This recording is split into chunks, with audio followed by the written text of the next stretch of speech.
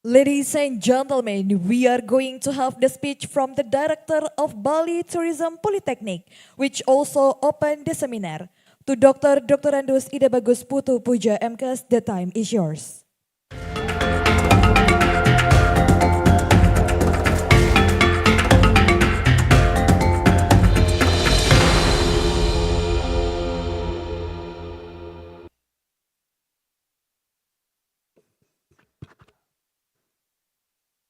Om Swastiastu, Assalamualaikum warahmatullahi wabarakatuh. Namo Buddhaya, salam kebajikan, salam manganjali karyawerdi. Selamat pagi, good morning, ladies and gentlemen. It is my great honor to welcome you all to Bali Tourism Polytechnics, especially to the first Inspire Conference organized by Master of Applied Tourism Study Program. His Excellency Dr. Haji Sandiaga Salahuddin Uno, BBA MBA, Minister of Tourism and Creative Economy, Republic of Indonesia, the Honorable Speaker, Prof. Dr. Mod Hamid Mod Hanafah as UITM Professor of Tourism Economy, Dr. Hendrik Kakmak as Breda University Senior Lecturer, and Dr.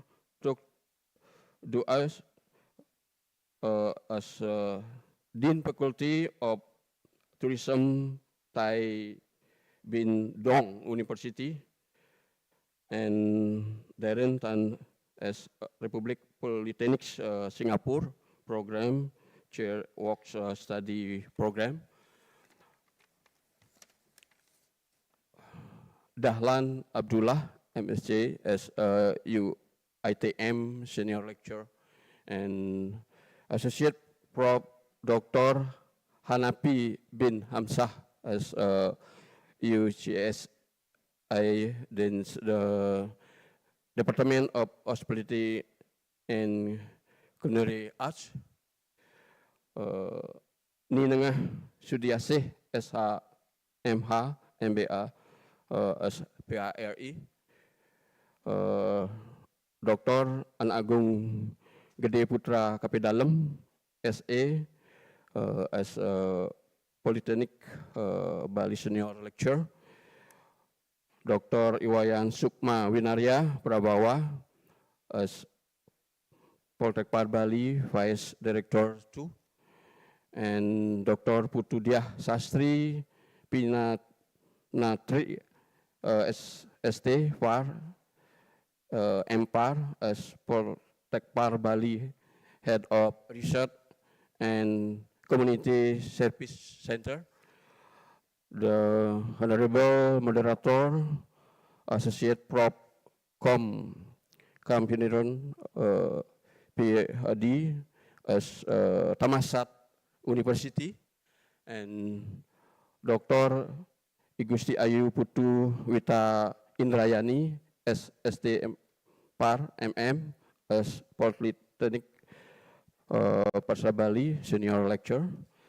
The Honorable Dewa Ganapati as representative of the Human Resources Development Center of the Ministry of Tourism and Creative Economy, the Management Boards of Bali Tourism Polytechnic, Coordinator of Master of Applied Study Program, Dr. Inyoman Sudiksa, all webinar presenters and participants join with online and offline.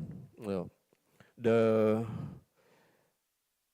first Empire 2024 conference focus on the theme sustainable future, cultivating regeneration tourism and hospitality industry.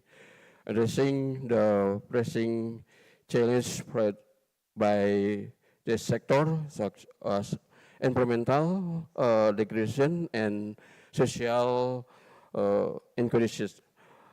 Traditional tourism models have often produced short-term gain, reducing economic system and communities. The conference operates for partnership towards regenerative practice that not only regenerative heart but also restore ecosystem and empower local communities. It embraces principle of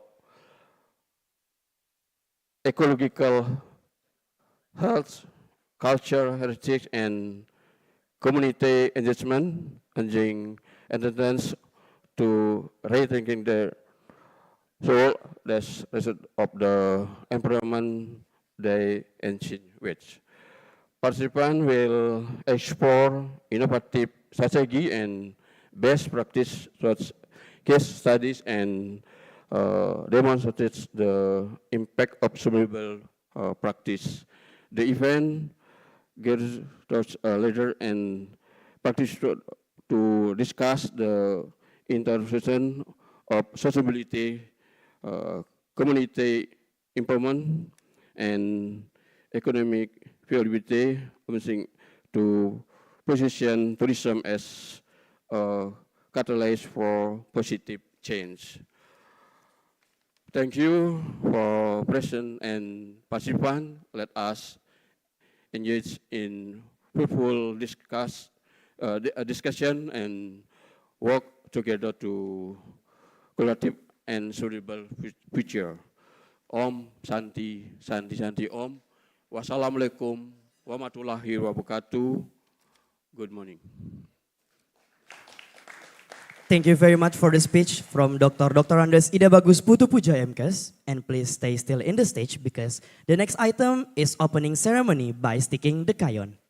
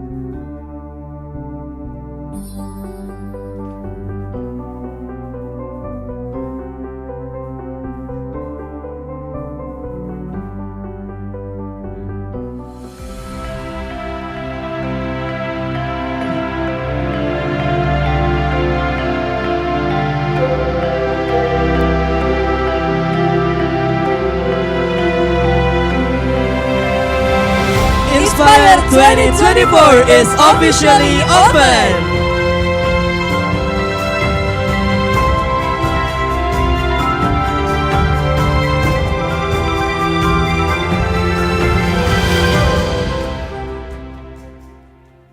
Ladies and gentlemen, we would like to inviting all of you to having a photo session. So the first one for the photo session, we will dividing into the second section. So the first one will be located upstairs. So I would like to inviting all our distinguished guests for come to the stage and having a photo session together.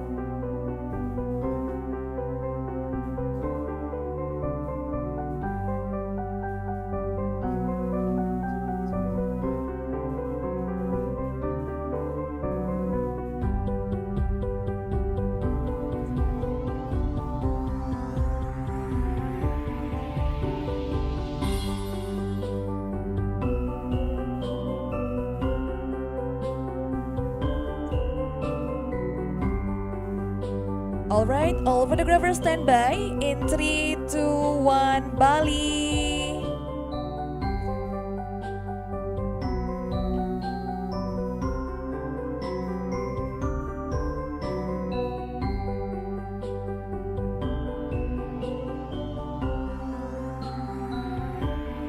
Once again for video session, so all our honorable guests, please look at the center at the camera.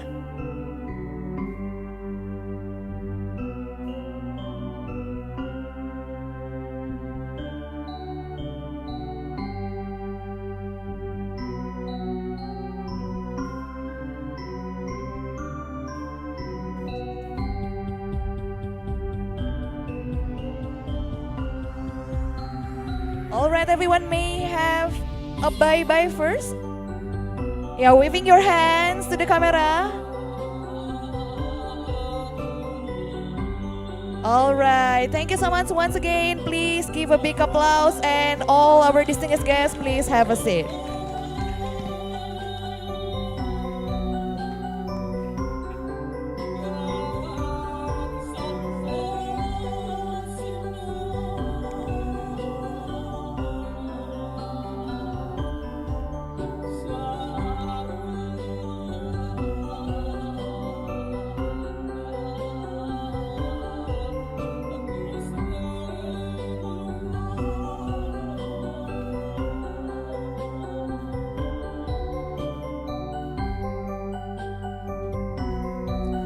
All right, ladies and gentlemen, the first speech is delivered by the Minister of Tourism and Creative Economic, Republic of Indonesia, Dr. Sandiaga Salahuddin Uno, BBA, MBA. The time is yours.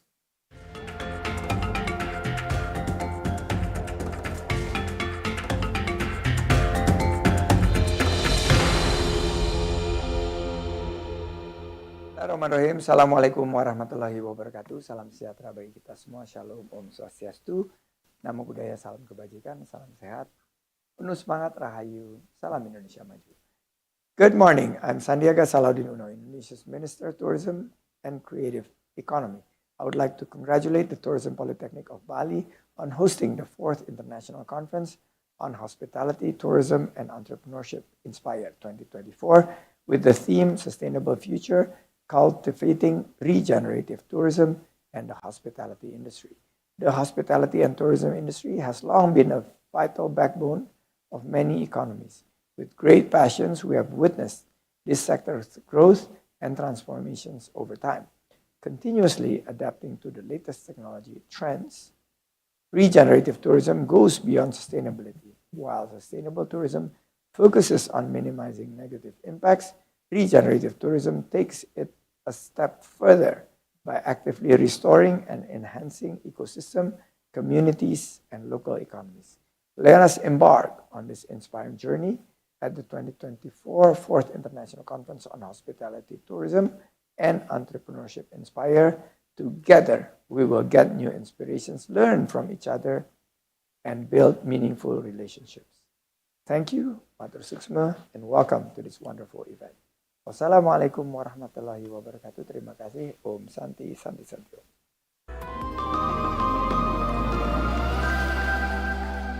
To Dr. Sandiaga Salahuddin Uno, BBA, MBA, thank you so much for the speech. Ladies and gentlemen, now we proceed to have the second keynote speech by Program Chair, Work Study Programs Republic School of Hospitality, Singapore. The keynote speech is about exploring the role of technology in shaping future hospitality and tourism trends. Mr. Darentan, time is yours.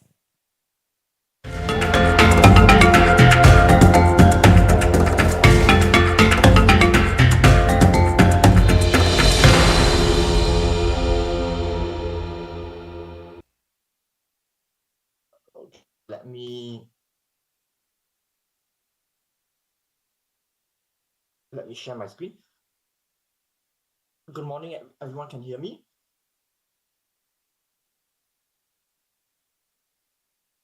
Everyone's able to hear me? Yes? Yes. Okay, great. So thank you for the introduction and a very good morning to everyone. And it's a pleasure to be here today at Inspire 2024 to talk about the future hospitality and tourism trend and also the role that technology will play. I'll be sharing on some trends already happening in the industry as well as the role that technology will play in all this. Okay, COVID has already come and gone. It turned the hospitality industry upside down and forced many industry players to turn towards technology to manage the guest experience in response to the changing needs of the guests, many of now who are looking for contactless experiences. This has actually continued post-COVID with the adoption of technology growing by leaps and bounds. We will also be looking at the impact of technology on shaping future trends. But the key point I would like to share with everyone is that regardless of technology, it is always an enabler to customize experience and reduce the human requirement for routine tasks. It is not there to take away jobs. If the industry already facing a manpower crunch, this will go somewhere to help the manpower issue. Let's briefly look at some emerging trends in the industry and how technology plays a point in the rise. With travelers now seeking out unique experiences, no longer content with the run-of-the-mill experiences. They are looking for immersive adventures and authentic experiences. Hyper-personalization. With the advent of technology, this will allow personalized experiences that actually tailor to individual preferences. This will improve the travel experience. Sustainable tourism. Consumers are increasingly conscious of their impact on the environment and are seeking out eco-friendly travel options. And lastly, integration of technology. Technology has been increasingly adopted by industry players as an essential element to manage sustainably. The key to this is to ensuring it integrates seamlessly into the existing environment and ecosystem. So these are some examples of experiential travel is a growing market expected to reach $266.7 trillion by 2027. This here is an example. Climbing the Sydney Harbour Bridge in Australia, a very good example of how experiential travel can be harnessed using existing resources and facilities. In Singapore as well, sustainability is gaining traction. There are various roadmaps led by government and also industry bodies. This being an example of one for the MICE industry, with a focus on the circular economy and reducing energy and carbon emissions. In Singapore as well, there is also a roadmap for the hotel industry, with different focus areas such as water and energy conservation as well. Now, Singapore also works closely with GSTC, a global sustainability council for the tourism industry, with both integrated resorts in Singapore meeting the criteria for certification. And lastly, Singapore itself has been certified to the GSTC destination criteria. This is also in line with Singapore Tourism Board's sustainability efforts and the Singapore Green Plan 2020.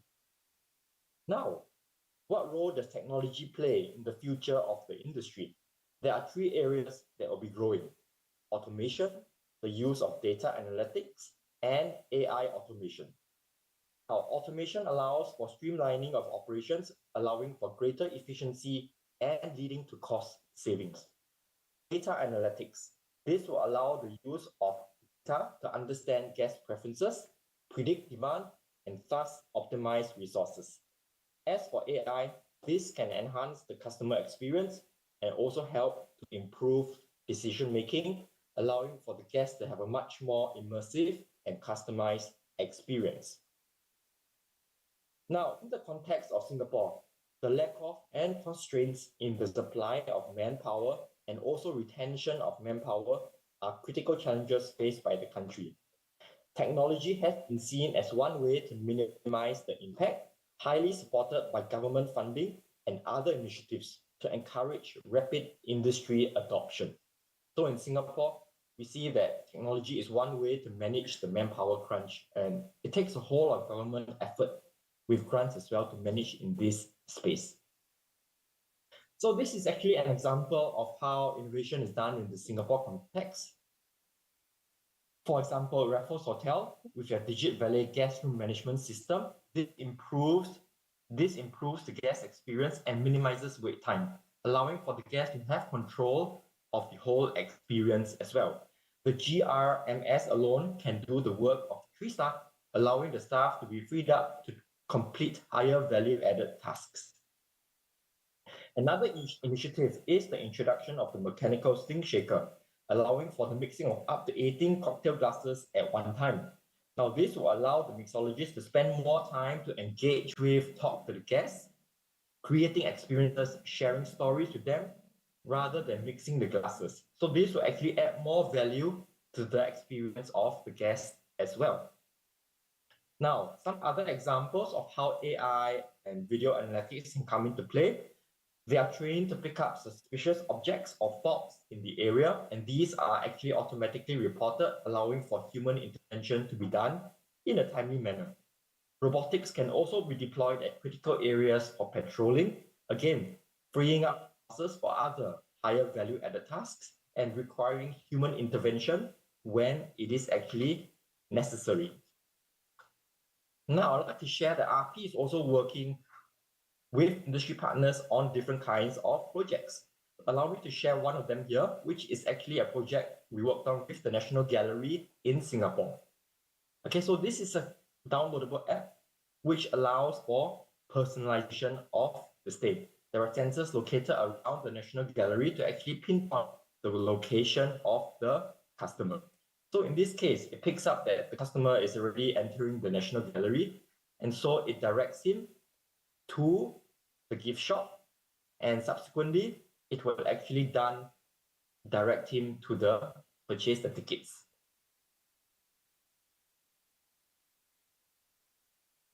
Okay, and it asks what they are there for the museum and how much time they have. In this way, it allows them to customize the stay for them, whether it's half an hour, 1 hour, it helps them to customize the stay. So this can also be done such that when they walk around the vicinity, they are given directions, and when there are actually attractions or areas of interest, it actually shares with them what some of the areas of interest actually are.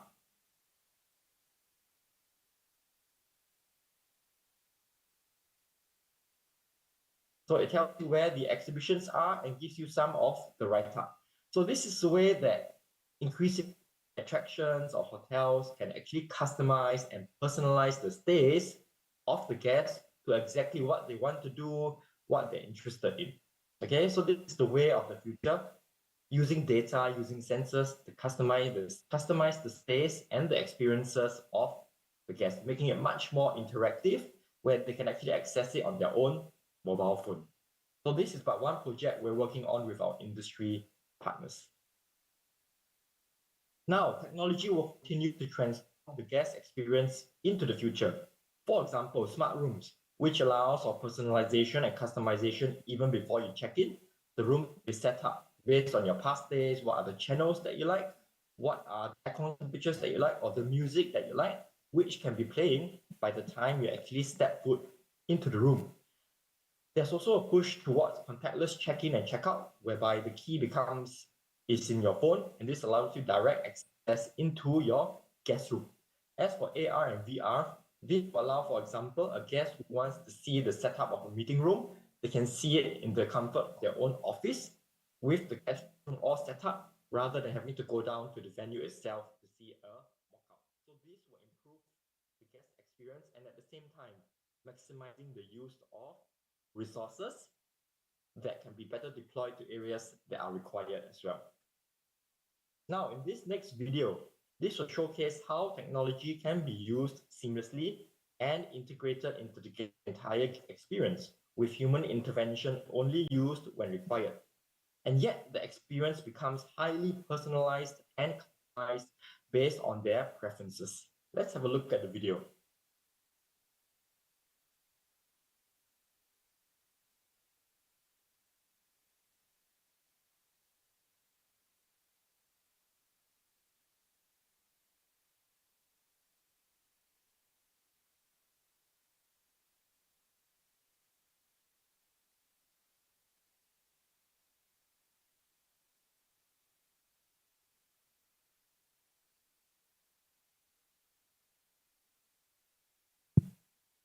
To Mr. Darrenton, could you please send us your audio of the video so the audience here can hear the video that you share?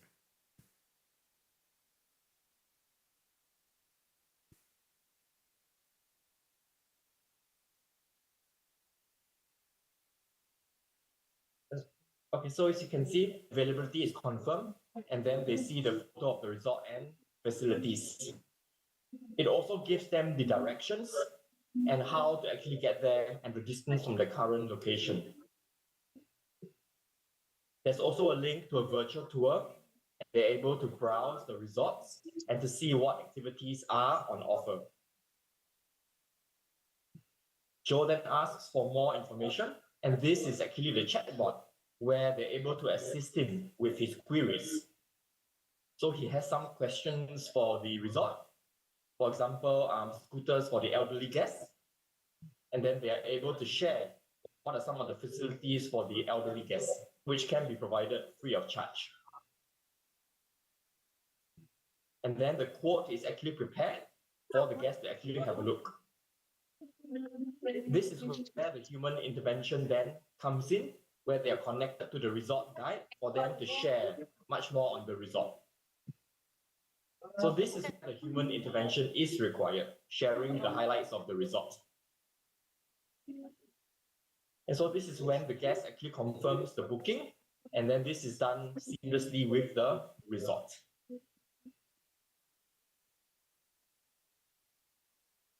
And the email confirmation actually comes automatically. So these are actually done for them to sign up for further excursions. So on the way, there are more regular updates on their emails and some of the activities that they actually engaged in. So this is to keep the guests engaged. And so once they reach the resort, they actually receive a geolocated SMS for them to check in automatically. The check-in is done, the e-key is downloaded, and then they're given directions to the cabin. So again, here is looking at data, looking at the social profile. These are some toys that the kids actually enjoy. So these can be placed on the rooms, customize their stay.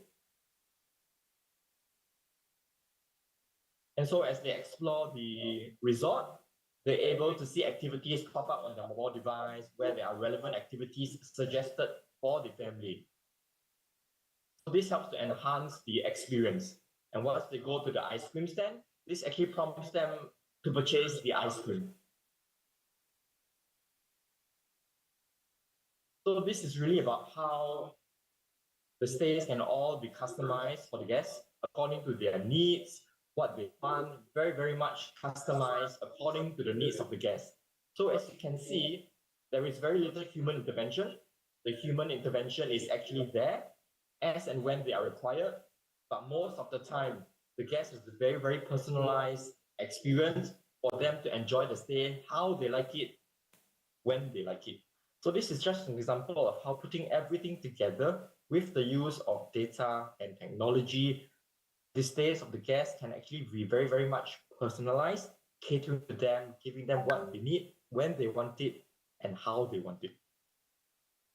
Okay, so at the end of the day, collecting data is important, but more importantly, is making full use of the data that is actually there. Because all properties, attractions, experiences, they have a lot of data on the guests.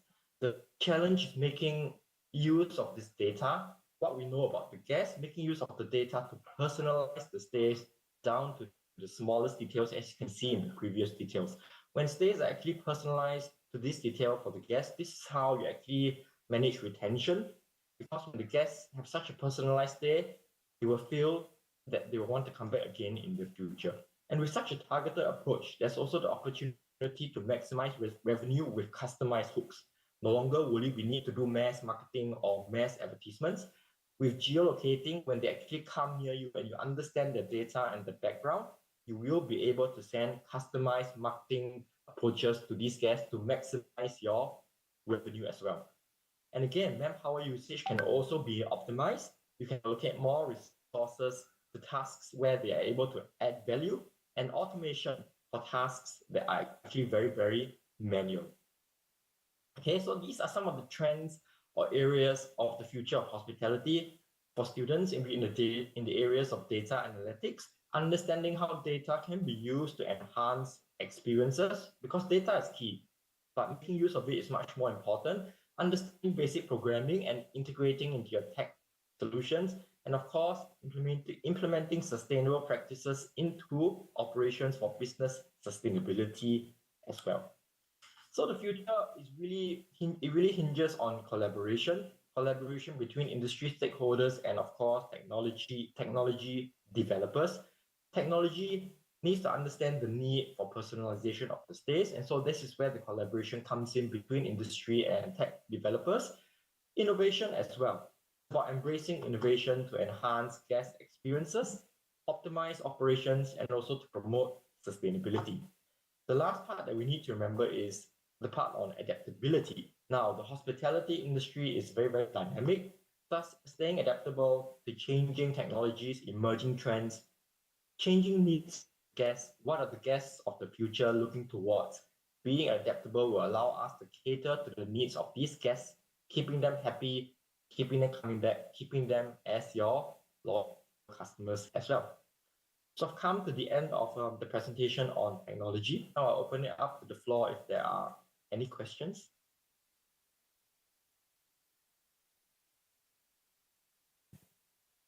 Is there any questions that I can take from the audience?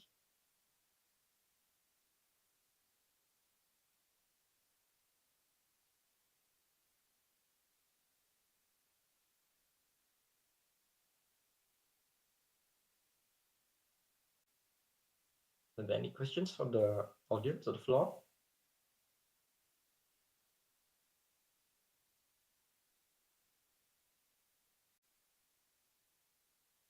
Is there any questions from all the participants?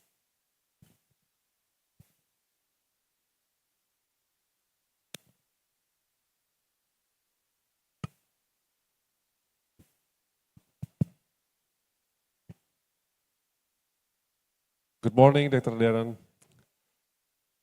Yes, good morning. Yeah, thank you for a very interesting discussion about technology in tourism. First of all, this is a new point of view from me as a social science in field social science. So, my question is, how do you as we know, like in Southeast Asia, we have a very quite a large gap between the countries. So understanding the development of technology, how do you think, because if we compare with Eastern Asia, East Asia, the advancement of technology has been infused in the hospitality industry, let's say in Japan, Korea, and other countries. How do you see or foresee the implementation of advancement of technology will be implemented in hospitality industry, especially in Southeast Asian countries? Thank you. Okay, thank you very much for the question. Yes, well, there is a gap between the technology take-up rate between the different countries within the region. However, we do see that a lot of the big properties, they're actually advancing or moving into the different regions as well. So when they actually set up or build their new hotels within the new regions, they actually bring with them the existing set of technology and they use it within their own property. So for example, the use of contactless check-in, these are mainstream in some of the bigger properties. And so when they do develop into the other developing nations, this is where they bring along the existing technology. And then this knowledge is important for them to be able to translate it down to the community as well. So this is actually brought in and then the community learns and then to develop it within other areas. So other usage of technologies where they can start small is the use of data, because even in developing countries, there's a lot of data that they already existingly have on their clients. So it's really about taking the data. For example, if I know certain guests they are coming and they like certain kinds of preferences, or they like certain kinds of room temperatures, or certain kinds of views.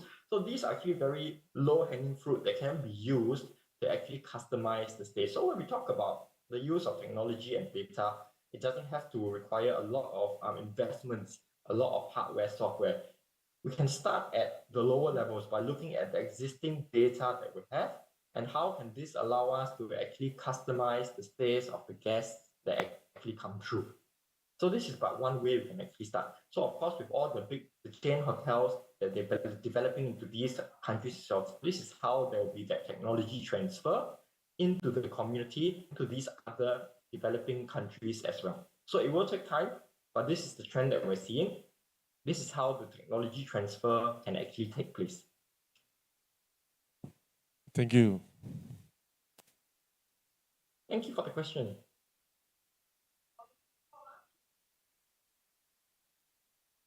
Are there any other questions I can take?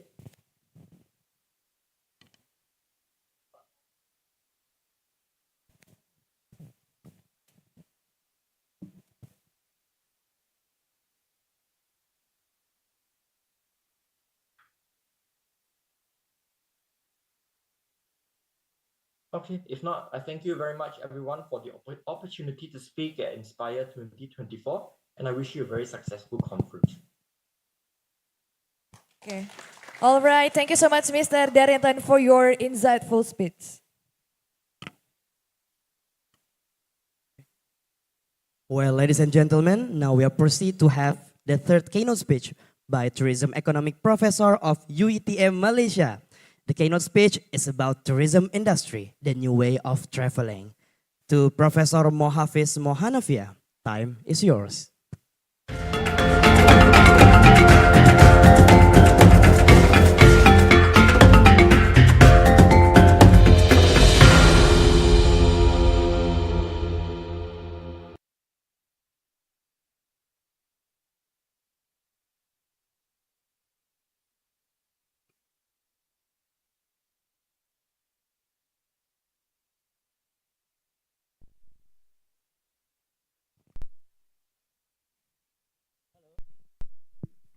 Hello, good morning, Professor Mohafiz. Can you hear us from here? Could you please unmute your microphone from your Zoom meeting, sir? Can you hear me? All right, we can hear you clearly, sir. Thank you. I was unable to unmute myself, so fortunately the moderator actually allowed me to unmute. And then thank you very much for the introductions. Hi everyone. I believe that the secretariat will, what we say, present my slides. Bismillahirrahmanirrahim. Assalamualaikum warahmatullahi taala wabarakatuh, and salam sejahtera from Malaysia. First of all, I would like to thank the fourth International Conference on Hospitality, Tourism and Entrepreneurship 2024 organizer for the invitations. And Alhamdulillah, I'm able to join the conference virtually. And I believe it's a pleasure for me to be here with such a distinguished group of what we say experts and tourism stakeholders. So I believe that in this evolving world, tourism is not actually about destination itself. It's all about experience, stories and connections that we meet that actually transcends the borders. So today, I'm going to invite all of you to join me to explore together what are the future holdings. Yeah? There are a lot of things that we can learn and perhaps to look forward to. Next. So today I'm going to talk about tourism industry, the new way of traveling. Next. And my name is Hafiz Hanafia, and I'm from the Faculty of Hotel and Tourism Management, University Technology Mara, Malaysia. And I'm happy to announce that we are currently ranked as top 100 in the QS ranking in hospitality and leisure management. Next. Okay. When we talk about the tourism industries, we always talk about COVID-19, and believe me that we already passed COVID-19. There's no such thing about COVID-19. We are moving forward. we are moving forward. That's the reason why FATA actually recognized that 2023 is transitions, the year of transition. 2024 is the year of stability, and 2025 is the year of growth. Next. And there's a lot of trends that are changing in tourism and hospitality. Believe me or not, these four questions are not just academic, they actually will define the way how our industries are going to operationalize. Next. So we are currently experiencing a new way of or new era of travel. The process of traveling is still the same, but the tourist behavior have definitely changed. We are talking about tourists who are searching for more deeper connection, more personalized experience, and perhaps innovative way of traveling.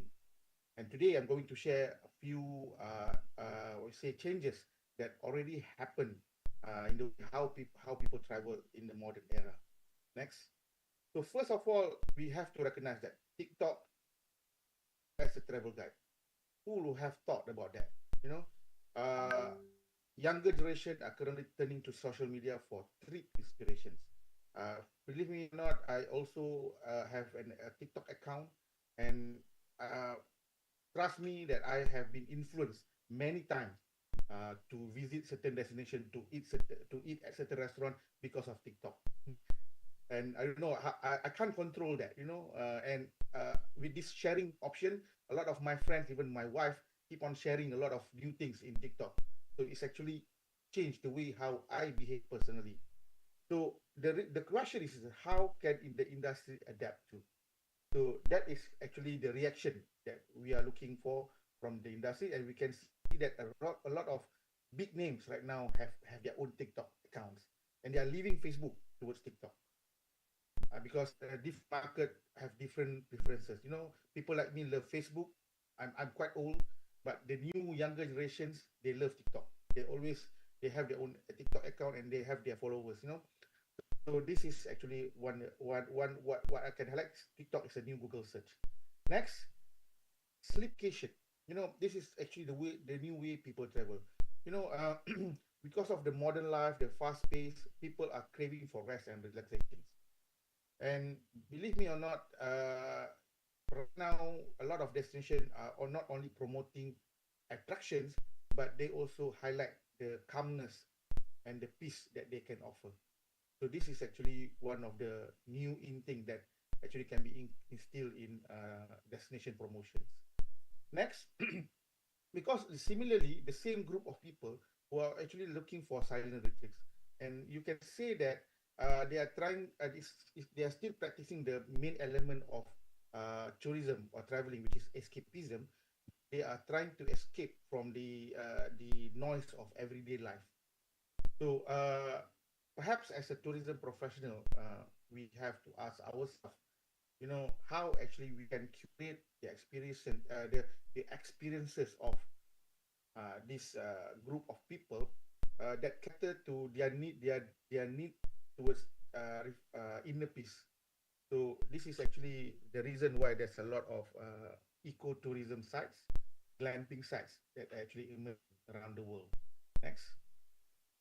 And besides looking for tranquility and quietness, people are looking for wellness. And you can see there's a lot of wellness activities that are currently promoted by many destinations. We're talking about yoga retreats, we're talking about wellness activities, and perhaps that's the reason right now we can see a lot of running events that are being organized. And unfortunately, it was never been packaged as tourism packages.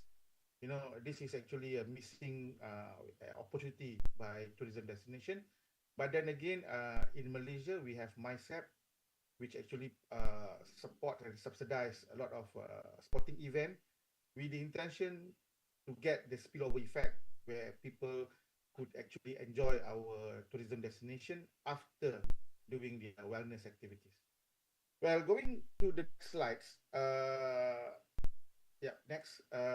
Let's talk about AI. Before this, I talk about TikTok, but now we are talking about AI. We're talking about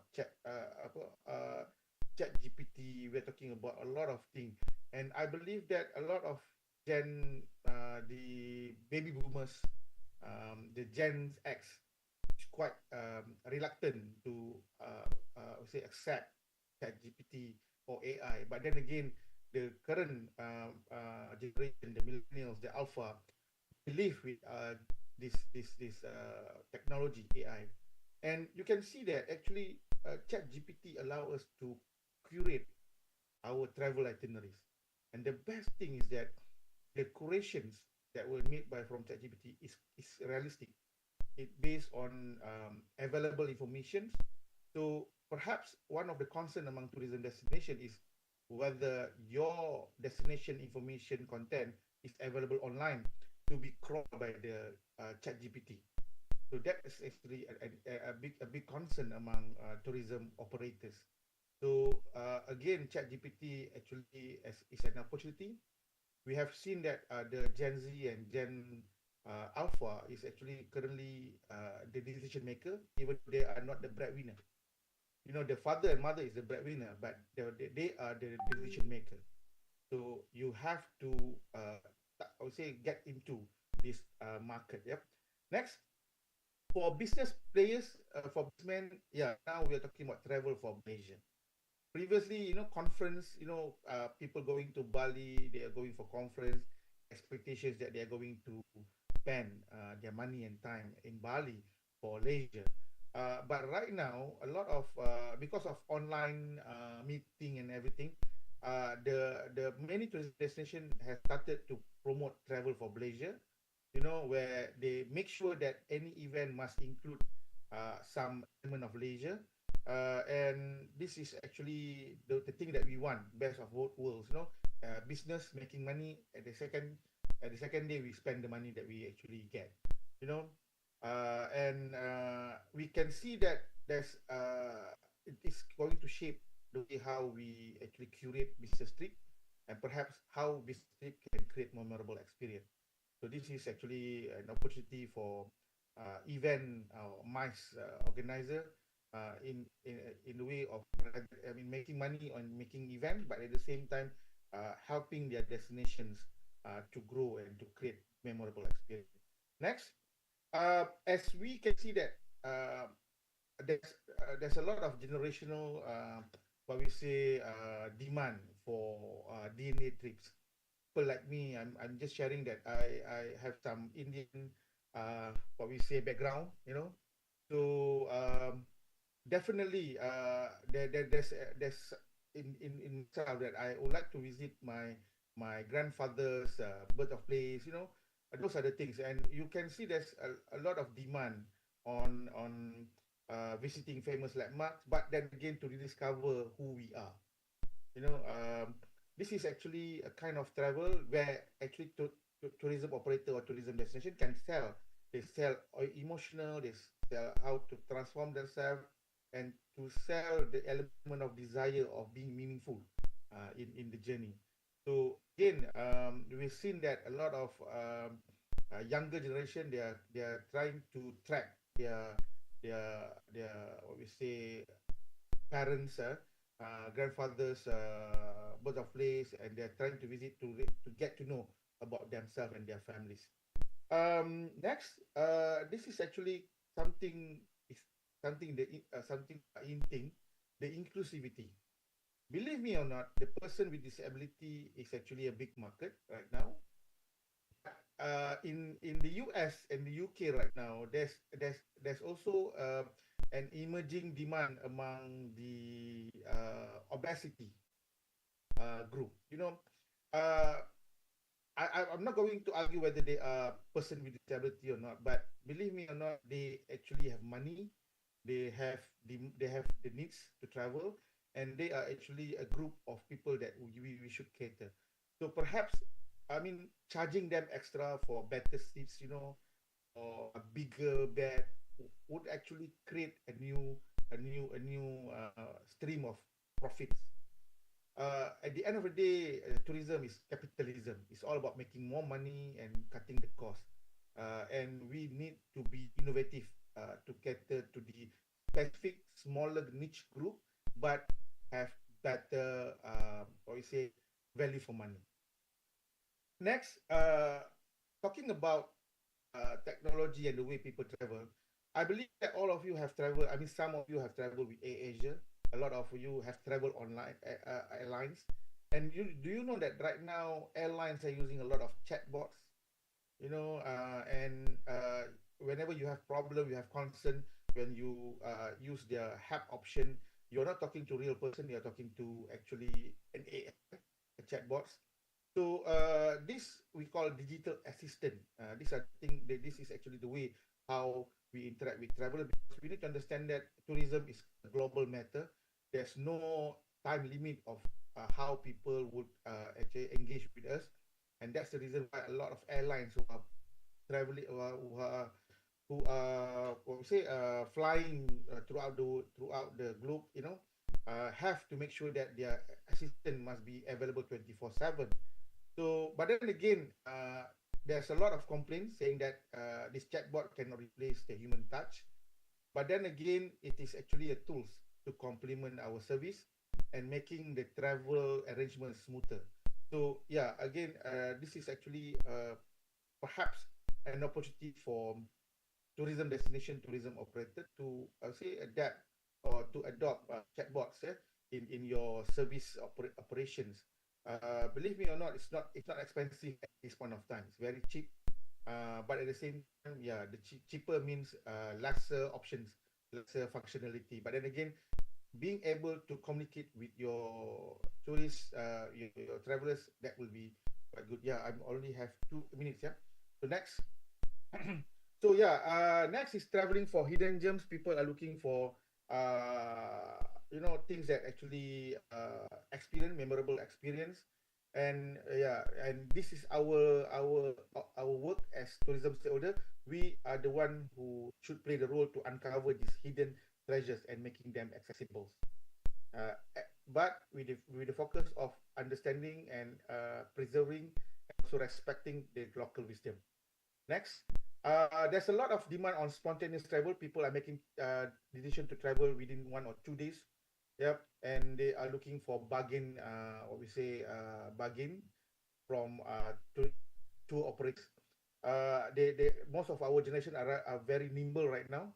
They are ready to catch. I mean, you as an organizer, operator should be ready to cater to this spontaneous adventurer demand. Yeah. Next, there's a lot of demand for green conscious travel. Yeah, and believe me or not, tourism have been doing a lot of greenwashing. You know, telling that they are green, they are organic, and charging a lot of higher price for that. But then again, we need to understand that the first world countries' demand is more on green conscious. So they understand when a destination or a tourism provider is greenwashing. So please be careful on selling your product as a green product. Next, right now in Indonesia and in Malaysia, we are not to camping, we are into glamping, glamorous camping, catering to the luxury demand. We want to enjoy the uh, I would say outdoor experience, but in very fashionable way, enjoying our gourmet.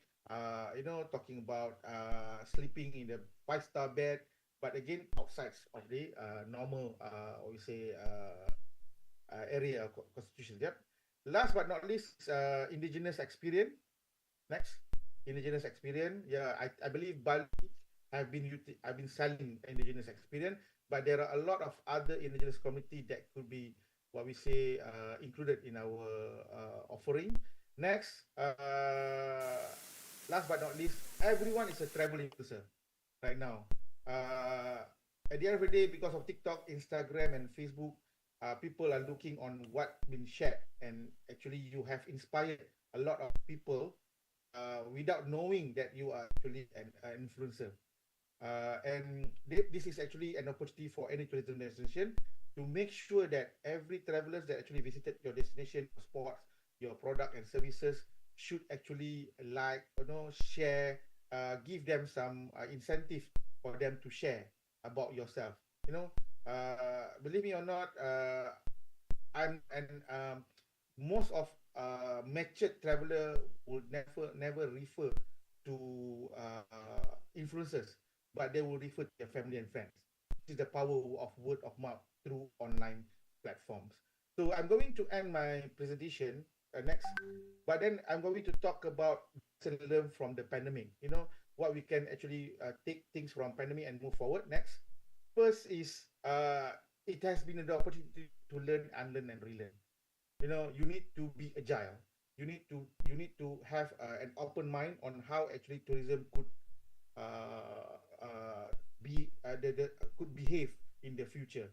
And this is actually a call for decision. You must dare to experiment. You must dare to build up new process. You need to offer new things, yeah, to the new market. Next, digital tourism is actually our best savior. We have to embrace it. You have to spend money to invest it in it. But then again, believe me or not, there's a lot of opportunity available online. You can work in consortium, doing things together to cut the cost of digital adaptations. Yeah. And last but not least, next is you need to always think about sustainability. This is the in thing. Tourism in Indonesia should actually support SDG 2030. This is what we are inspired, and this is the thing that actually we leave to our future generations. And next, you have to look on the need for sustainable tourism. I know it's already a very cliche terms, but sustainable tourism is the way forward.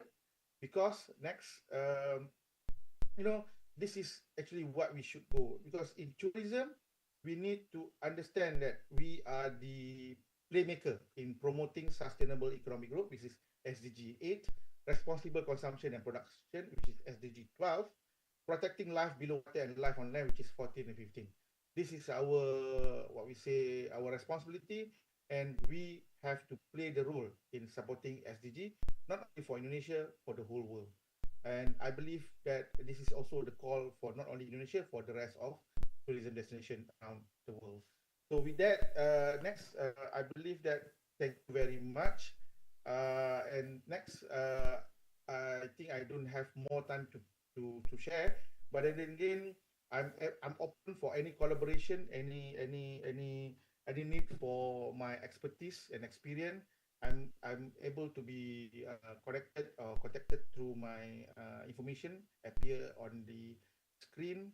And please, I would like to invite everyone to come to Faculty of Hotel and Tourism Management, University Technology Mara. We have quite a few numbers of branches. I believe I have colleagues right now in Bali coming from the Pin branch, and myself coming from Puncak Alam. So yeah, with that, thank you very much to the Inspire Secretariat and committee and organizer for such sailing presentation, and happy conferencing to all of you. To Professor Mohafiz Mohanafia, thank you so much for your insightful speech.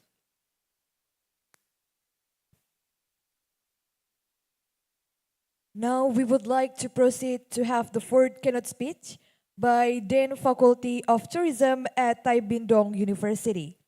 The keynote speech is about the urge of extending the well-established theories in hospitality and tourism research, the case of Airbnb stakeholders' perceptions, and behavioral intention in Vietnam. Dr. Tukdo, time is yours.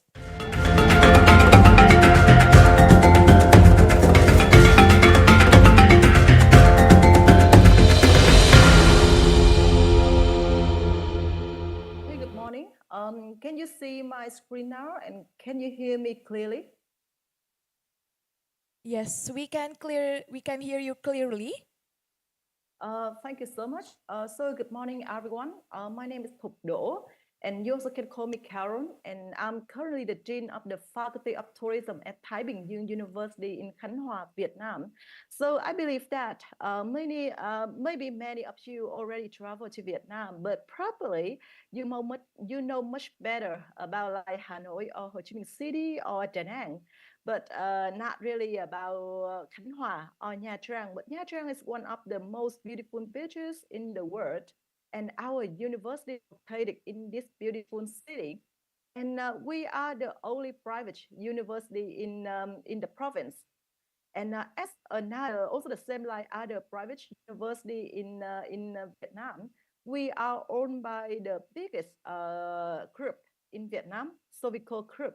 And we have the different business sectors in the group. So we have like the airlines, Vietjet Air. We also have like the bank, HD Bank. We have the real estate, and we also have like hotels and resort in Da Nang, in Khánh Hòa. And for the education, we have the Victoria group from the kindergartens to the high school. And for university, we have one university in Hanoi and our university in Khánh Hòa. So as a member of diverse sector group, we also have a lot of benefits from that, such as like for the internship to send our students to industry, or to have the expert from the industry come to the school. So it's a very good benefit for any university. And at the moment, as the dean of the Faculty of Tourism, and we also would like to welcome more international collaboration with universities, especially in Southeast Asia. Because we would like to expand the international collaboration for the student, the lecture exchange program for like research collaboration. And it's our honor to have the MOU, Bali Tourism Polytechnic, and also with University of Technology Maras. So it's such a pity that I could not join you guys physically today because I'm gonna fly to Hanoi later. Anyway, we are really welcome to have more international collaborations. So if you would like to know more about our university, or would like to have the discussion in any like potential collaboration, please drop me an email. My email address is here, or you also can like go through our website for more information. I'm really looking forward to that. It's just a brief introduction about myself and also about our university.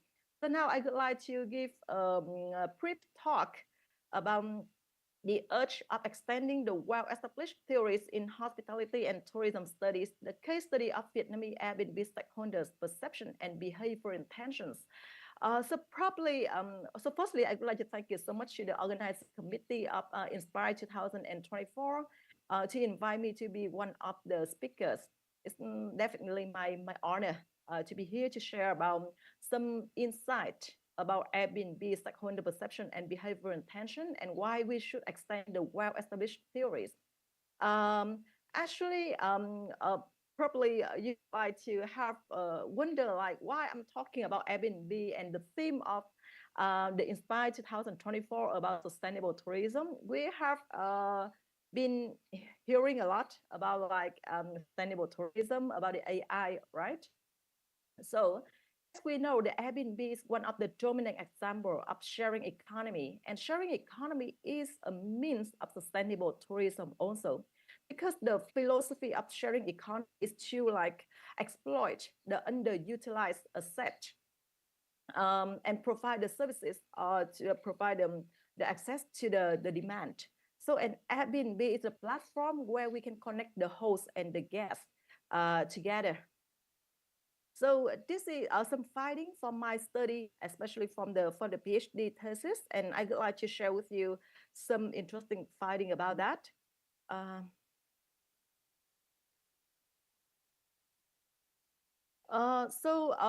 About the general introduction about Airbnb. So we all know that the platform started the operation in 2008 in San Francisco.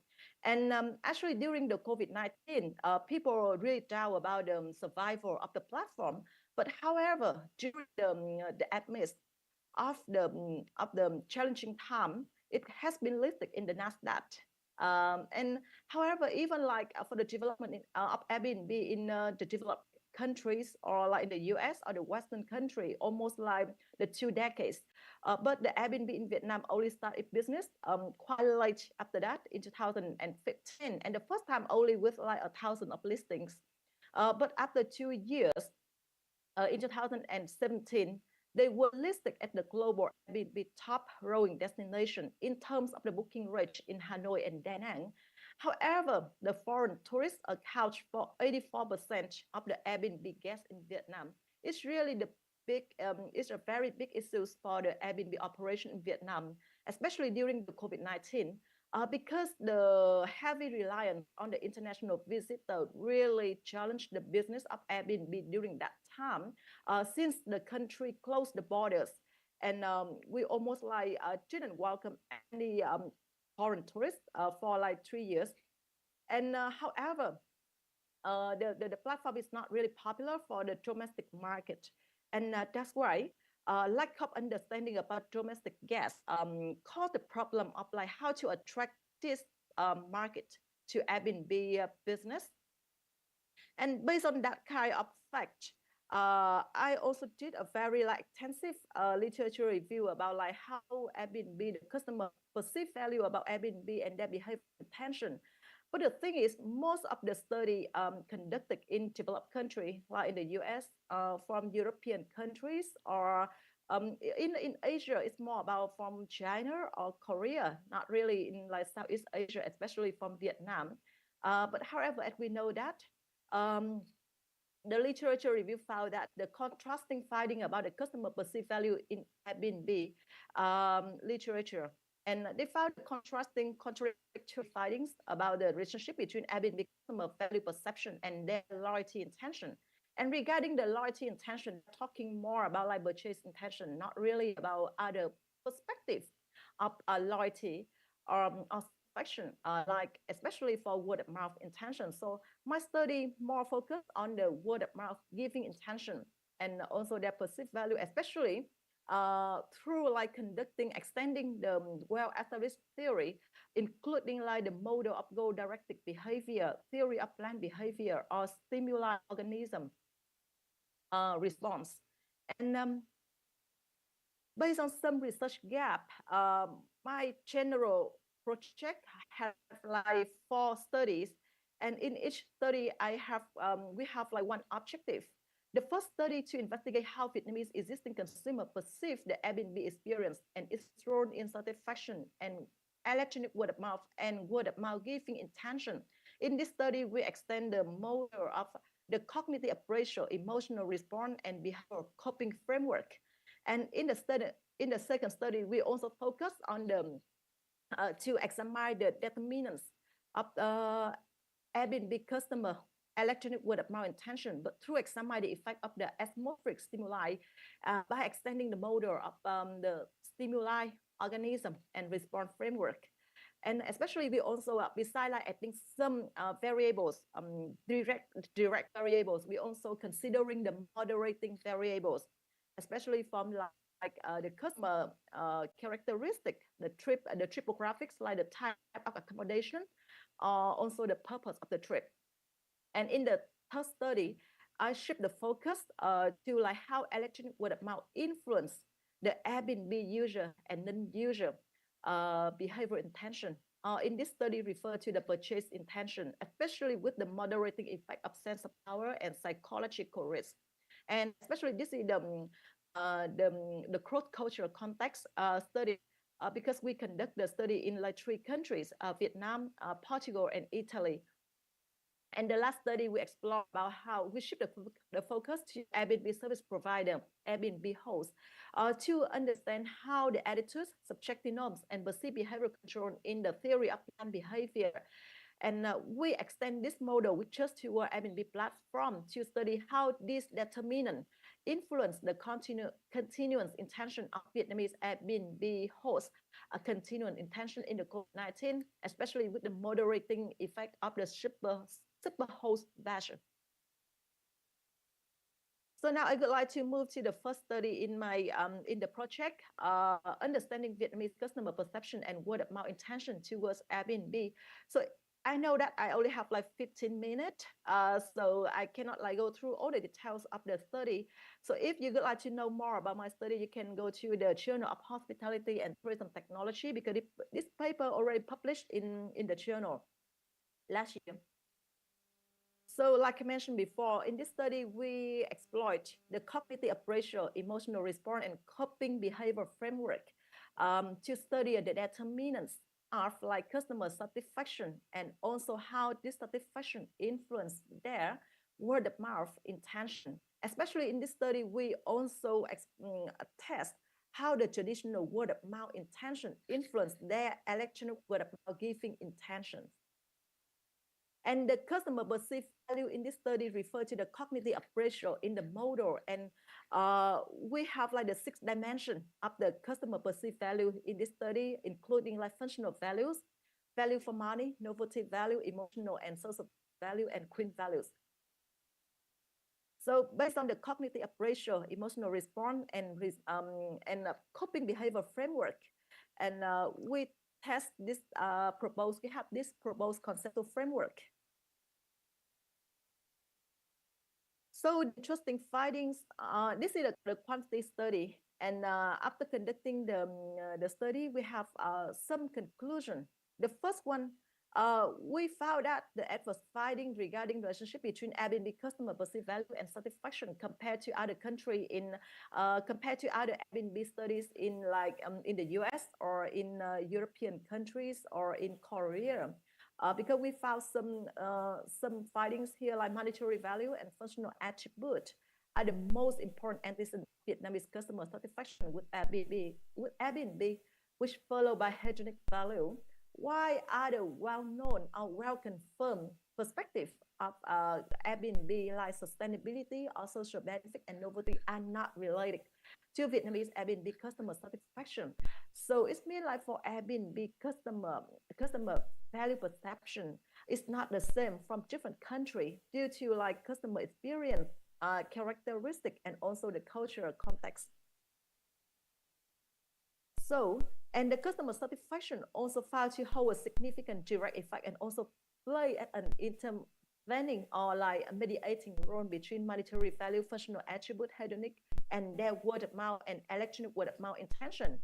And another novel finding of this study is traditional word of mouth found to have the positive influence on the electronic word of mouth intention from the perspective of message communicators. So this is, I think this is the novelty finding of our study also because there's no prior study confirm the relationship between traditional word of mouth and electronic word of mouth from the perspective of the message senders.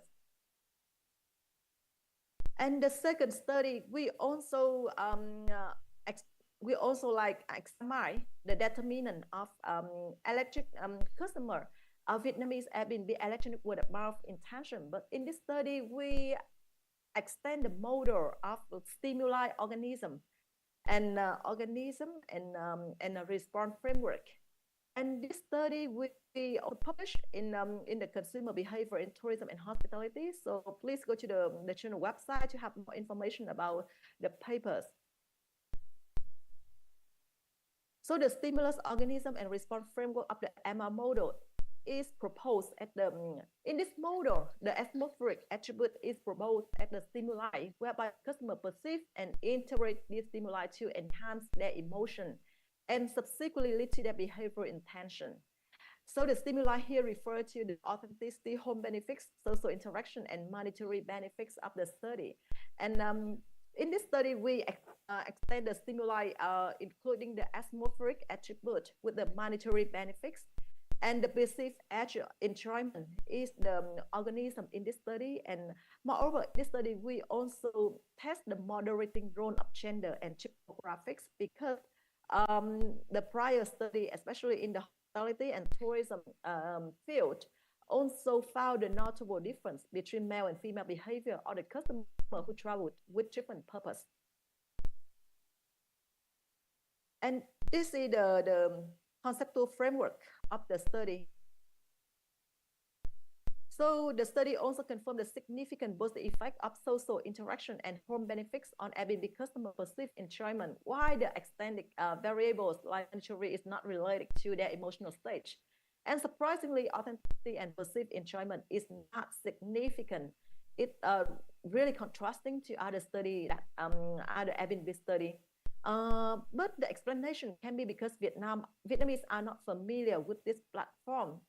Thus, staying at an Airbnb accommodation can be categorized as an experience with a high level of novelty or thrill.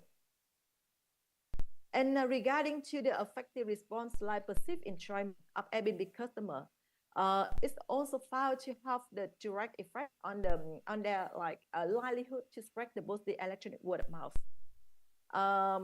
And we also found the differences between like the influence of home benefits in customer perceived enjoyment is stronger for Airbnb who travel with the business purpose compared to like the leisure purpose. Thus, we confirm like it's important to extend the model with like moderating variables and also like considering the cultural factors in study about Airbnb customer. And in stage 3, we extend the we examine the moderating role of sense of power and psychological risk in Airbnb customer electronic word of mouth adoption.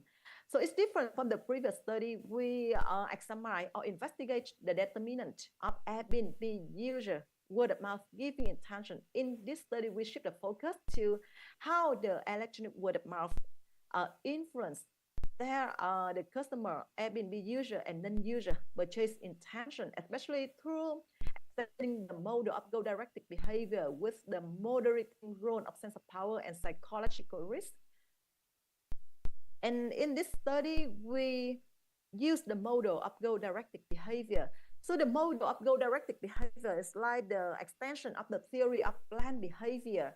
In this study, in this model, they propose that the customer or individual attitude, subjective norms, influence the individual behavior intention indirectly through desire. And they also include the emotional factors, core emotional, anticipated emotion, including the positive and negative perspective.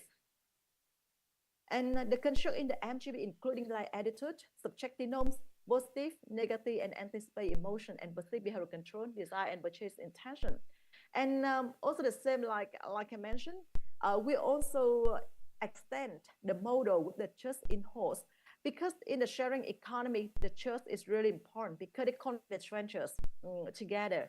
So that's why trust is one of the determinant, significant determinant to encourage people to use Airbnb. And in this study, we refer the trust in host to the affective based trust, which link with the interaction between service consumer and provider or the host reputation. And we also consider the moderating role of psychological risk and sense of power in this study. So through extending the mode goal-directed behavior with the extension of trust in host and also with the moderating variables of sense of power and psychological risk, we propose this model. Actually, this paper already accepted for published in Journal of Heritage, Tourism, Heritage, and Service Marketing, and I hope that it's going to be available online soon. And this is also the quantity study, and this study and the conclusion here, they confirm the difference, the different moderating role of sense of power and psychological risk in the relationship between electronic word of mouth and Airbnb customer rationale cognitive affective factors. I mean, all the construct in the MTB model, especially by taking cultural and contextual difference into consideration. And another novelty of this study is we consider the moderating role of perceived risk. It's different from the prior study, mostly consider perceived risk as a constraint or the determinant, the direct determinant of Airbnb host or guest behavior intention. And another novel finding of this study is the negative relationship between perceived behavior control and Airbnb customer purchase intention.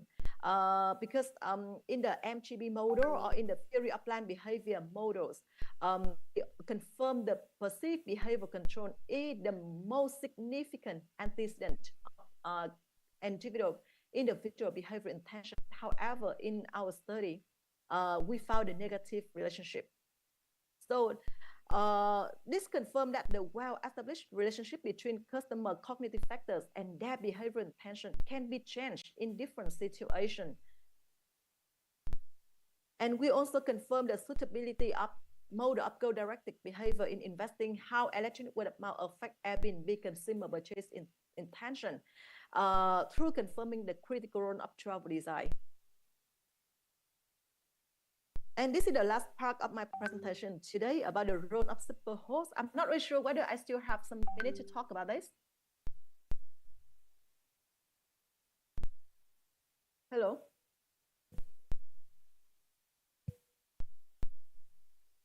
I can have like 2 minutes to briefly talk about this one.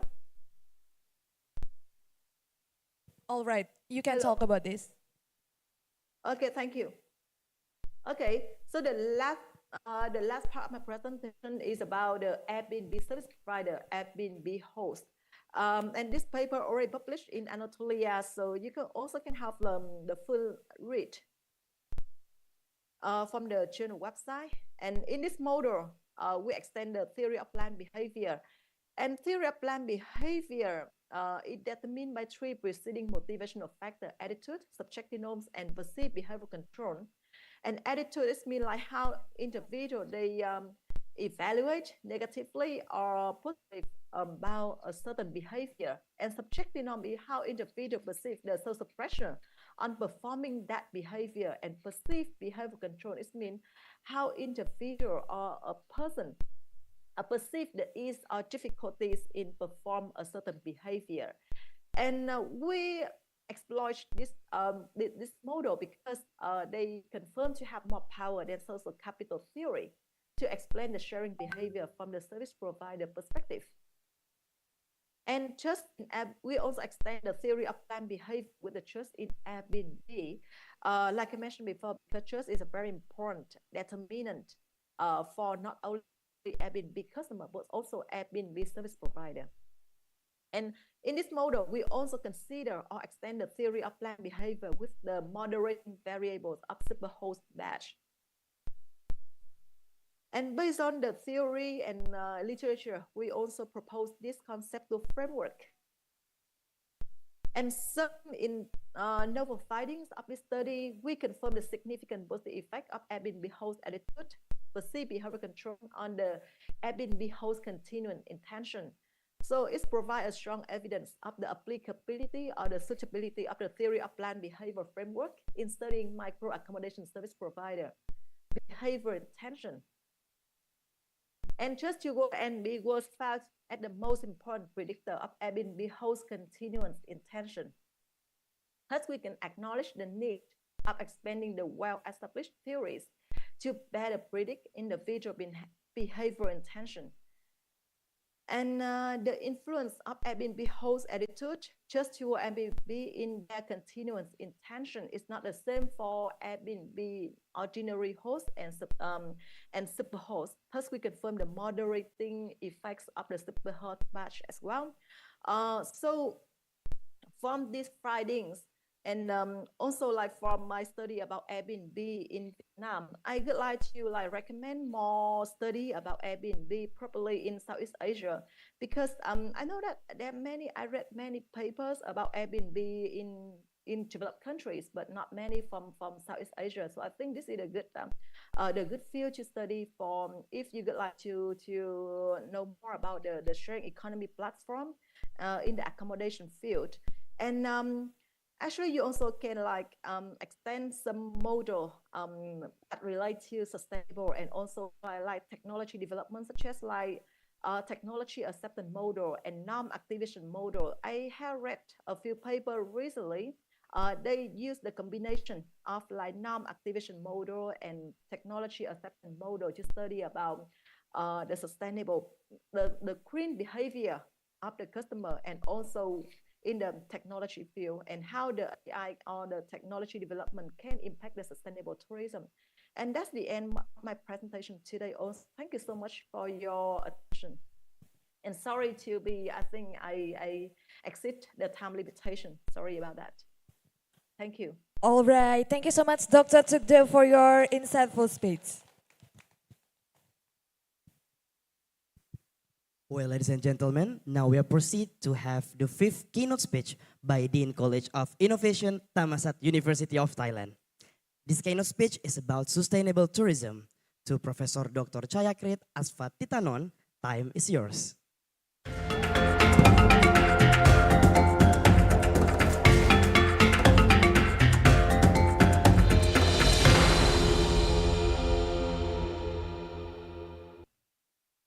morning, esteemed colleague, academics, and industry leaders.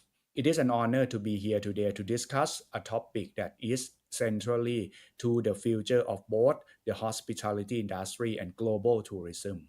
Sustainable future, cultivating regenerative tourism and hospitality industry. As we gather today, we face an urgent need to redefine how our industry interact with the world around us. Our challenge is not just to sustain what we have, but to regenerate. That means to heal, restore, and leave our destination better than what we found them. Let me start first with introducing myself and our institution. My name is Assistant Professor Dr. Chayakrit Aswatitanun. I am currently the Dean of the College of Innovation, Thammasat University, Thailand. Thammasat University is the first social science university founded 90 years ago. Then College of Innovation were rather new. We developed about 27 years ago where we were interdisciplinary, including social, technology, and as well as creative industry. We did service innovation, digital transformation, and cultural heritage and creative industry as our strength. Then those strengths come from those interdisciplinary, and at last we can create research significant as well as a very good combination to developing our students. The significance of then the sustainability in tourism that I would like to start. Then sustainability in tourism is about ensuring that the industry benefits are maximized while its negative impact are minimized, particularly on environmental and local societies. Key aspect of social tourism that we should cover would be, of course, environmental protection, cultural preservation, community empowerment, and at last, economic viability. Then the tourism could not go further without sustainability due to the fact that it could have environmental degradation, we could have ecosystem destruction, overuse of natural resource, increasing carbon emission. It is also creating the loss of cultural integrity, commodification of the culture whereby the commercialized for tourists for culture would rather make the culture itself start risking on losing their authenticities. Then displacements of community whereby the large-scale tourism developed could displace local population, leading to loss of cultural identity, tradition, and heritage in favor of mass tourism infrastructure. That's just a few examples of unsustained tourism, right? So then to have a critical roles in the sustainability of tourism, the recent development that practitioner and academic should cover should starting with, of course, sustainability and regenerating practice in action. That what we could have is, of course, then we could have regenerative tourism, which go beyond do less harm to actively improving ecosystem and community. For practitioner, the leading example of countries such as New Zealand and Bhutan were where tourism business are incorporating with regenerative practice by restoring natural habitats, involving local community in tourism planning, contributing to cultural preservation, and some hotels are creating biodiversity landscape on their property, engaging reforestation project and focusing on water conservation. For academic, research has increasing turn toward net positive impact to tourism. Scholars are studying not just minimizing negative impact, but how tourism and hospitality business can enhance biodiversity, empower local community, and promoting cultural resilience. Research into metrics for measuring regenerative impact such as biodiversity gain or community well-being has become essentially area of exploration. The second, technology integration for sustainable tourism. Technology play a very critical and crucial role in helping industry move towards sustainability and regeneration. Digital platforms, artificial intelligence, data analytics are helping to improve resource efficiency, minimizing environmental footprint, and personalizing guest experience in more sustainable way. The practitioner could adopt smart tourism technology, such as then leveraging use of Internet of Things for real-time energy management, using AI to optimize supply chain, integrating blockchain to track and sustain practice across the operation.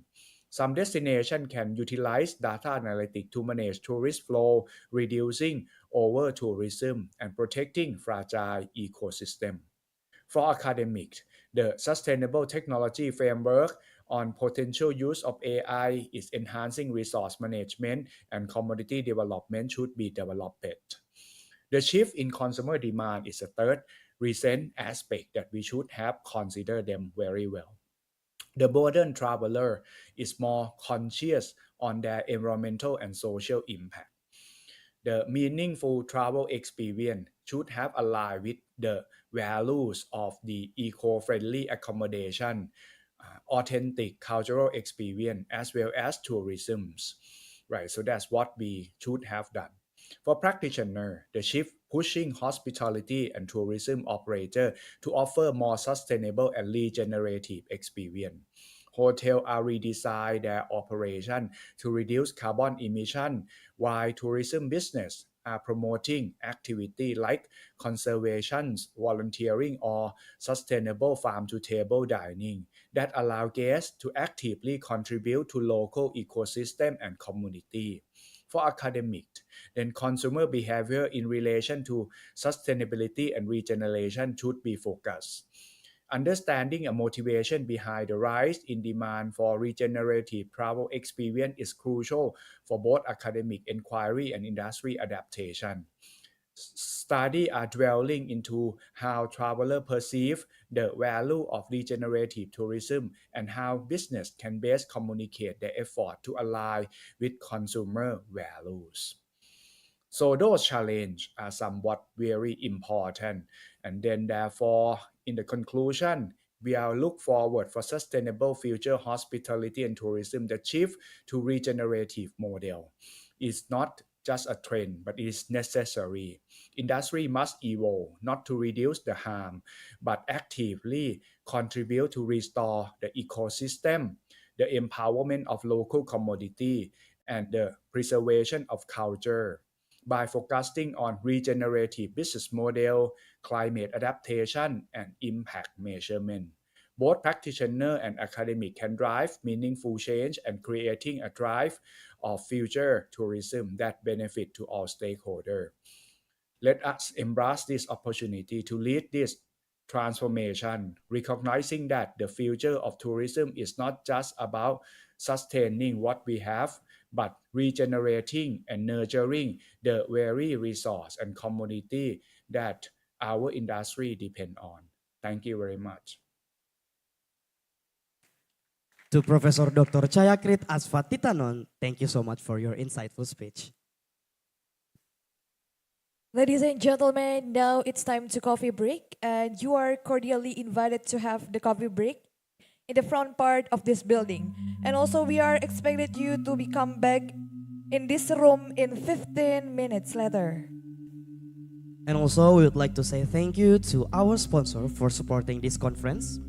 Thank you very much to Bank Indonesia, Kamala Resort Bali, Melali Mais, Bali Best Memory Tours and Travel, Cendrawasih Ceria International Tours and Travel, Karang Bali Asli Tours and Travel, Destination Asia DMC, Bali Tropic Resort and Spa, Bonnet House, Stuja di Pantai, Toko Sembako Karunia, Nadi Ayu Utama, Maximize Event, Mavocado, Kori Bali Villa, Shadow Cafe, Blooming Flower House Bali, Warung Satu Jiwa Bali, Kuta Beach Club Bali, Balen Sound, A+, Siloka, UMKM Kelapana Sulawesi Selatan, Morut Logistik and Expedition, PT Ram Travel. and Rest Fresh. Alright, ladies and gentlemen, now we are cordially invite you to enjoy the coffee break that we already prepared from the committee. Thank you.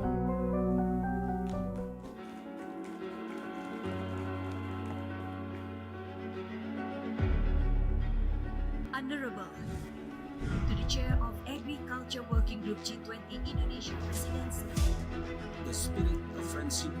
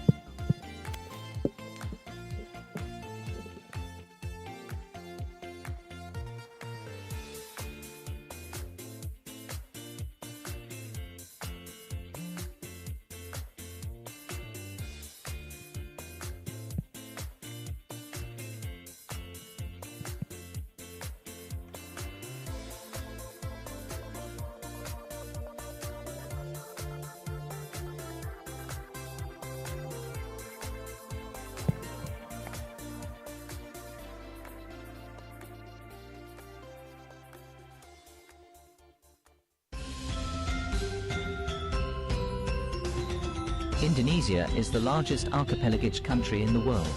Consists of 5 large islands. These islands are located at the junction of 2 oceans, namely the Pacific Ocean and the Indian Ocean. Starting from population, area, natural resources to arts and culture and customs. Very rich in crafts such as batik. Songket and Indek Bali. Very rich with amazing tourist destinations such as Prambanan Temple, Borobudur Temple, and many more. India has had thousands of islands spread widely in various regions of the country. One of them is Bali.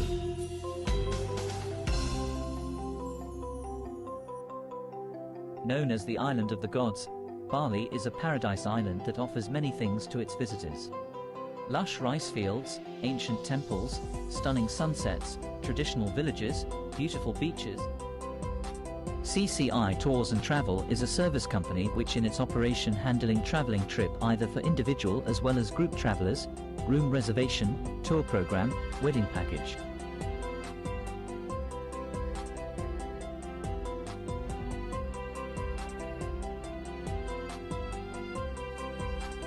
Established in 2001, provides direct service to the travelers regarding to information about Bali, accommodation, tours and transportation.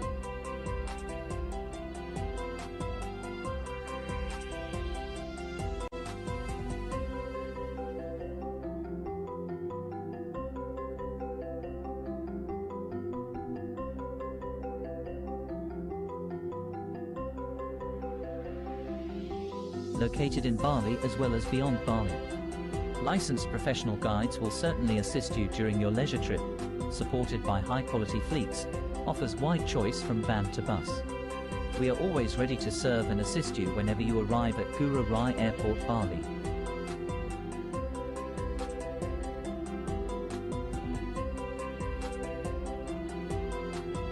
CCI Tours and Travel ensures you of the best service at all times. It is our pleasure to welcome you and your clients to Indonesia.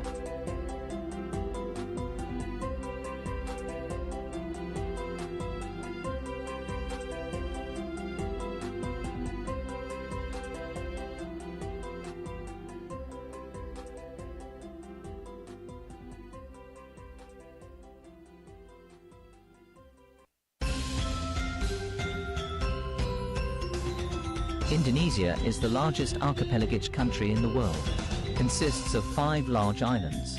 These islands are located at the junction of 2 oceans, namely the Pacific Ocean and the Indian Ocean. Starting from population, area, natural resources to arts and culture and customs. Very rich in crafts such as batik. Songket and Indek Bali. Very rich with amazing tourist destinations such as Prambanan Temple, Borobudur Temple, and many more. India has had thousands of islands spread widely in various regions of the country. One of them is Bali.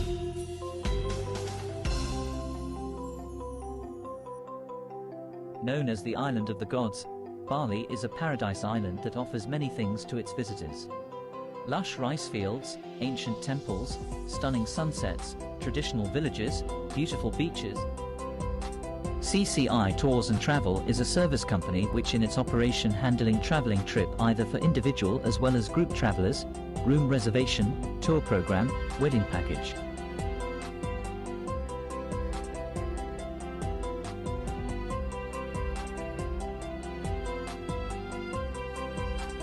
Established in 2001, provides direct service to the travelers regarding to information about Bali, accommodation, tours and transportation.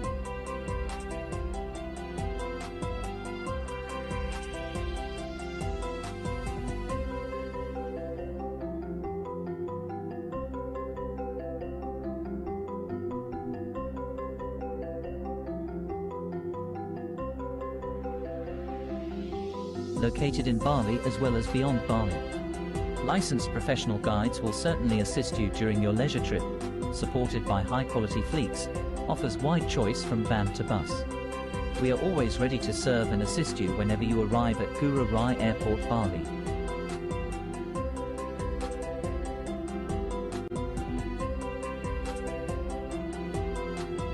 CCI Tours and Travel ensures you of the best service at all times.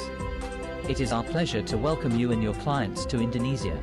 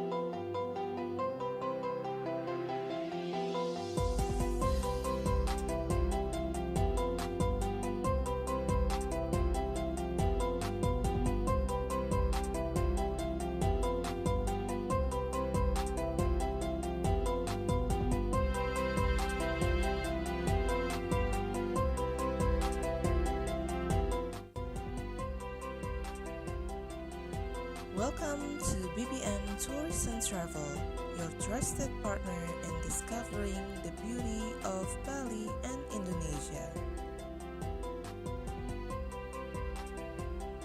For over a decade, a vacation, or even a corporate retreat, BBM Tours and Travel has something for everyone.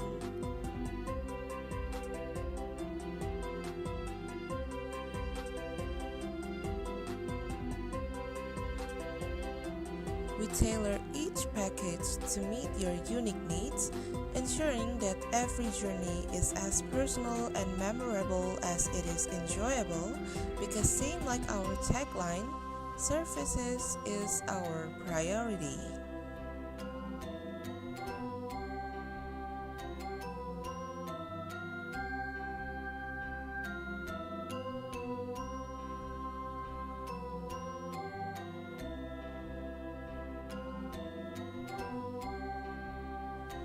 Our commitment to excellence has earned us the trust of thousands of happy clients. We are proud to have made dreams come true for travelers across the globe.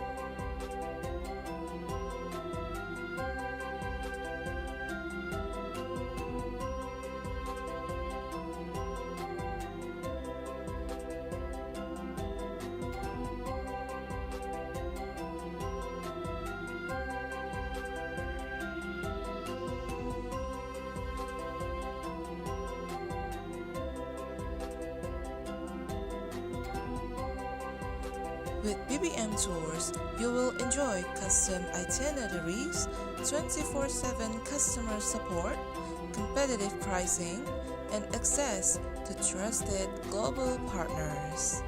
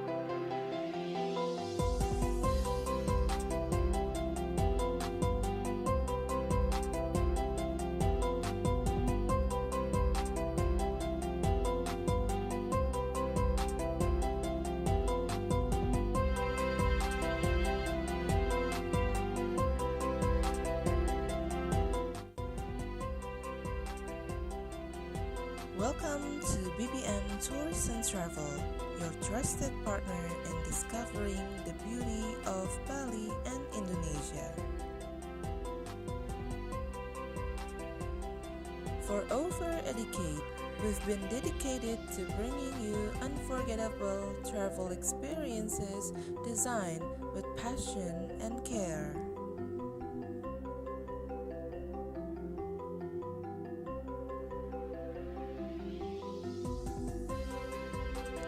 At BBM Tours and Travel, we believe that travel is not just about the destination, but about the journey and the memories created along the way.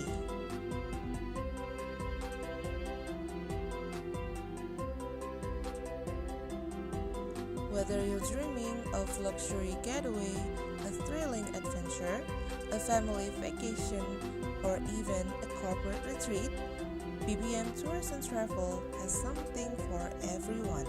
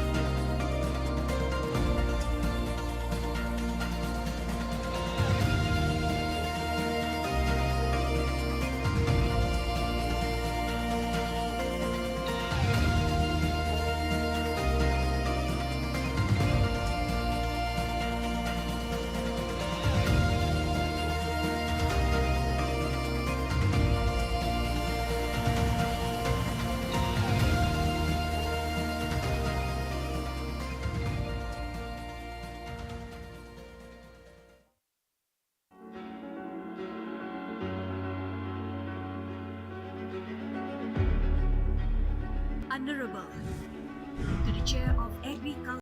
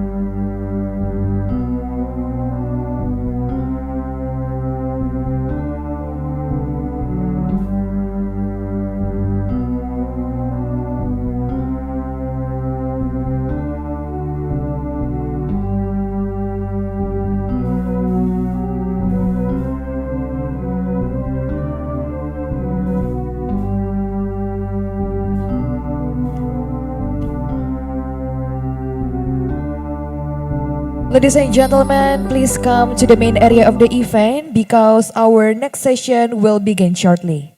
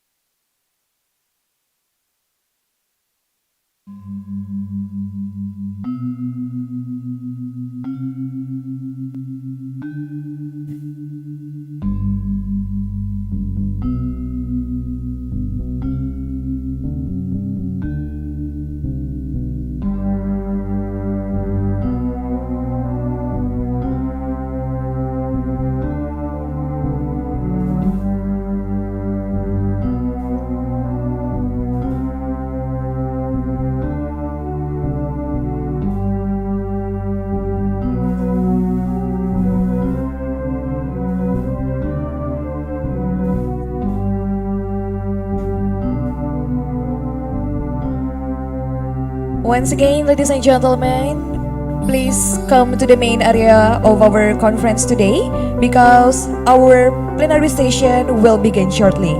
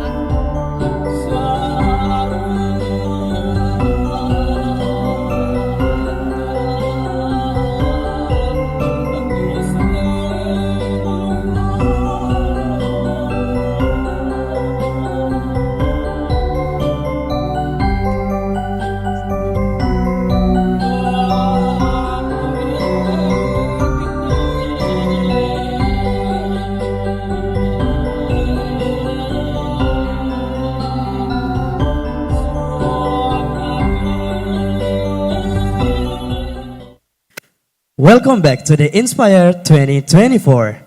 Ladies and gentlemen, now we are proceed to the plenary session 1, which we are going to have 6 intelligent speakers, namely Mr. Dahlan Abdullah, Senior Lecturer of University Technology Mara, Malaysia. Mr. Timothy Gilbert, Vice President International Development of Melbourne Polytechnic. The chairperson of the Indonesia Hotel and Restaurant Association, represented by Ms. Asih as a Director of Human Resource at Nusa Dua Beach Hotel. Dr. Putu Dia Sastri Pitanatri SST Par Empar as the head of the Center of Research and Community Services Bali Tourism Polytechnic. Dr. Ana Agung Gede Putra Kapedalem SE Empar, Associate Professor Bali Tourism Polytechnic. And also Professor Dimitris Balas, Professor of Economic Geography of University Groningen. Ladies and gentlemen, the session will be led by Dr. Igusti Ayu Putuwita Indrayani SST Par MMCHE. As a moderator, so for the moderator, the time is yours.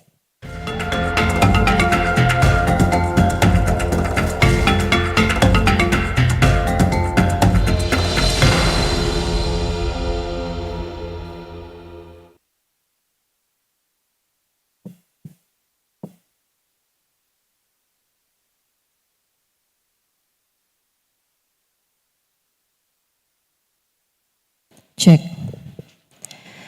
All right, thank you very much. Om Swastiastu. Assalamualaikum warahmatullahi wabarakatuh. Salam sejahtera untuk kita semua. Salam kebajikan, namo buddhaya. Salam menganjali karya wardi. A very good morning, ladies and gentlemen. For all the audience members, those who are participating with us here on site in person, and those who are attending us virtually via Zoom meeting, it is such an honor for me to welcome all of you in these plenary sessions of the 4th International Conference on Hospitality, Tourism, and Entrepreneurship 2024. My name is Wita from Bali Tourism Polytechnic, and I will be the moderator of today's session. Well, ladies and gentlemen, as we gather here together, let me start this session by asking you these questions that resonate with the theme of our conference today. How can we create a tourism and hospitality industry that not only sustains itself, but also regenerates the environment and the communities it engages with? In a world where sustainability is no longer an option, but becomes a necessity, a fundamental requirement, this question perhaps seems a bit pressing than ever. Whether we look at the climate change or the shift of the traveler's preferences, or the increasing awareness of responsible tourism, this industry faces the unprecedented challenges and, of course, opportunities on the other hand. To help us navigate these complex issues and inspire more innovative solutions, we are joined by the extraordinary panel of speakers, which will brought us to their unique perspective and insights and also experiences regarding their own expertise. Together, they will help us to explore how can we cultivate a regenerative tourism and hospitality industry that not only meets today's need, but also creates a thriving future for generations to come. Well, ladies and gentlemen, please welcome of our 6 speakers for today's sessions. Let me invite one of them. For the first speaker, we have Mr. Dahlan Abdullah as the Senior Lecturer of University Technology Mara, Malaysia. Please come to the stage, Bapak Dahlan Abdullah.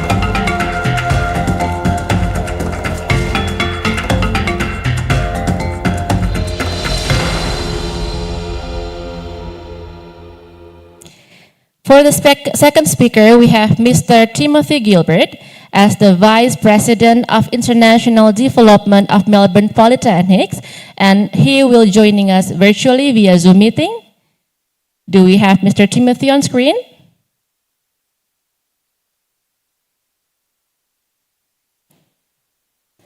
Good morning, Mr. Gilbert. How are you today?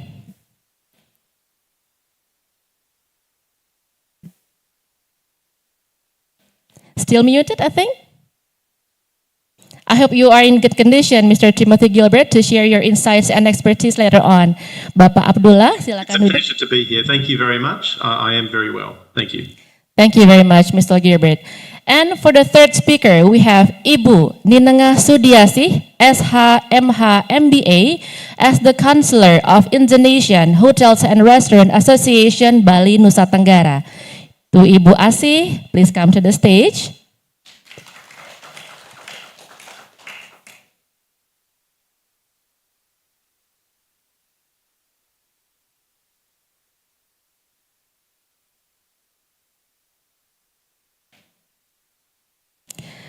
For the next, we would like to invite this beautiful lady, Ibu Dr. Putudia Sasti Pitanatri Estepar MR, MPAR, as the head of Center for Research and Community Services of Bali Tourism Polytechnic.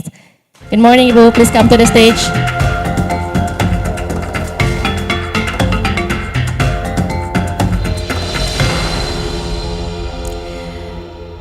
And the next, we would like to invite Bapak Dr. Ana Agung Gede Putra KP Dalem, SA MPAR, as the Associate Professor of Bali Tourism Polytechnics. He is also the Master of Culinary Arts in this campus.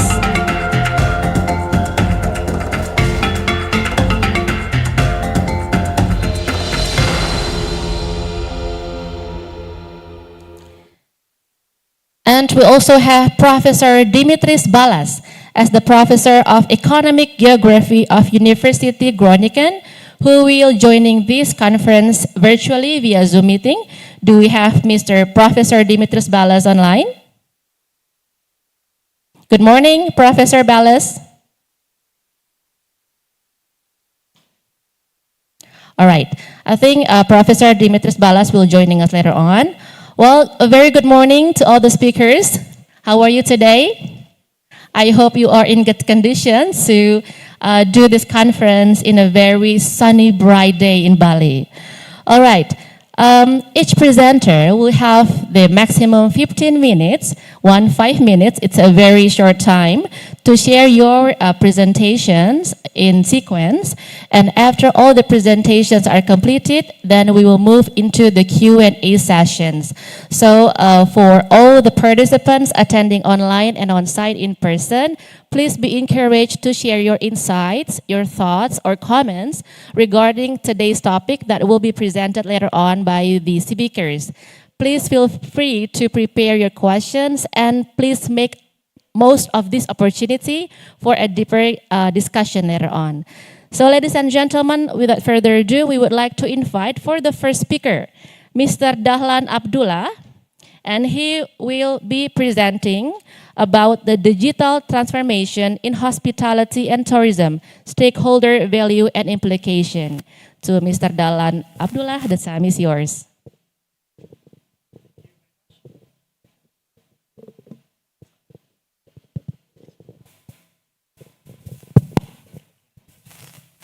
Thank you. Hello. Thank you, moderator.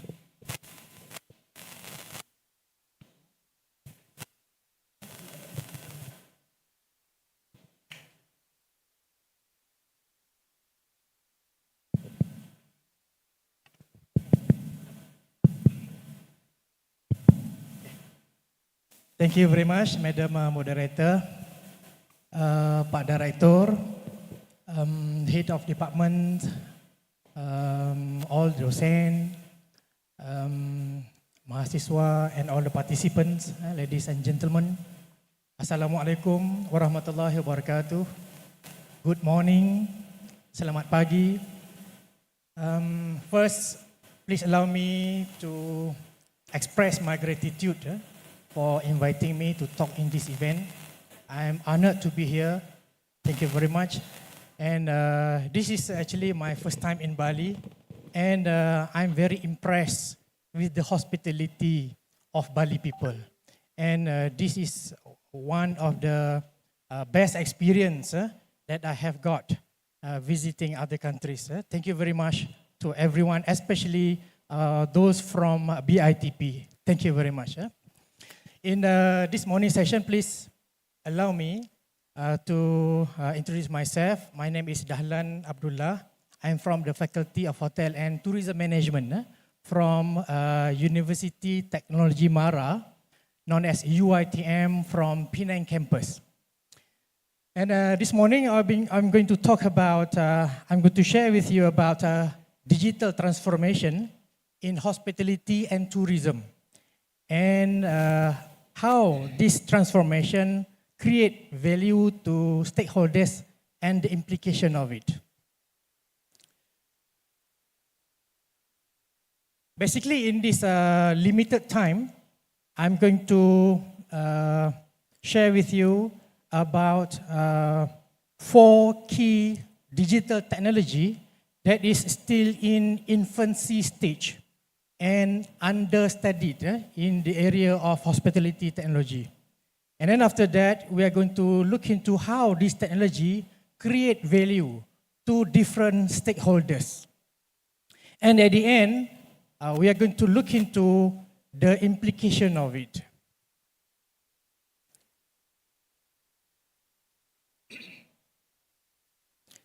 Okay. The first one, it is about IoT or Internet of Things. Next slide, please. Okay, this one.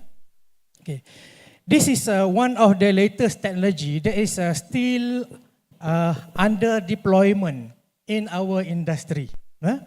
Maybe in terms of the cost of deployments quite high, so it depends on the context, it depends on the hotel itself to suit with the theme, to suit with the level of the hotel. Actually, Internet of Things is about a connectivity of devices that used in the hotel industry. For example, if you can take a look in this picture, by using IoT, we can connect different devices available in the hotel to give more rich experience to the hotel customer. Customers or hotel guests can control different devices available in the hotel room, starting from entering the room by using digital key card, or maybe they can use smart devices, including wearable devices like smartwatch to enter their rooms.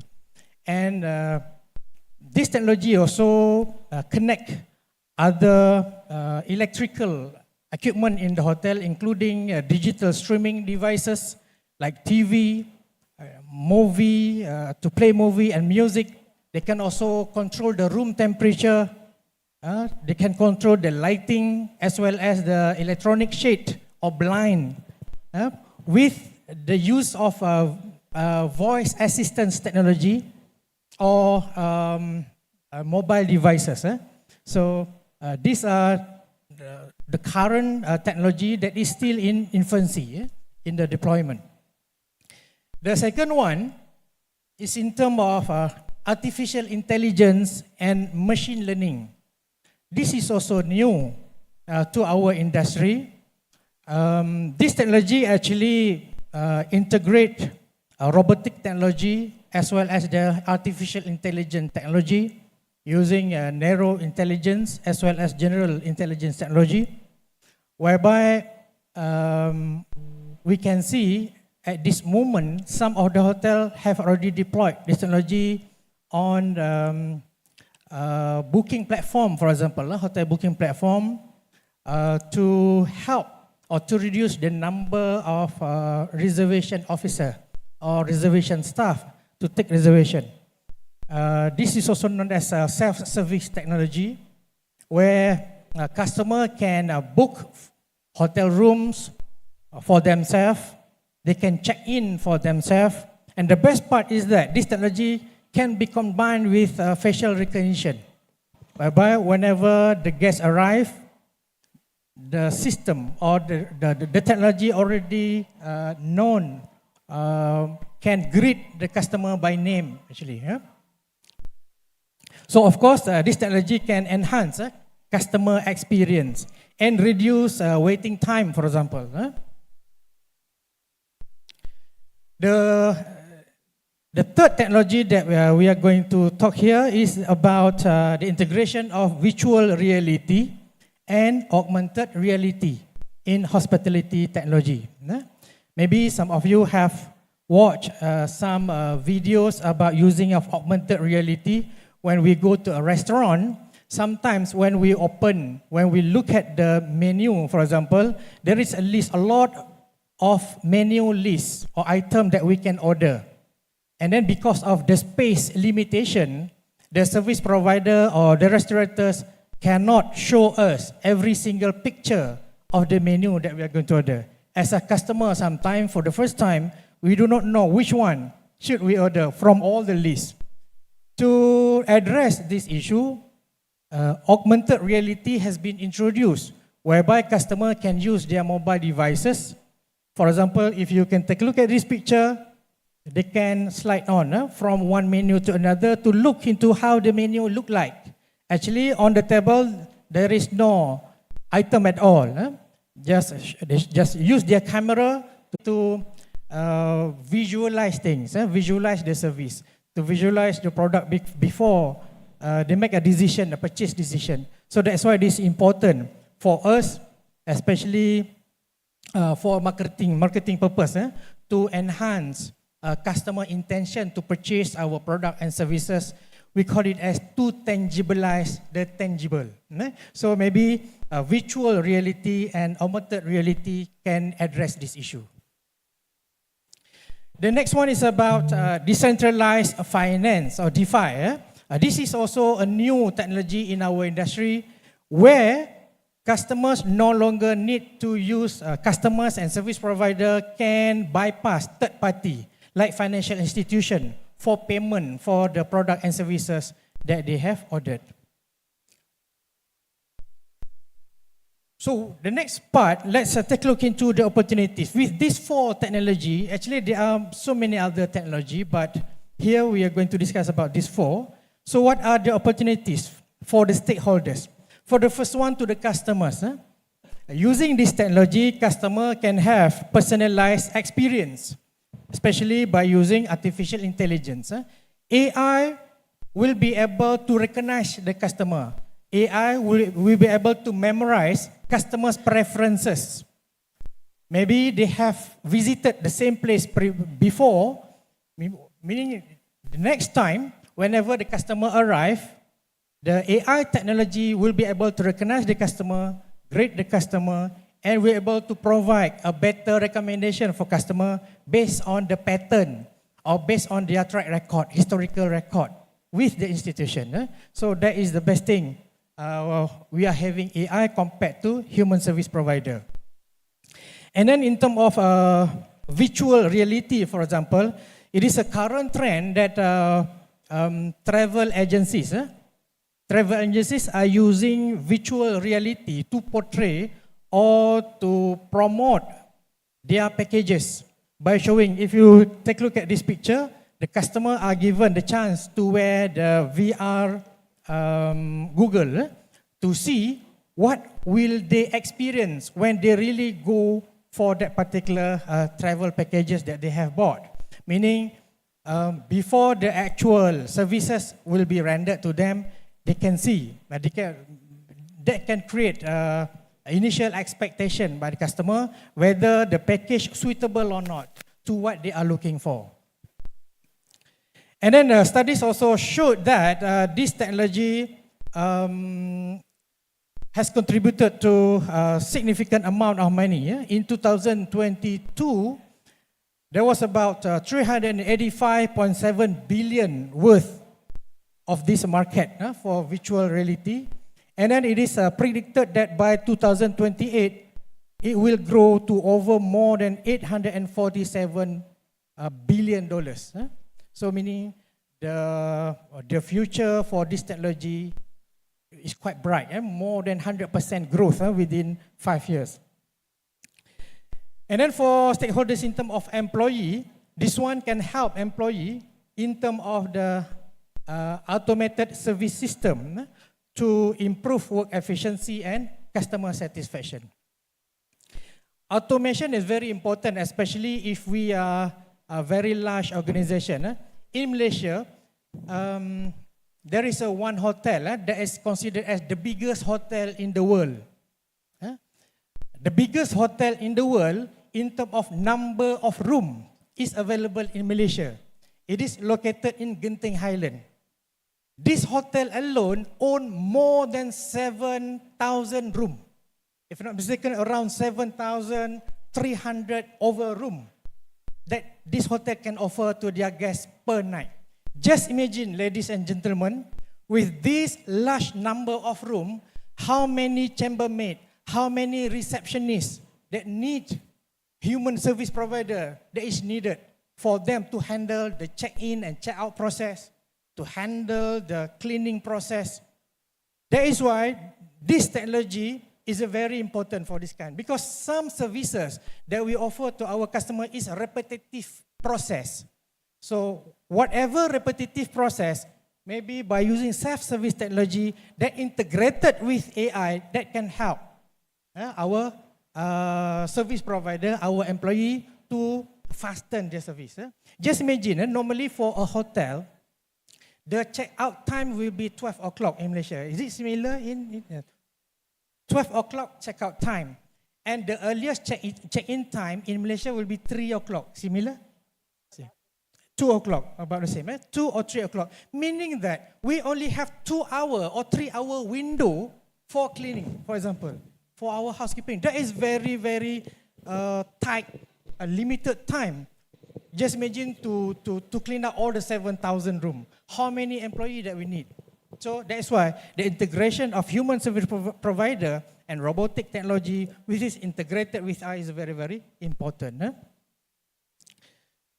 In terms of supplier, this technology allow improved inventory management and predictive system via IoT. Especially in terms of procurement of raw material, for example. We talk about food wastage sometimes. So by integrating this technology, AI can help us to predict in terms of the number of customers that we are going to serve every day, including in the future. Because this system can be integrated with our other players in the industry, including how many customers that will be coming to our businesses in terms of booking from airline company, booking from travel agency, booking with hotel, booking restaurant, everything can be integrated. And in terms of the amount for procurement for raw material, for example, in terms of staff scheduling as well, can be automatically generated by AI technology. So that's why this technology offers us a very promising advantage to our industry. And then for shareholders, this industry will be able to optimize operation and potential for higher return because by using this technology, especially like IoT technology and AI for prediction, for improved efficiency of daily operation, this one can reduce in terms of number of staff that we need to hire and deploy. Because of that, in long term, of course, for initial investment, it will be quite high for deploying this technology, but we need to determine the cost and benefit ratio in terms of the return on investment, the payback period compared to the initial investment. However, deploying this technology also serves several challenges, including currently the adoption rate among smaller firms. That is the quite low adoption rate among smaller firms because of the high cost of investment in this technology. And then also the deployment of technology also need to be in line with the training for our staff to make sure that whenever problem happen, the staff know how to troubleshoot. Because actually technology is only to help human service provider, not entirely to replace human service provider.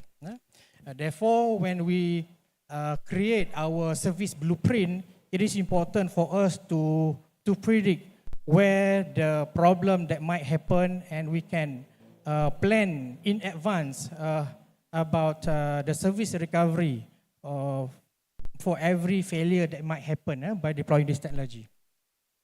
And another two issue that is also important that many scholars studied about this, it is about cyber security as well as about consumer privacy of data. Okay, next let's talk about value that will be created by deploying this technology. Value creation from digitalization. For example, for AI and IoT, in terms of the automation, many studies have showed that AI and IoT deployment has been able or has been proven that can enhance customer satisfaction and reduce costs to the service provider. The second one, in terms of virtual reality and AR technology, this technology offers immersive marketing experience, and studies shows that using this technology, it can enhance customer satisfaction, enhance hotel booking, and increase tourist satisfaction and intention to stay and return to the hotel. And then in line with the technology acceptance model, whatever technology that we are going to deploy, the most important part is the ease of use and the usefulness of the technology. I still remember last time when we were having one conference at our faculty in Penang. I think majority here known about Professor Parasuraman, the top guru in service quality.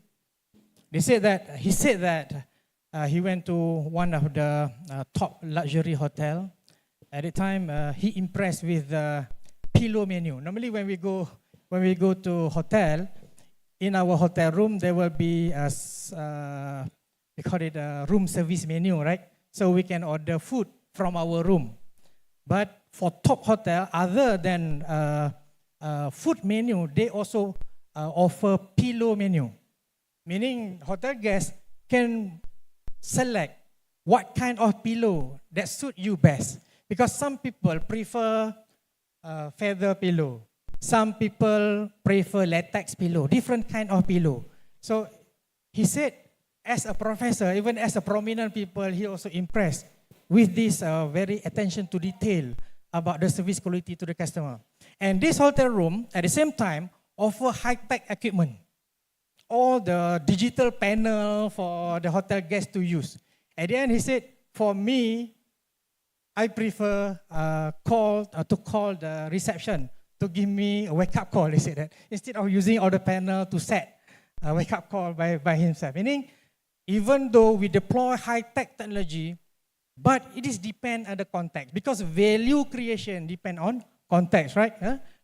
Depend on when we offer it, where we offer it, and who that will be using our technology. That's why the support system is very, very important. And then about blockchain technology, this one of the current and still infancy stage where hotel and tourism organization offer, we call it using integrated their booking system with blockchain technology, where customer can pay using cryptocurrency, for example. The best part about this is that customer and the service provider can bypass financial institution, so can reduce costs of doing the transaction. Normally when customer pay by credit card, for example, service provider have to pay certain amount of commission to financial service provider. Also, some we need to pay for different currency exchange rate. By using the blockchain technology integrated with our booking system, we can avoid this. Because the transaction will be happen between the customer and service provider, not through the third party. Okay, so other than this, so what are the future direction of practices and research in digitalization in the hospitality industry? The first one, scholars suggested or recommended that more research need to be done on how AI and machine learning can be used to help us in our industry for predictive analysis. So by predicting what will happen in the future, in terms of sales, in terms of customer behavior. So it will help us to make a better decision making, to prepare for the best for our customers. Number two, in terms of Web 3.0. Last time we heard about Web 1.0, and currently most of us are using Web 2.0 like social media. But in the future, people are now talking about Web 3.0, whereby this is talking about the integration with blockchain technology and decentralized system. For example, like data. Last time, all the customers' data are stored at one sources, for example. Some of our customers, for example, when they book our hotel, for example, through online travel agency, the data of the customer will be held by the online travel agency. Now the data will be shared to all players. So all players can make a better decision making based on the shared data, because the data is available everywhere. And the next part, scholars suggested that we look into the employee development, because whenever we deploy high tech, it is also important to make sure our people, our employee also having the same skill, the same knowledge in line with the technological advancement. We don't want that the technology goes higher, goes better, but not in our service staff. That is why in education system also, maybe we need to integrate to our students, for example, or to our employee on what are the latest technology and how this technology can be better used for better operation and better decision making as the management of the hospitality and tourism organization. Okay, ladies and gentlemen, the next part, I'm almost at the end of my session, I think. Okay, I hope that I not exceed the time provided to me. Okay, about practical implication for business, it is important. It is important for business to invest in this technology. Even though this technology is new, maybe at this stage, the awareness among the management team about the importance of the technology, because technological advancement is the future in any businesses. Many businesses cannot compete because of the late adopters of technology. So we need to see whether we are going to the early adopters or late adopters. That is also important. And then for employee, it is important for employee to continuously develop, meaning from time to time, the training, like pilot, for example, airline pilot, they have a flight simulator for them to train. Even nowadays for hospitality and tourism industry, they also currently they use virtual reality as well for training. And then for academic like us, of course, more and more research opportunity for us to venture with, to explore. More and more research questions are coming up, and that is our role to fill the gap in the knowledge gap. And ladies and gentlemen, as a conclusion, digitalization in hospitality and tourism create value to various players in our industries. And then that is why it is also important, because normally for new technology, the early adopters will gain competitive advantage compared to the late adopters. And the most important thing is that we know how our decision to invest in this technology can create a better value to everyone, especially to our customers. Because when our customers happy, at the end, it will be translated into higher profit to our organization. Thank you very much, ladies and gentlemen. Thank you for your attention. All right. Thank you very much, Mr. Abdullah, for sharing the insightful presentation. And Mr. Abdullah has explored how technology can reshaping the industry right now by adapting new technology in building a new guest experience, improving guest services, and also driving sustainability. Thank you very much, Mr. Abdullah, for your insightful presentation. Now we will move into the second speaker, Mr. Timothy Gilbert. And he will presenting about the Melbourne Polytechnic Sustainable Future, Cultivating Regenerative Tourism and Hospitality Industry. To Mr. Timothy Gilbert, the floor is yours.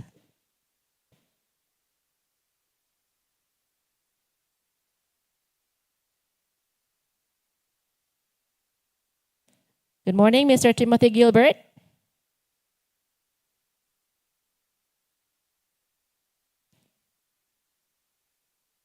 For the committee, would you like to unmute the audio? Thank you. Thank you very much. I'll just share my screen. Please give me a moment.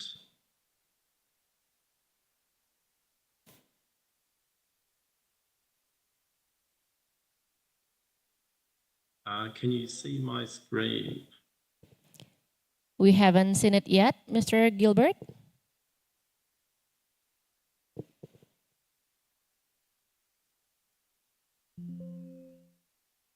All right, it's coming up. The floor is yours, Mr. Gilbert. Right. Good morning, ladies and gentlemen, or good afternoon here in Melbourne, and welcome to the respected guests. That was an amazing presentation. Thank you very much. I really enjoyed that.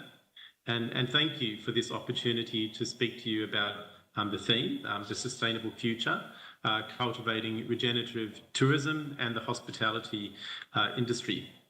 I am Tim Gilbert from Melbourne Polytechnic, Vice President International Development at Melbourne Polytechnic. I lead the international strategy here at a TAFE, wholly owned by the Victorian Government.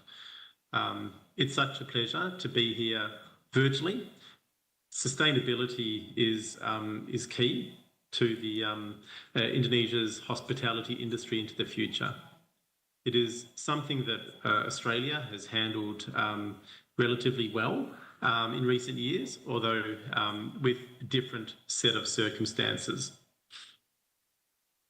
Indonesia has a unique situation with enormous opportunity to grow its already established reputation as a tourist destination with so many natural attractions and still untouched by mass international tourism. Although Indonesia has a large population and a relatively low unemployment rate of under 6%, the tourism and hospitality industry offers better careers for many young people that would otherwise take on employment in traditional industries. Longer term, it is vital that we grow the industry sustainably and protect local communities' related employment sources and incomes. So the focus of my speech today is on education and how it relates to a sustainable future for Indonesia's hospitality and tourism industry. With some good news, I can also report that next month we'll be hosting 20 Indonesian hospitality lecturers from all across Indonesia at Melbourne Polytechnic for several weeks of site visits, training, and professional development. And that's funded by the Certicom Department of Indonesia. And if you are unsure of Melbourne Polytechnic's credentials as a sustainable supplier of hospitality workers outside of Australia, here are some numbers. Across Pakistan, Korea, China, Hong Kong, Indonesia, we are currently in training more than 1,000 students enrolled in our cookery, event management, operations and hospitality management programs. These courses include degrees, diplomas, certificates and micro-credentials. And we have another 6,000 students studying other complementary programs outside of Australia.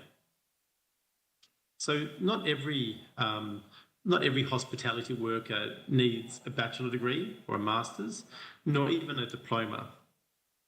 The key is for training to match the initial career aspirations of the individual, to have their skills aligned to the requirements of the employer. Overinvestment in education by government or by parents actually can harm employment prospects for those that aren't yet suited for those management roles or supervisory roles. Yet they've completed training that leaves them inexperienced and unprepared for the entry-level roles that are available for them to start their career. So investment in education is good, but we also need to direct that investment where we get the best value and where we can support more people to enter the industry and to grow in the industry in a sustainable manner. Sometimes all the training a young person needs to start earning their first paycheck is a short course, barista training, basic customer service, housekeeping, and they can get their first job and know that they have a future in the industry. This will give them confidence to grow, and for some to know that they can exit the workforce temporarily, start a family, and then re-enter the workforce as soon as they're ready. For those who want to grow their career, how do they upskill for the next challenge? Where can they study their next micro-credential in the latest, most innovative techniques like we heard about from the speaker just now? In Bali, our partnership with International Hospitality Management School strikes a balance for those who want to get their foot in the door for a career that can blossom to something bigger and better. The program takes no more than a year and includes international standard occupational skills training that will be recognised for pathways back to Melbourne Polytechnic diplomas and bachelor degrees in Australia. The program includes hospitality English, some Mandarin, Korean, and other useful skills. There's barista training and all the other entry-level skills an international hotel will be grateful for, as well as subjects on sustainability in the tourism industry. Then there are internships on offer, both locally and abroad, where they can get that experience they need to land a better job. So investment in education needs to be appropriate and sustainable. We need a diverse set of skills, including those that will lead development and adherence to regenerative tourism and sustainability principles. The challenge for us education providers is still there to do a better job in enhancing the broader understanding of how those in the industry can work together to enhance sustainability goals and outcomes. Our international programs and others need to continue to seek input from local industry associations, hotel groups, IT, digital experts, and ensure that our training is updated to have our graduates ready for the local industry and supporting the local, provincial, national, and international sustainability targets.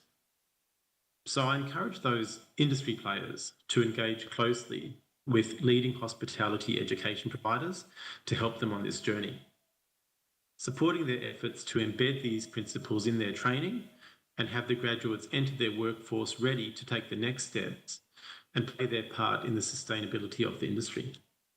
So thank you, and I look forward to being part of the panel and answering questions in a few minutes. Thank you very much, Mr. Timothy Gilbert. Please give a round of big applause for Timothy Gilbert, ladies and gentlemen. Well, Mr. Gilbert has given us a look at how Melbourne Polytechnic is actively cultivating sustainable future for its curriculum integration and demonstrating how education play a significant role in driving a regenerative tourism and hospitality practices. Thank you very much, Mr. Gilbert.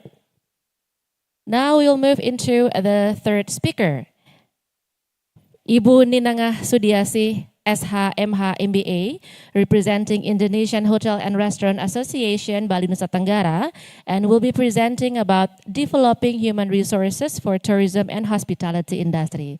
To Ibu Sudiasi, the time is yours. Thank you. Good afternoon. Selamat siang. Wassalamualaikum warahmatullahi wabarakatuh.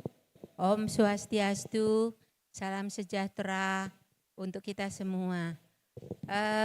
I'm very proud to be here, to be able to see you all and share whatever I have in practice in the hotel industry.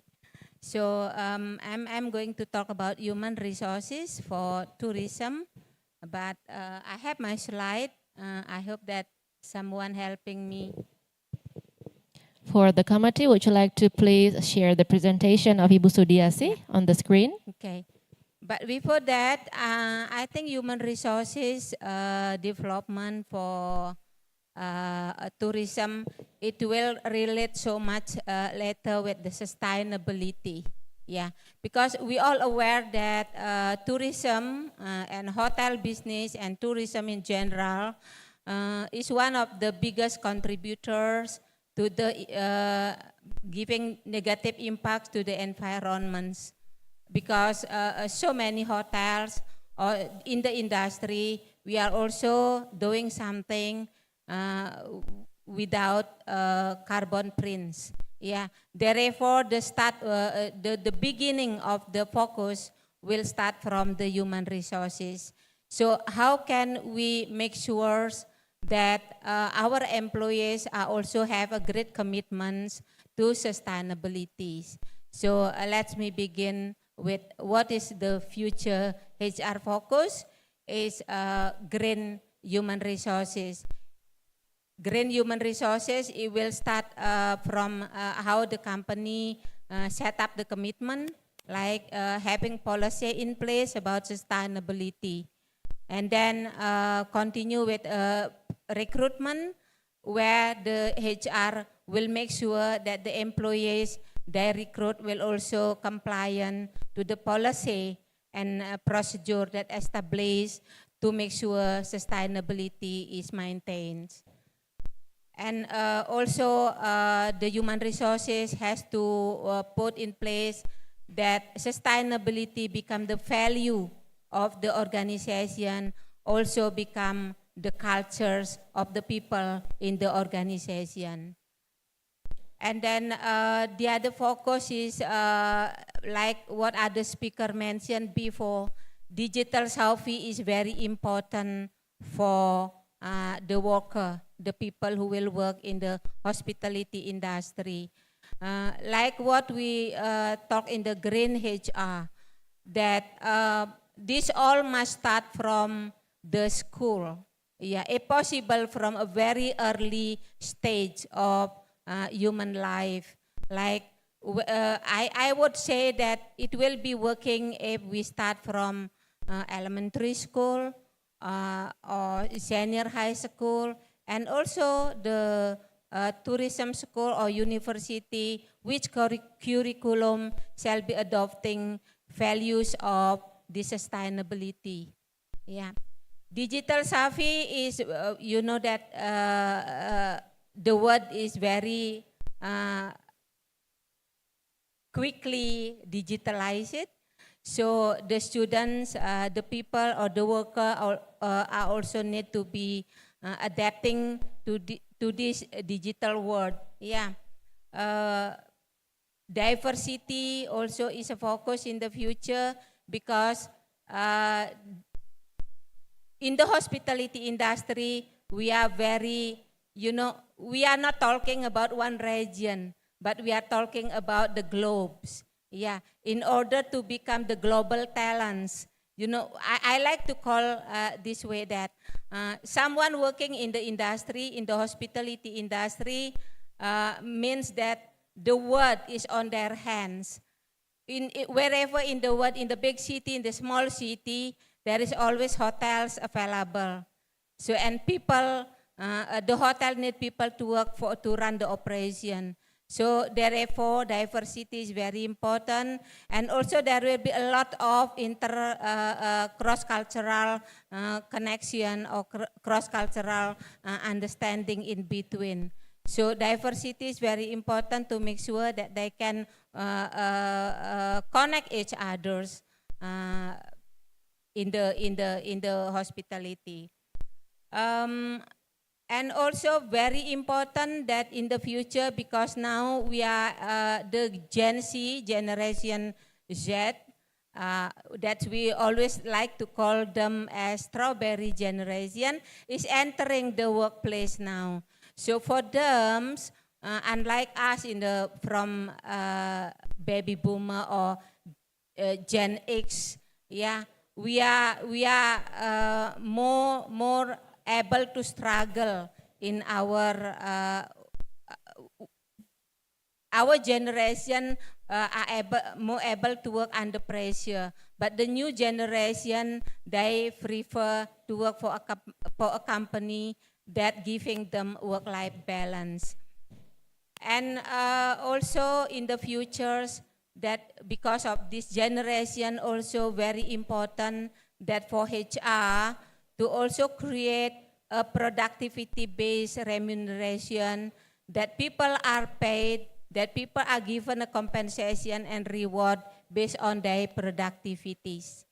Yeah, this is very important to maintain their motivation, to maintain their engagement in the industry.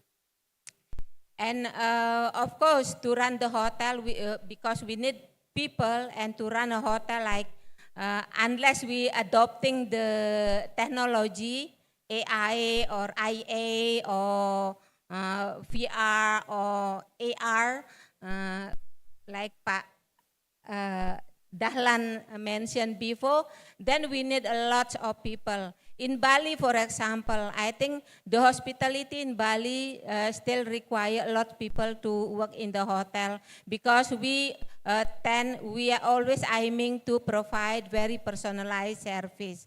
When we talk about personalized service, then human touch is there. Human touch are very important. Unlike the hotel that called in Genting Islands, I was there last month in a hotel called First Plaza, got 7,000 something rooms. So they probably need to adopt a lot of technology. And I see people, the guests check in and check out by themselves, all the using the automated machines available in the lobby, in the whole hotel area. So and it's not only one, but there are plenty.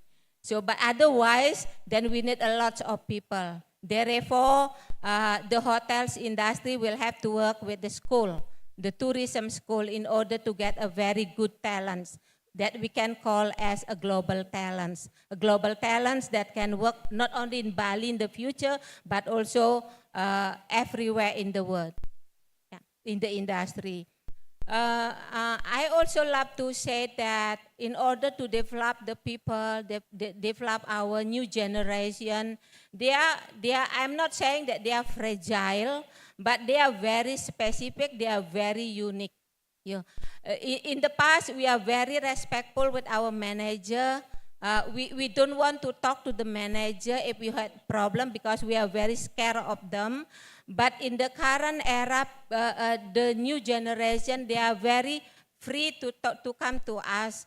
So we need to be, I love to call it, to be a parent in developing the talents. I call it talent parenting. Yeah.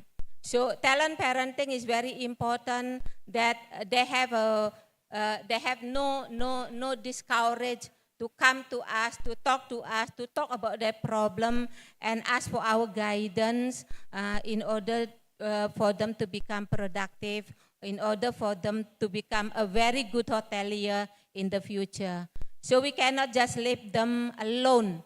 Yeah, we have to give them opportunity, listen to them, and be the parent for them in the workplace. Because at home probably they are busy with the gadget, they have not enough time to interact with their parents, but most of the time in the workplace, so we have to also act as their parents. So that I call talent parenting. So I think a lot of things we need to do. We also need, in order to develop the skills, we also need to have attractive package to invite the stars. I'm a firm believer that when you pay peanut, you get monkey. Yeah, so I'm a firm believer to that. Therefore, to get a stars, we have to pay gold. That's what I said. Yeah. When a hotel industry doesn't want to invest, when a hotel that doesn't want to invest to their people in compensation, in development of the skill, in education, in training, then they wouldn't have any stars in the hotel. To get the star, we have to invest money. And when we invest, when star around to work for us, then they will be very productive. In turn, the hotel, the company will earn the gross operating profit or whatever they targeted. So very important that we have to invest on our people. So very good also for the students who are entering the workplace in hotel industry to speak the second or the third language on top of English. Because again, we talk about diversity. Our clients, our guests are coming from around the globe. So not all of them can speak English. Yeah, many of them come without English at all. Therefore, very important when the student or the worker can speak a second or third language. And for this, I would suggest that the employers, the hotel, shall provide different incentive for them because they have different skills. Yeah. They also need to understand the cross-culture understanding to avoid misunderstanding or misinterpretation or to avoid problem between them and the guests. Also, I would say that people need also to be multi-skilling and also interdiscipline, because multi-skilling in the future, multi-skillings are very important. You cannot only able to do one job. To be a global talent, you need to be able to do several jobs. So you need several skills. If you only stuck on your one job that you mastering, then your career will not grow. So therefore, this is very important. Okay, I think time is out. So that is the most important thing that I can deliver and share. But I'm happy to share more in the future whenever you reach me. Thank you.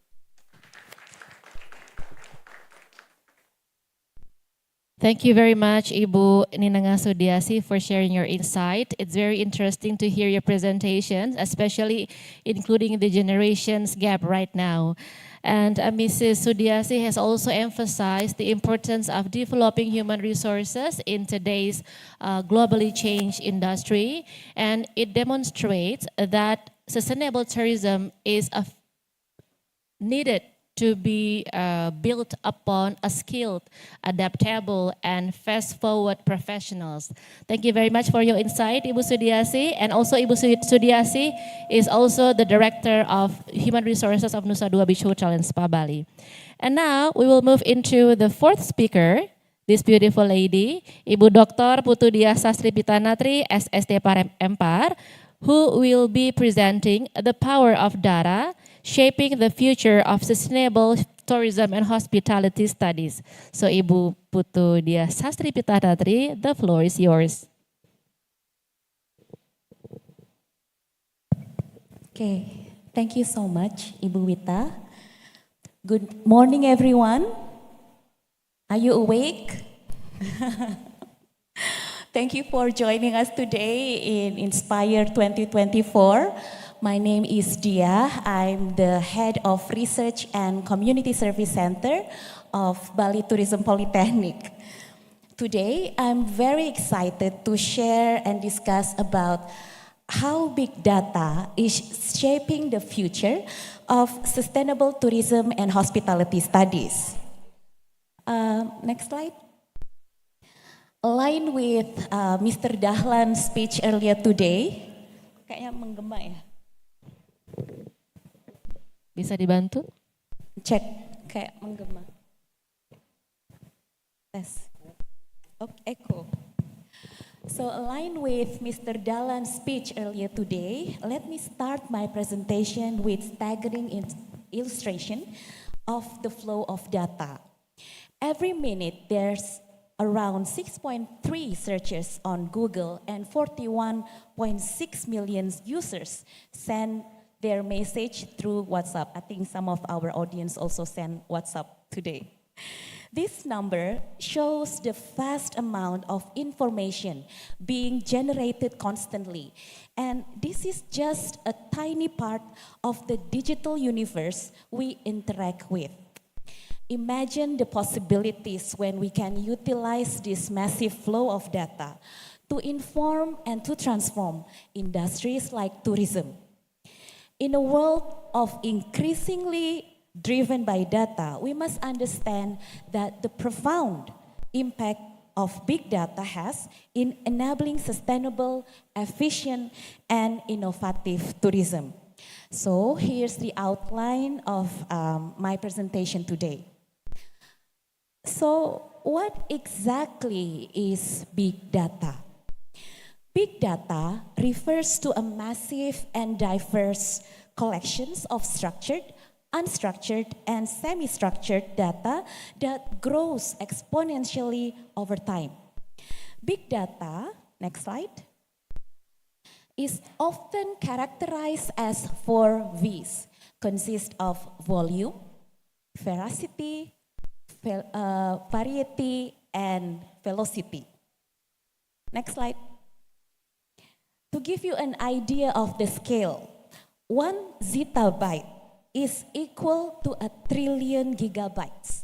And in 2024, the volume of data is to be around 149 zettabytes and still counting. In tourism, we can include this data as part of the traveler's behavior, traveler preference, trends, social media interactions, booking pattern, and so much more. Now, you may ask, why do we need big data in tourism? The answer is very simple. Data drives decisions.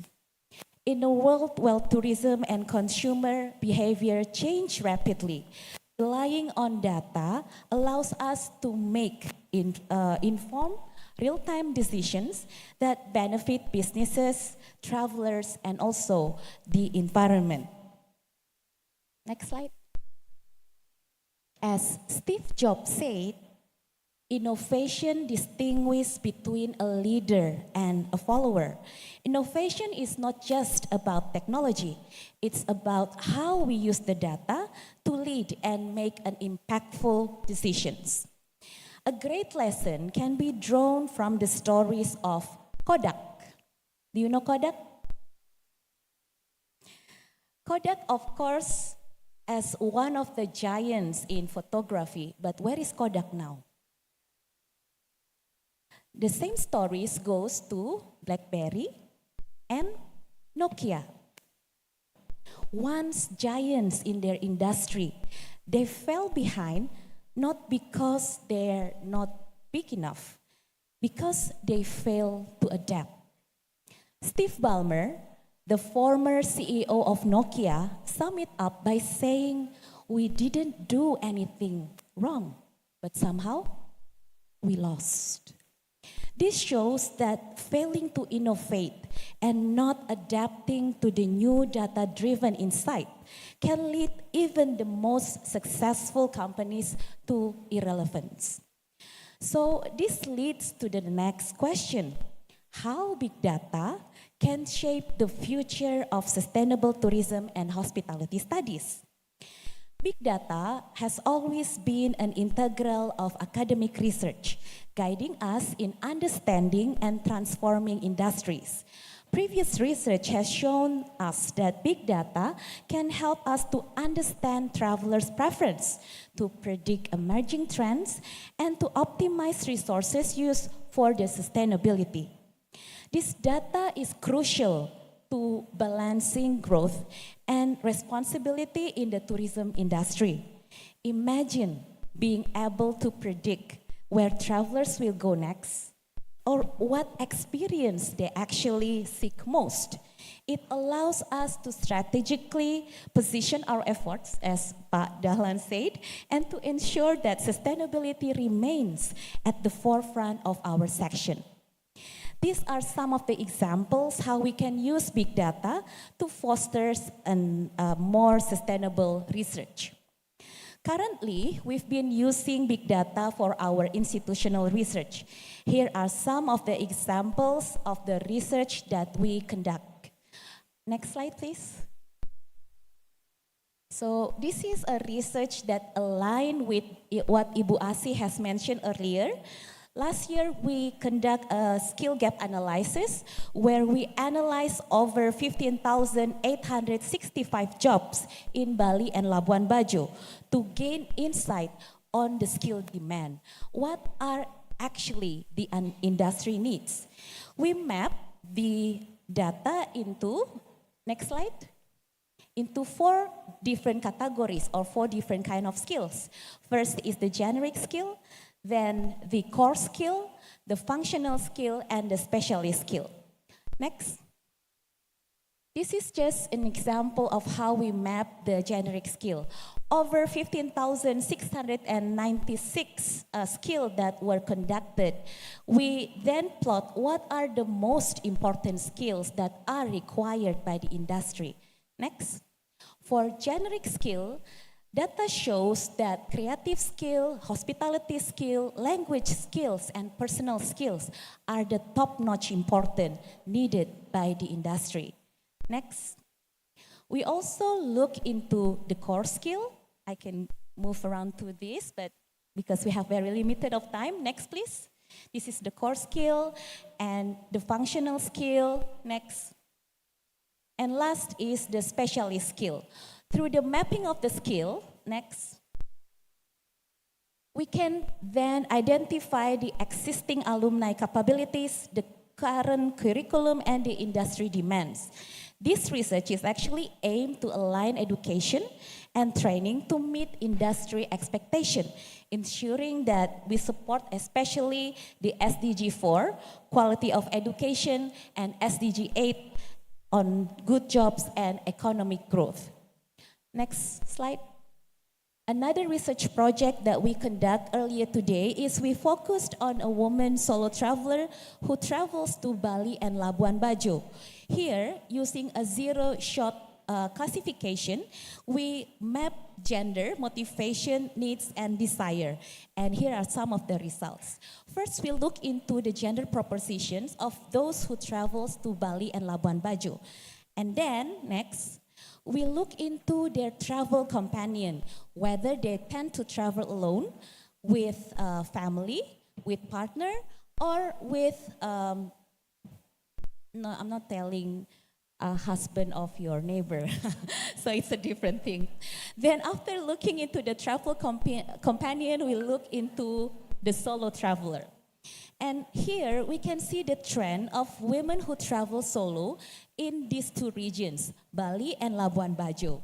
Next, we also look into the motivations of these travelers. Next, and also who are there, whether we identify them, the desires of travel, whether they are allocentric or the psychocentric. Next, we also look into where do they go when they are visiting Bali and Bajo.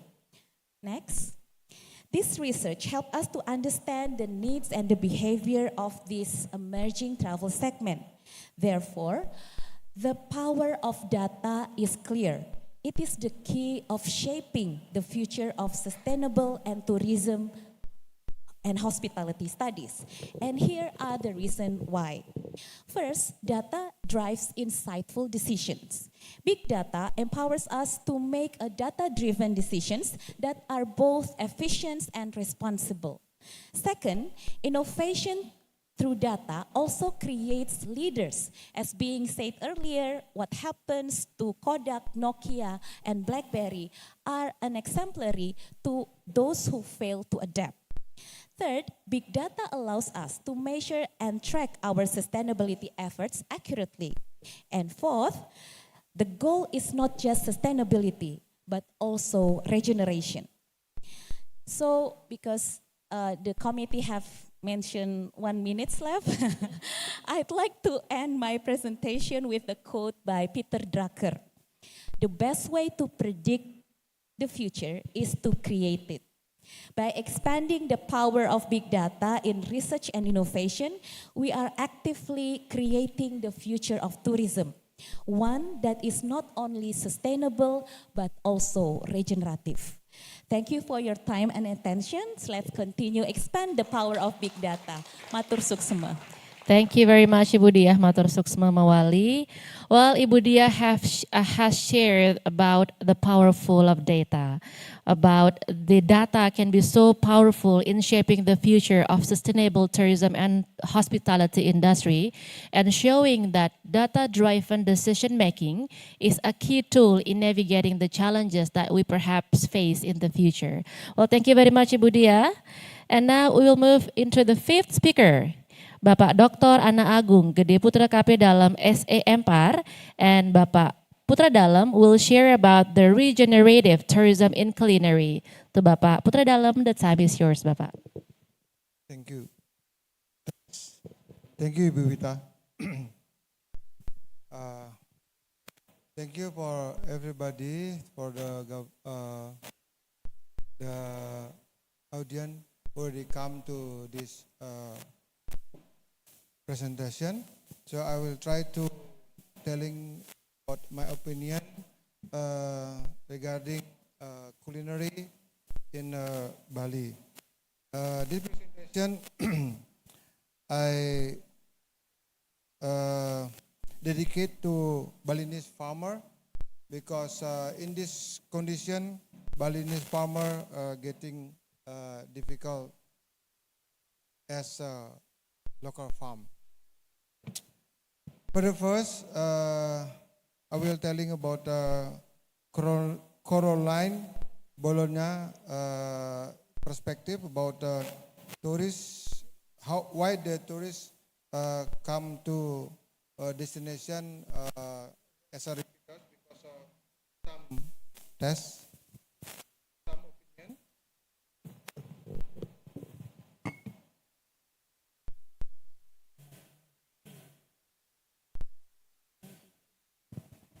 Test.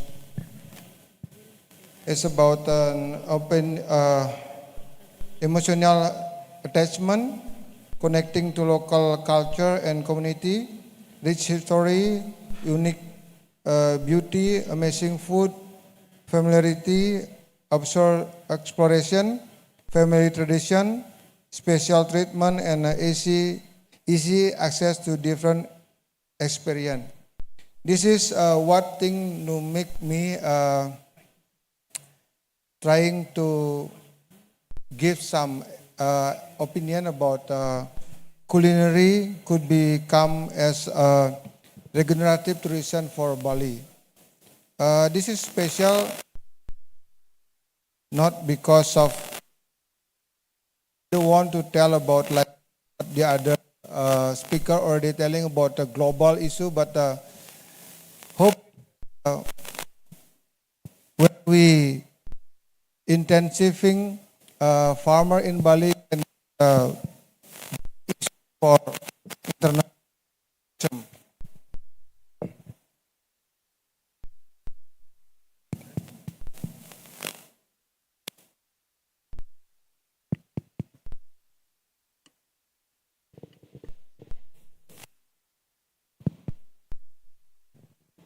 Check.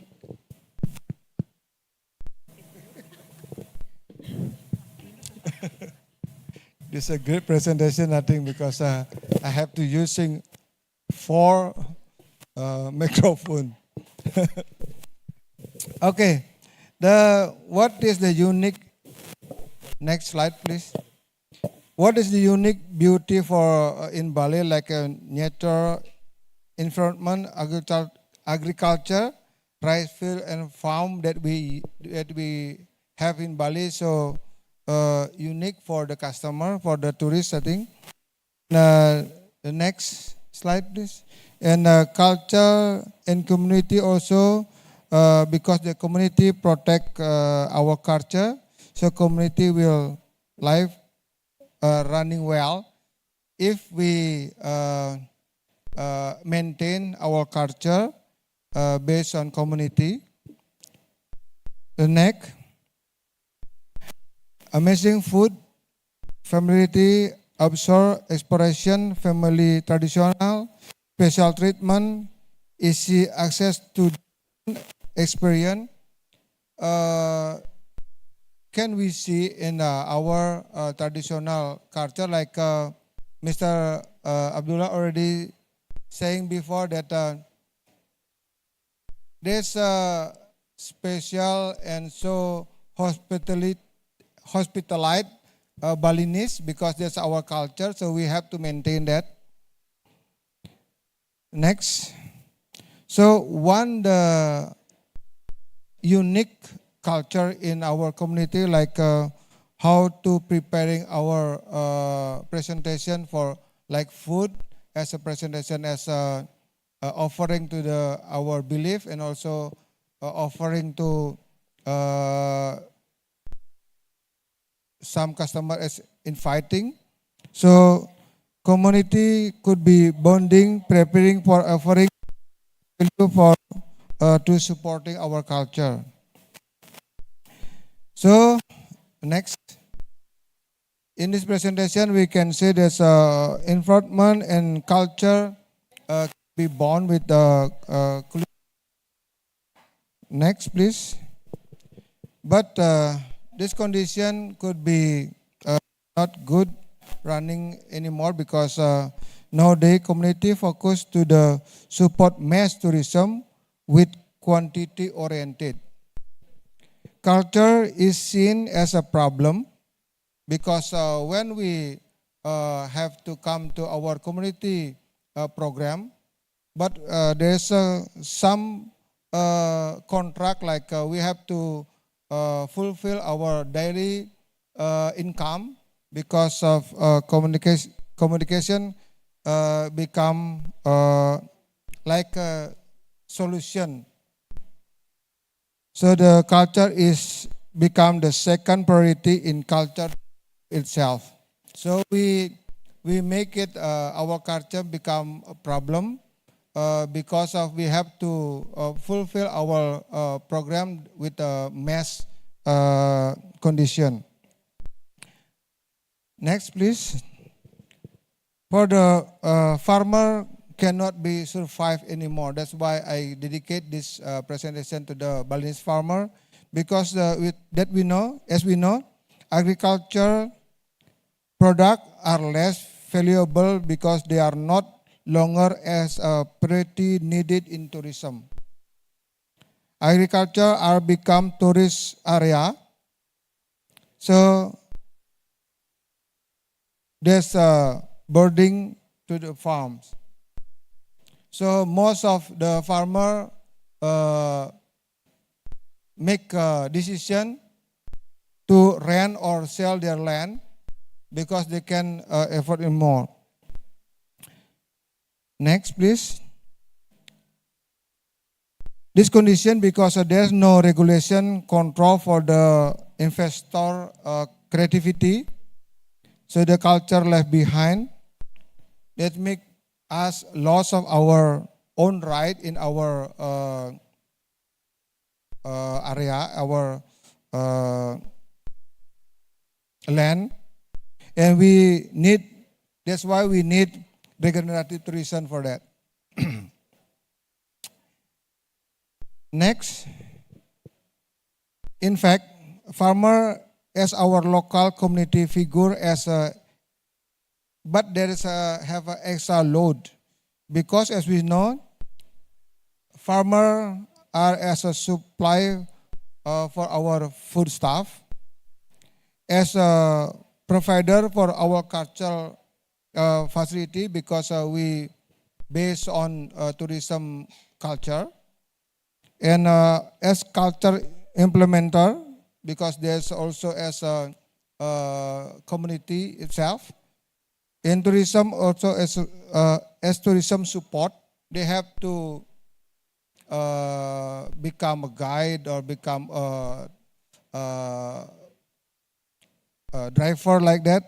So the support, they also as a supporter their own life. This is what the farmer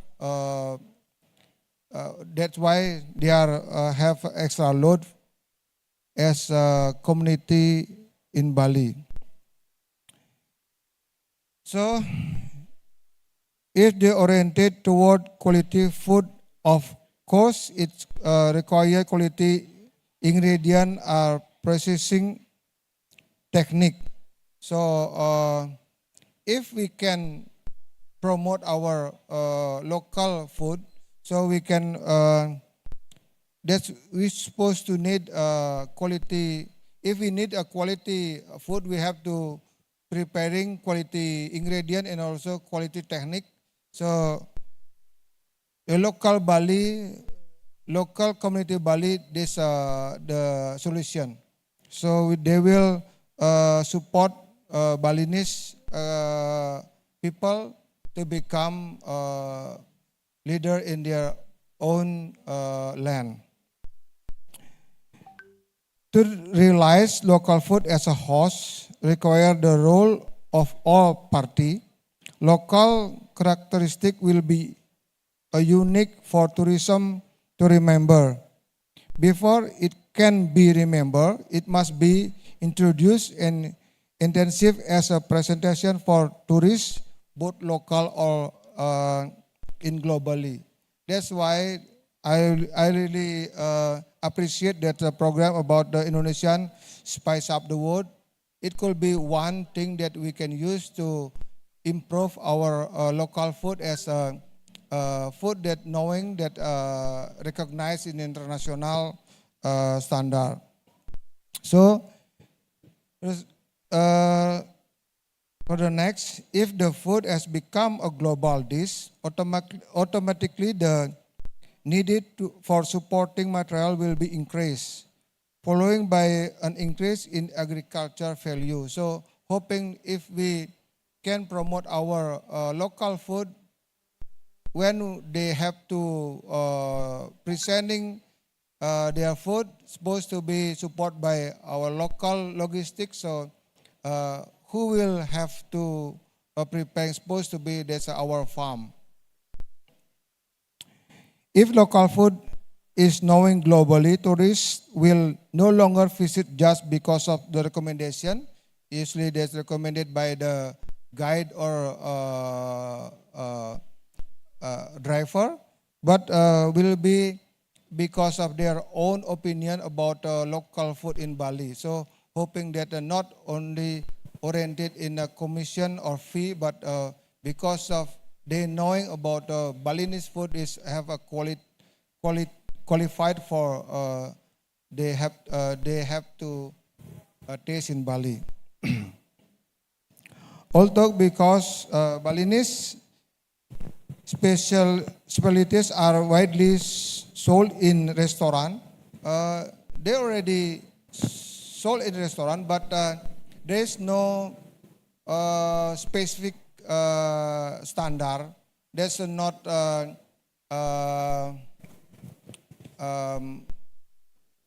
authentic anymore because they're using a standard with their own standard, not local or Balinese standard. That sometimes if Balinese trying our Balinese food in industry, does not taste like a local taste that we call spuk taste. There's a little bit less taste for us. That's why we need our local ingredient and also local community to present our local food. So will be much better for our customer or our tourist experience come to Bali. The basic concept of culture tourism must be the basis for determining policy development, including sustainable development. There is no need to much tourists, but give us trouble for Balinese people. So better if we have a small amount of tourists, but with the qualified, not because I afraid with the technology that Mr. Abdullah already saying, but our base tourist in Bali is culture, so little bit different with technology. So for our conclusion, maybe as just suggestion from me, we need to facilitate educated promotion by determining representative of local food product. The second, agreed local food policy appear in every hotel. Local food in principle understood by local human resource. Opportunities for local human resource to get a portion in the industry and go international. Local food, local ingredient, provision of local ingredient from farm, supply is raised. The fifth, government policy on commissions and lower price limit to ensure that operational costs are specific to realize product quality standard. Rationally conduct random inspection. So hoping there's one policy from our government to make how to make special program for increasing local food. Thank you for the time. Thank you, Bapak Putra Dalam. Please give a big applause for Bapak Putra Dalam. If I may conclude from his presentation, Bapak Putra Dalam has presented how regenerative tourism can be seen from culinary perspective. And it shows that local cultures and also local cuisine can be a central role in playing role in sustainability practices, not only preserving but also regenerating the local cultures and environments. Thank you very much, Bapak, for your insightful presentation. Now we will come to the sixth presenter, Bapak, Mr. Professor Dimitris Balas. Do we have Professor Dimitris Balas on screen? A very good afternoon from Bali, Professor Balas. How are you today? Good morning, I'm very well. Good afternoon, good morning in the Netherlands. In the Netherlands, it's 6:30 in the morning here, so. Thank you very much. Thank you very much for joining our conference, Professor. And now I will give time for you to present your insightful experiences about happiness, sustainability, and sustainable tourism. So without further ado, please, Professor Balas, the time is yours.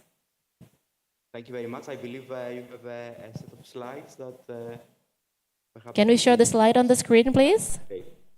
Thank you so much. So, good afternoon, everyone, again. I'm delighted to be joining this conference. I wish I could be there, but it's the second best is to do it online. And I'm very happy to contribute to this very important conference. And also this brings memories from my time I visited Bali back in June when I was involved in a winter school co-organized with Bali Tourism Polytechnic, a very successful winter school which involved an analysis of happiness and well-being and islands. So today I will be drawing on some of my own research, one of the areas I work on. I'm a professor of economic geography at the University of Groningen. And one of the areas I work on is the geography of happiness and well-being. So what makes people happy and why, and to what extent where they are affects their happiness, where we live, where we go, where we visit as tourists, and what we do and how this could be linked to sustainability, both in terms of environmental sustainability, but also in terms of, I would stress here, and my own work focuses on social cohesion and social sustainability. And here I would like to take the opportunity to link a bit with the previous talk. It's very interesting to talk about food.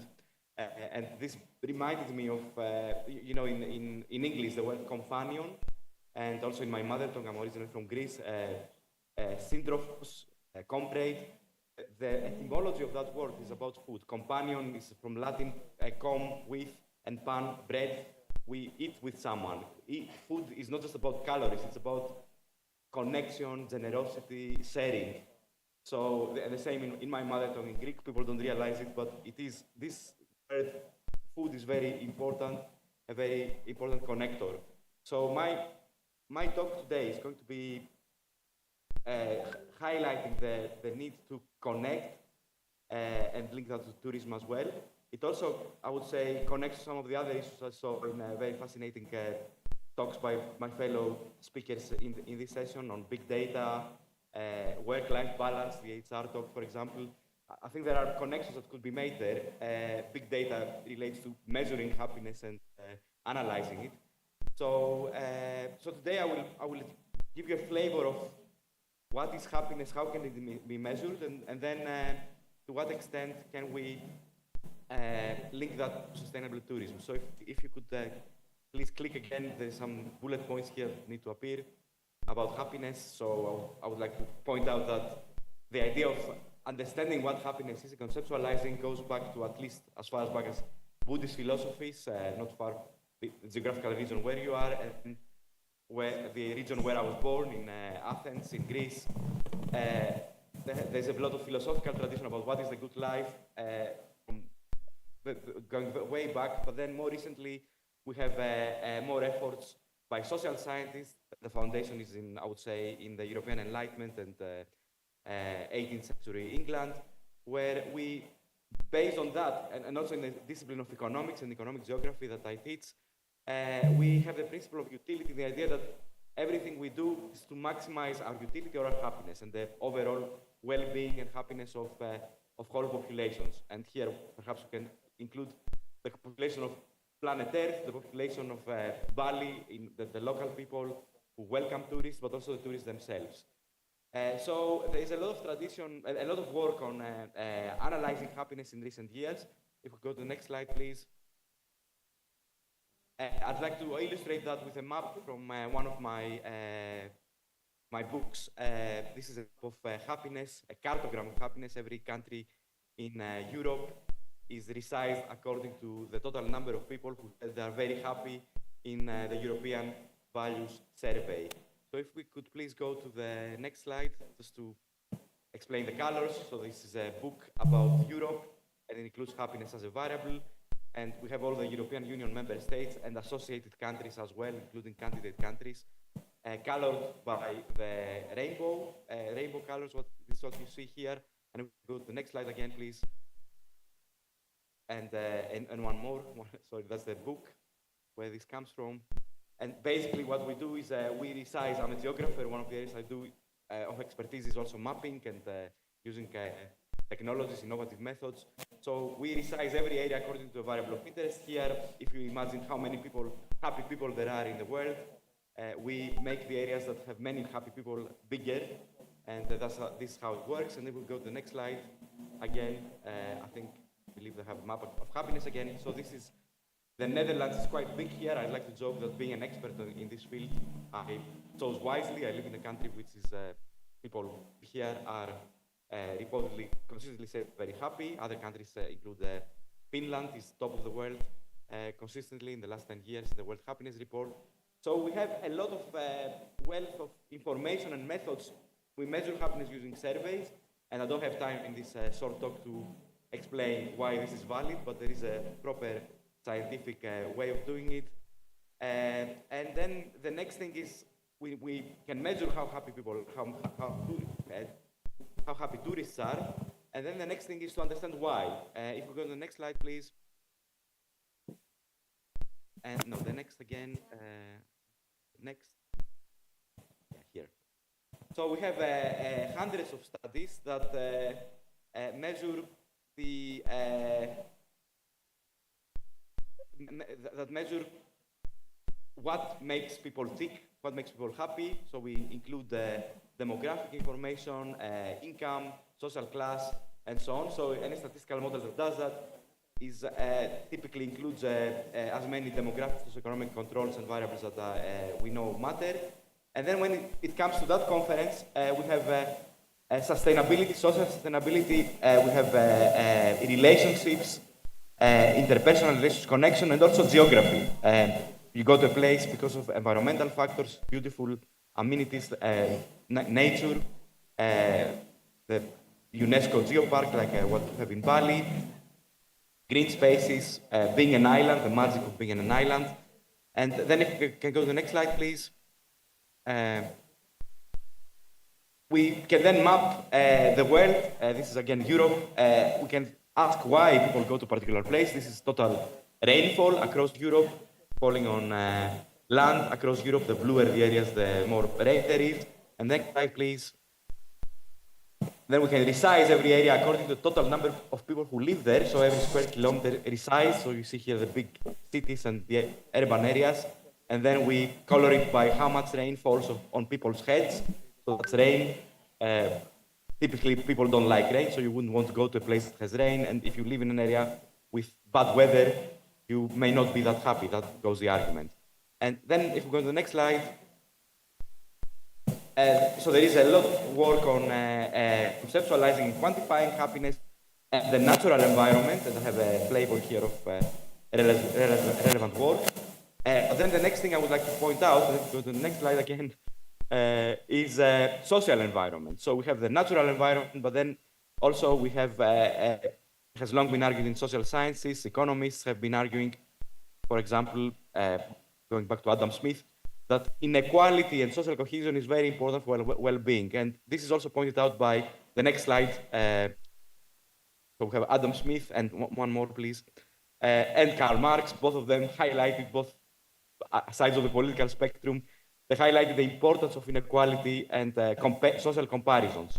So we have people in a tourist area, they compare themselves with the tourists. The social cohesion matters.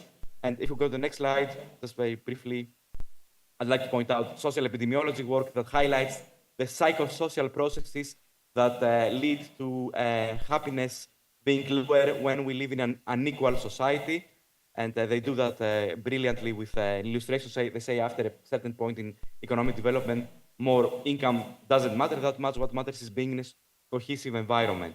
And so the lower inequality, the happier people are, I would argue. Next slide, please.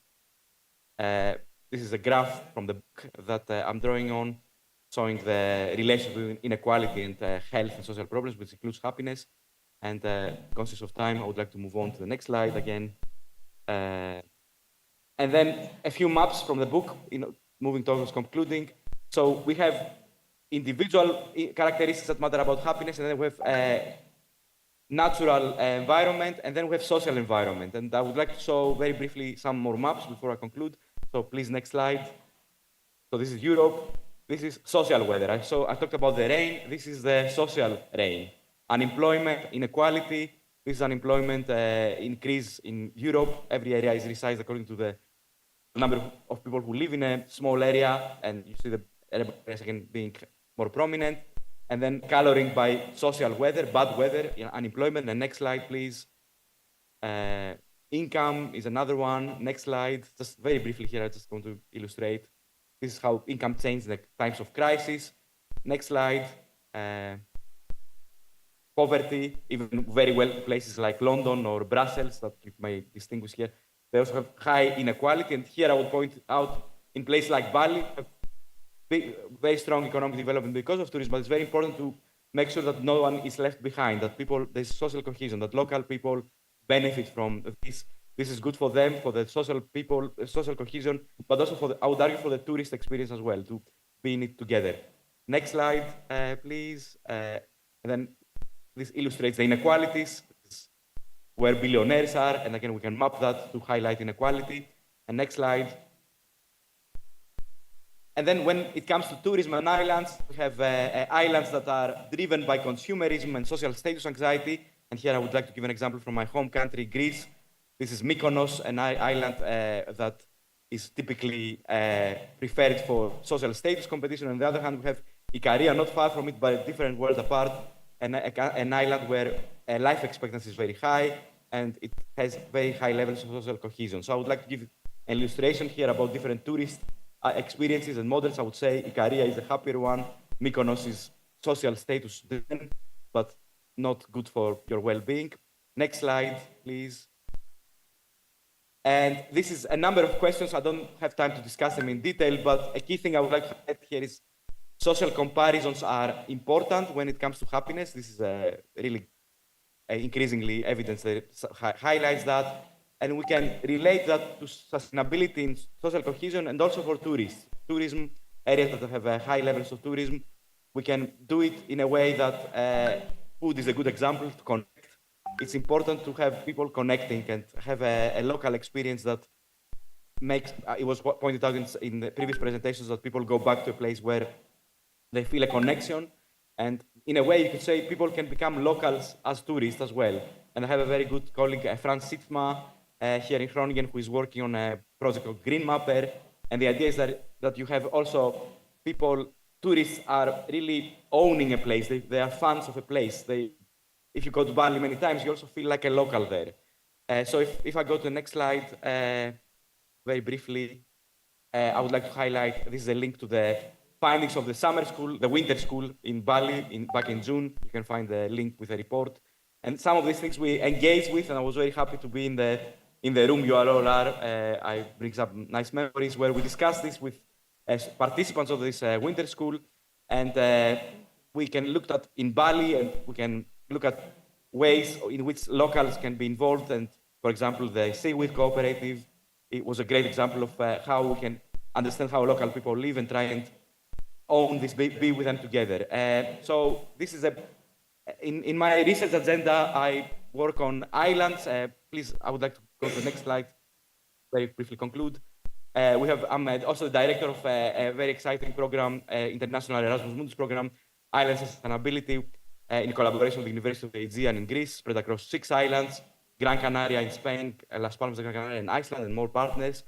And we work on these things, and we are very keen to explore tourism as well in that context. Iceland is big on tourism as well, but also linking it to sustainability, environmental and social sustainability. So I think my time is up. So I would like to thank you so much for your attention and for the invitation to join this conference. Matur Suksma, and I look forward to the discussion. Thank you.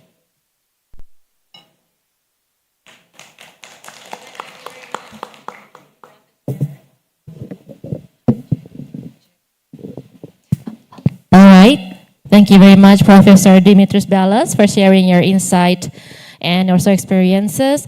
Well, Professor Ballas has shared about the discussion full circle by connecting the dot between happiness and sustainability practices. And it kind of reminding us that sustainability cannot be seen from only environmental and also economic perspective. It can also enhances the well-being of the people involved in this industry. Well, thank you very much to Professor Ballas for sharing your insight. And now we will continue to the Q&A sessions. We would like to invite the question from 2 participants available here on site in person, and 1 probably from the online participants would like to share the comments or questions or thoughts about the topics that has been presented by the speakers today. We would like to invite first question from the floor here. Do we have any questions?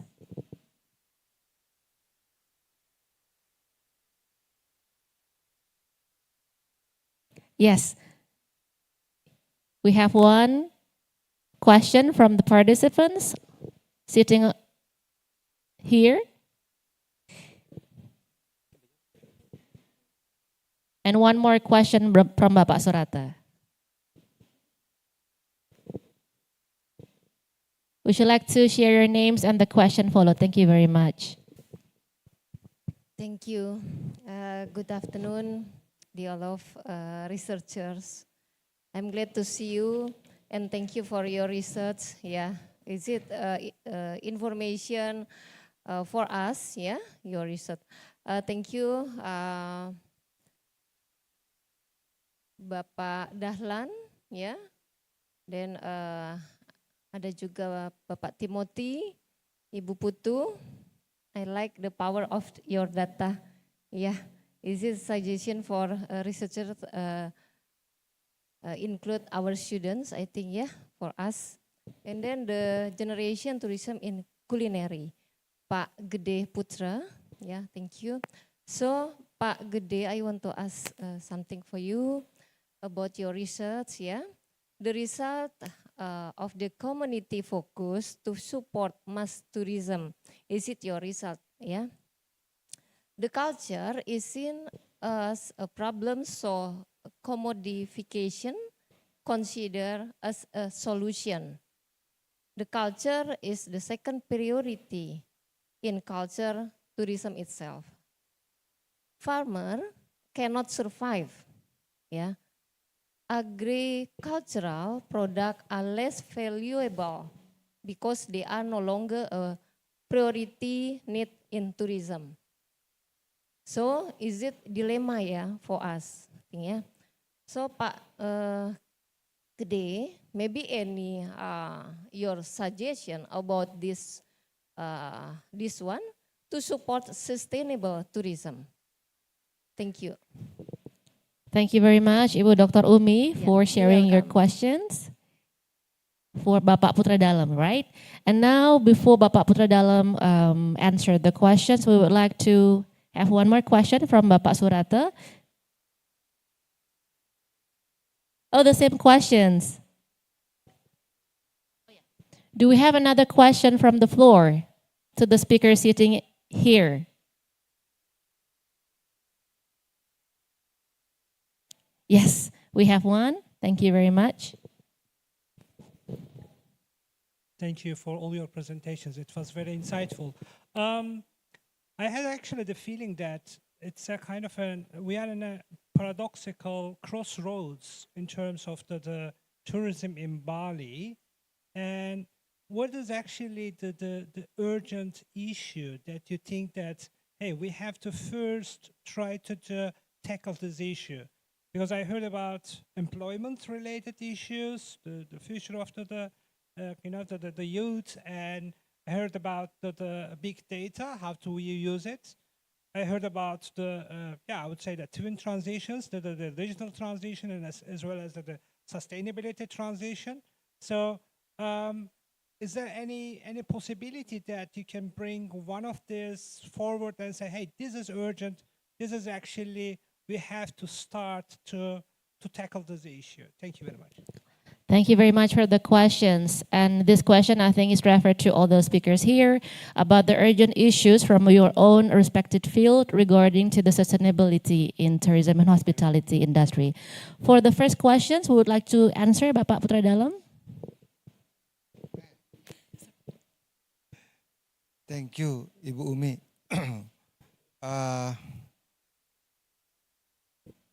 As I telling that that's a big problem, in my opinion, about our tourism in Bali, especially because there's not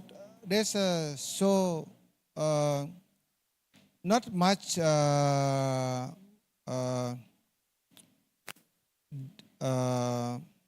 thing that program that give us or our Balinese local people and local community to make their own activity, because of, as we know, when mass tourism come, it's so many competition between local people and also coming people that's who get activity in Bali also. So in other side, Balinese people have to maintain our culture with doing both sides of that program, like preparing our culture, which is that's why the tourism come to Bali, and the other side we have to maintain our life with our what we have to earn some money to get to run our life. So in this condition, it become a dilemma, like you said, when all that condition doesn't support our local community. The tourism supposed to be based on our culture. So what is our culture creating is our community life, like what they do in as a farmer, what they do as a local community, and what they create for that, like rice field, like temple, all that are as a tourist destination, right? But how to maintain that? We need supporting money, supporting people, but in that condition, we have to fighting for that when other customer, other participant come joining in that condition. So like our tradition to make mebat, like make some offering, we need all the community gathering come together, and they take time, take a value or lot of things we have to preparing. The other thing, the other side, we have contract to make our like when we has a driver like that, we have to consider that we need to earn money for every day. But in the other side, we have to come to our community program. So this is problem for us. We don't talk about a farmer life yet in this condition. So if we can make it simple, we need some right to promote our Balinese culture, Balinese food. So when the Balinese food is presenting in globally, so there's some specific ingredient that can fulfill with the Balinese farmer. There's no other farmer can preparing that. So there's a 1 point for our farm to sustainable their life. And also for the cook, Balinese local people, they have special taste. Like if somebody asks about what is specific cheese, for me, for us, for Balinese, will not understand. But for other people, how to recognize about the spoke taste will be difficult for them. But easy for us as a local Balinese people about recognize about Balinese taste like that. It's possible. Thank you. Well, thank you, Bapak Putra Dalam, for answering the questions. Is it clear, Ibu Umi? All right, thank you very much. Now for Mr. Abdullah, the question is, what is the urgent issues that needs to be addressed in technology fields, Bapak Abdullah?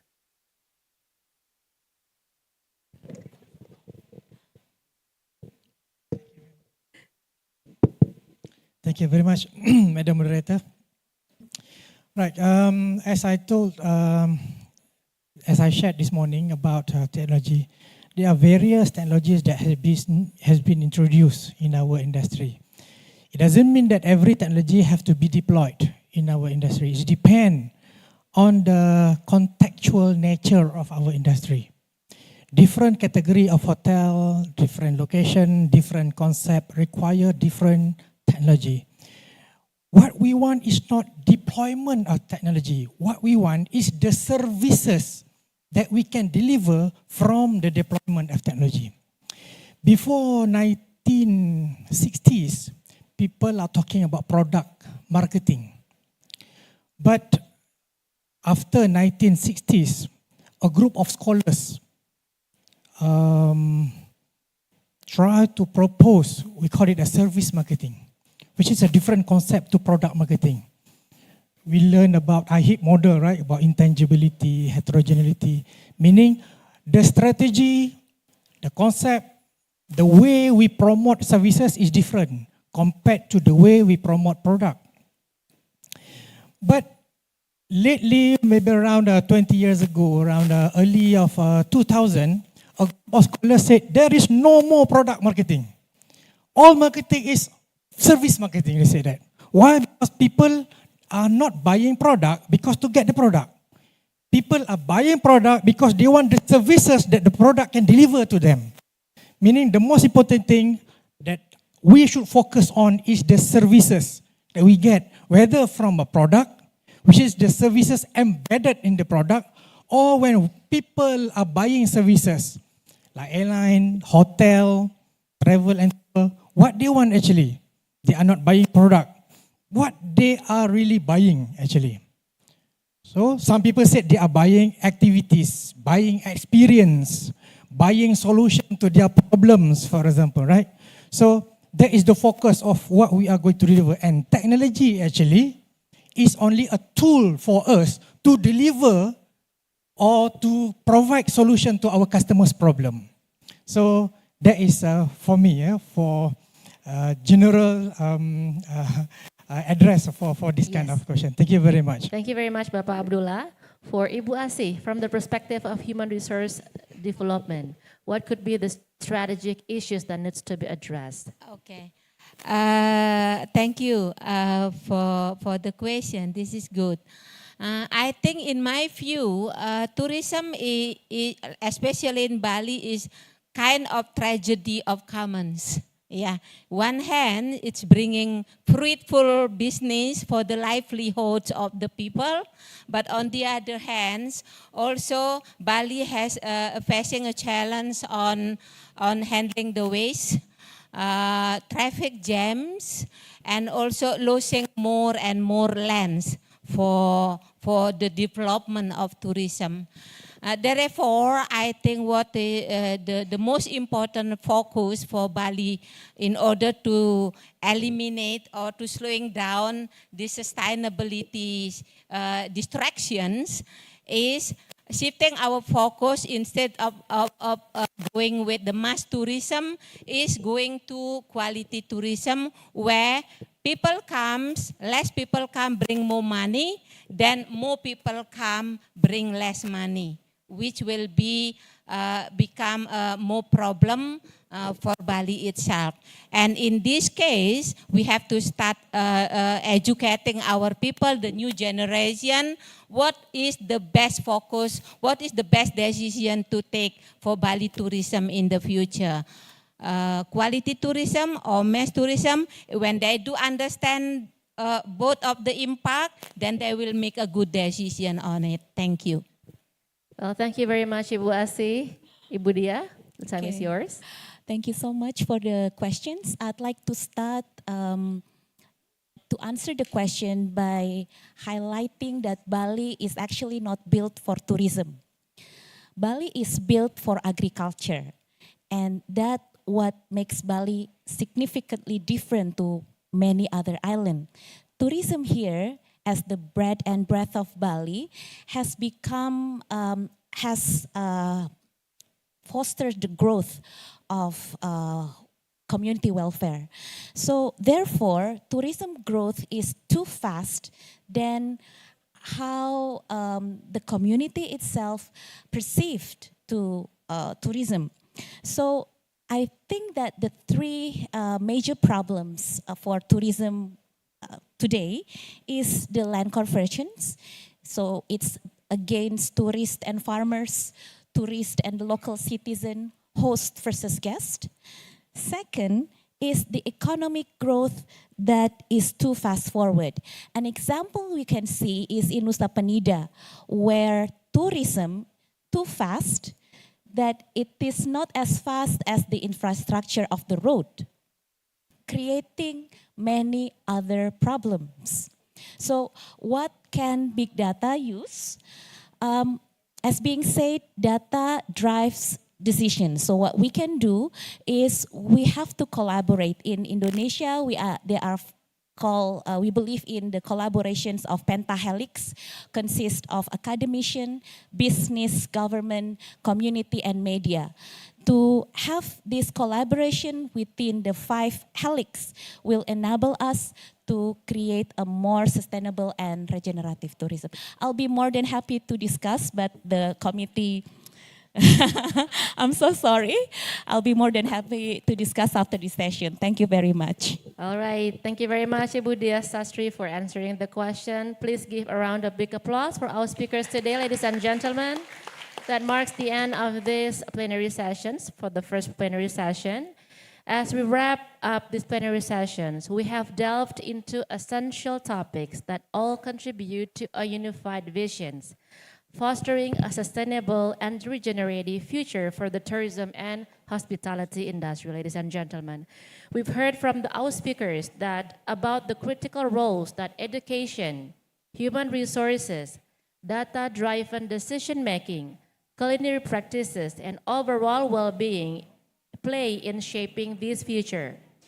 Each presentation highlighted unique perspectives and strategies that can guide us in our efforts to cultivate an industry that not only sustains itself, but also enriches the communities and environments it engages with. It is clear that collaborations and innovation will be vital as we move forward. Thank you very much for all the speakers, for all these amazing speakers today.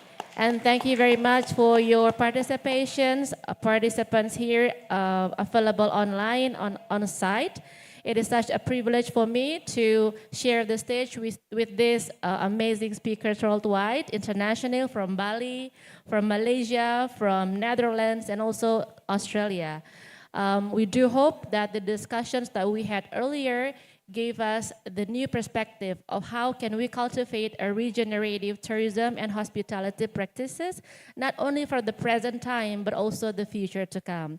Thank you very much for your kind attention, and I will hand it over to the committee. To the MC, back to you. Thank you very much. All right, thank you very much for the moderator of the plenary session 1.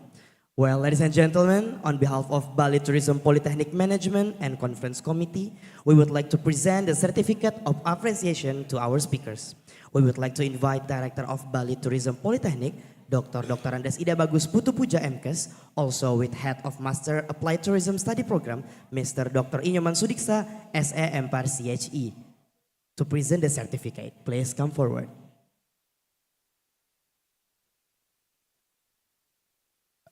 We are kindly invited to all speakers to stand up in the center stage to receive the certificate of appreciation.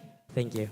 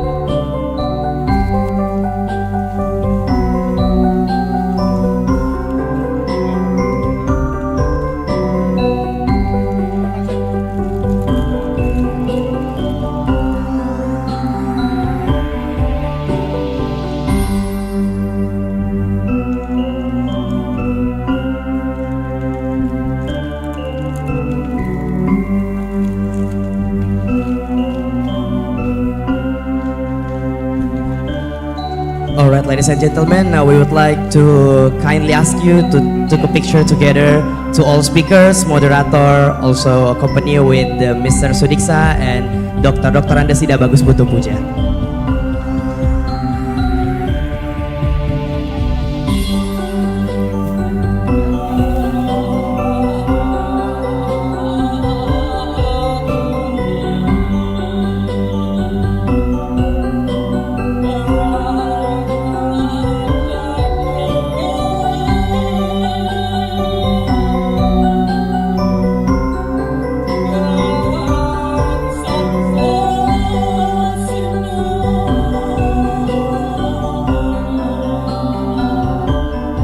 Alright, that was the first polarization, and once again thank you very much for our 6 intelligent speakers and moderator.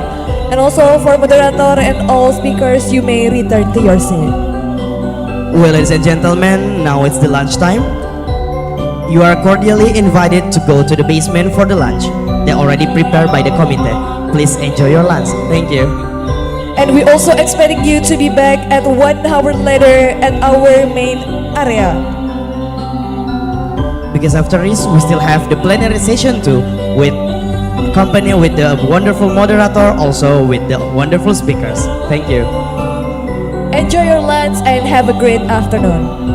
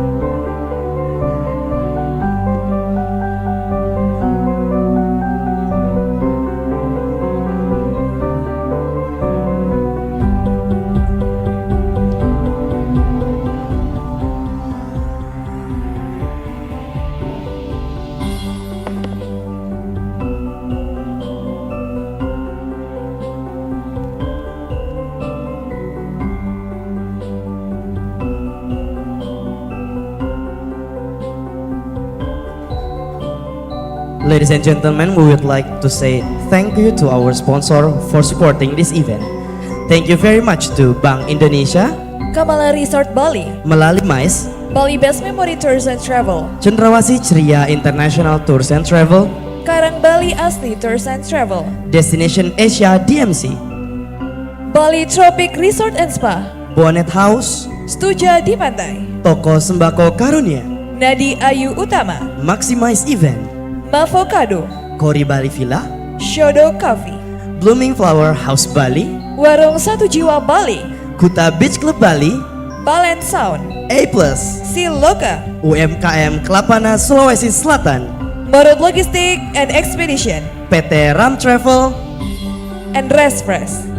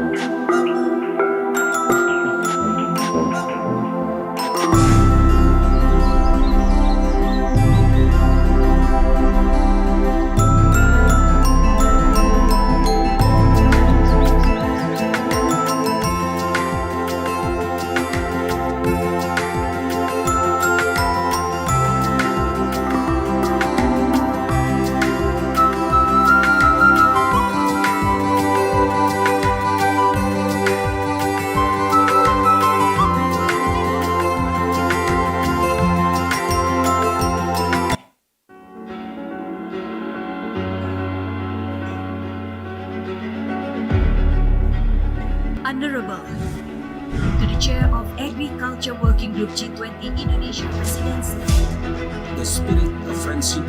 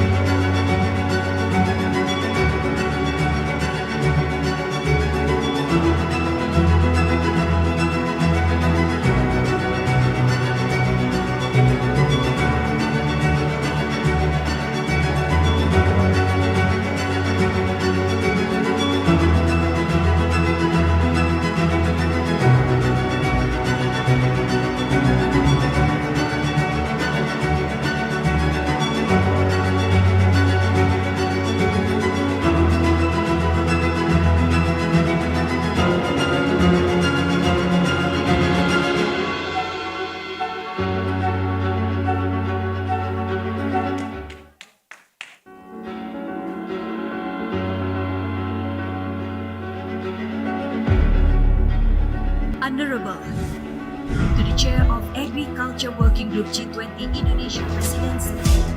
The spirit of friendship.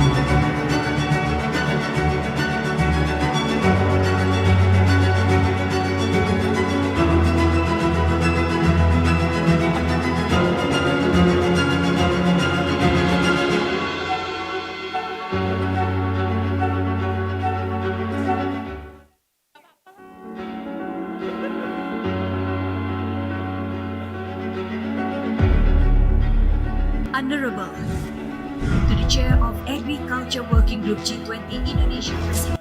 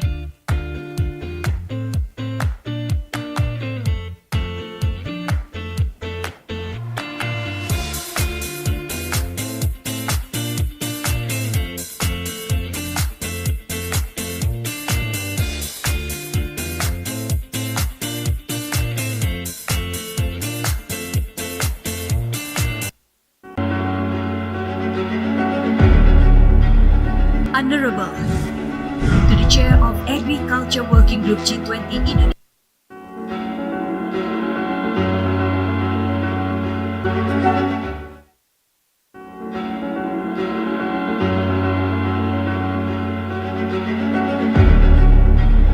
Honorable to the Chair of Agriculture Working Group G20 Indonesia Presidency.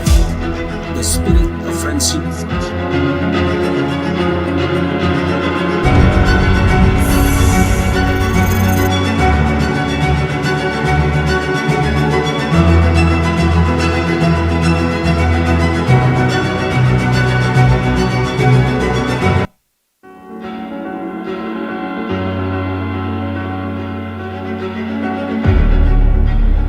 Honorable to the Chair of Agriculture Working Group G20 Indonesia Presidency. The spirit of friendship.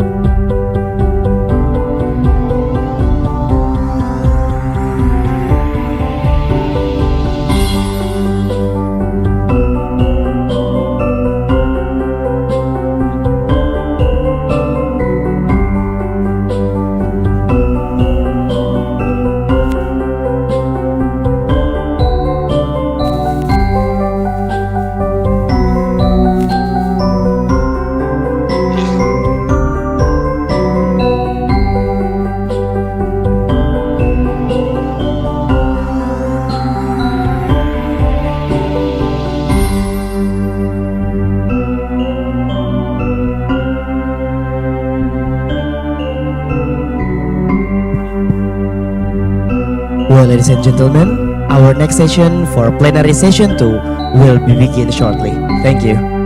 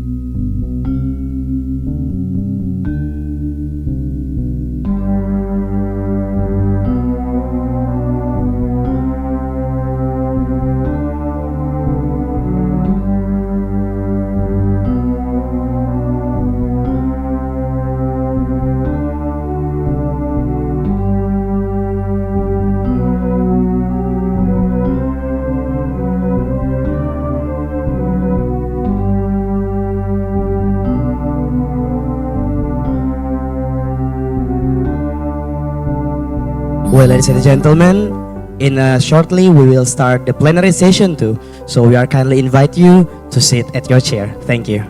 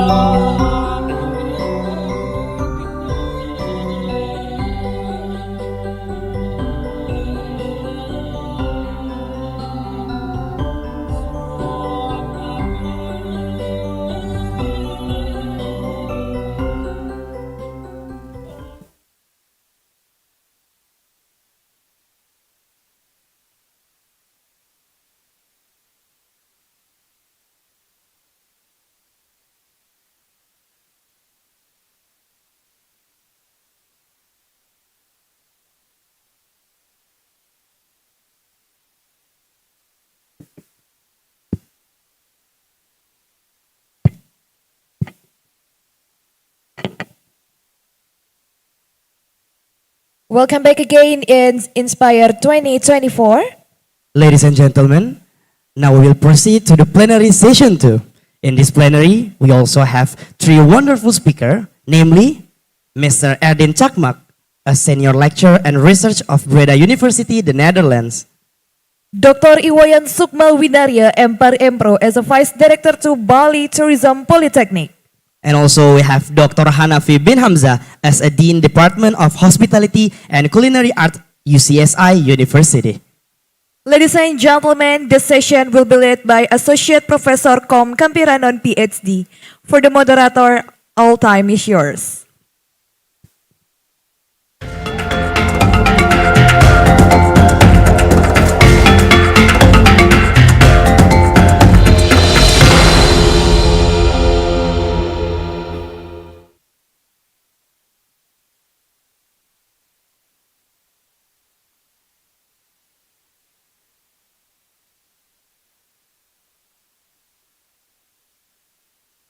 Okay.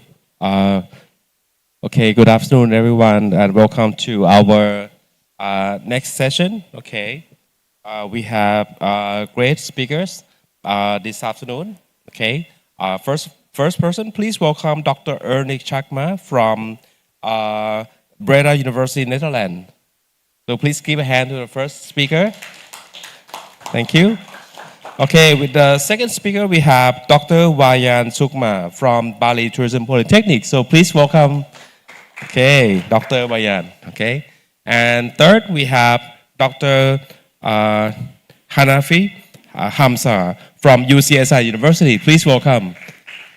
Okay, so we have, actually the schedule is supposed to start at 2 p.m., so we're a little bit delayed. So I think maybe we can wrap up quicker. So instead of 15 minutes each, maybe we can try 10 minutes each, and then we can extend at the end, okay? So first, I think we'd like to invite Dr. Ernik Chakma for a presentation on Beyond Sustainability, Exploring the Symbiosis Between People and Nature in Regenerative Tourism.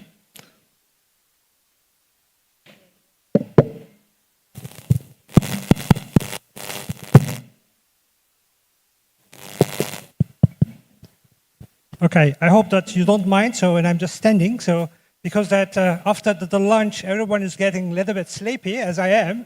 And when I saw actually the program, that I saw that my speech in the afternoon, and I said that, oh, that's not a good sign. But as my, countryman, so Johan Cruyff, Johan Cruyff, so he was a big footballer player, and he was just saying that every cloud has a silver line. So I listened to all the stories, and they were great. So they actually introduced already the topics that I would like to talk about. So in that sense, I don't need to do any introduction for the subjects. So I can go immediately into the topic itself.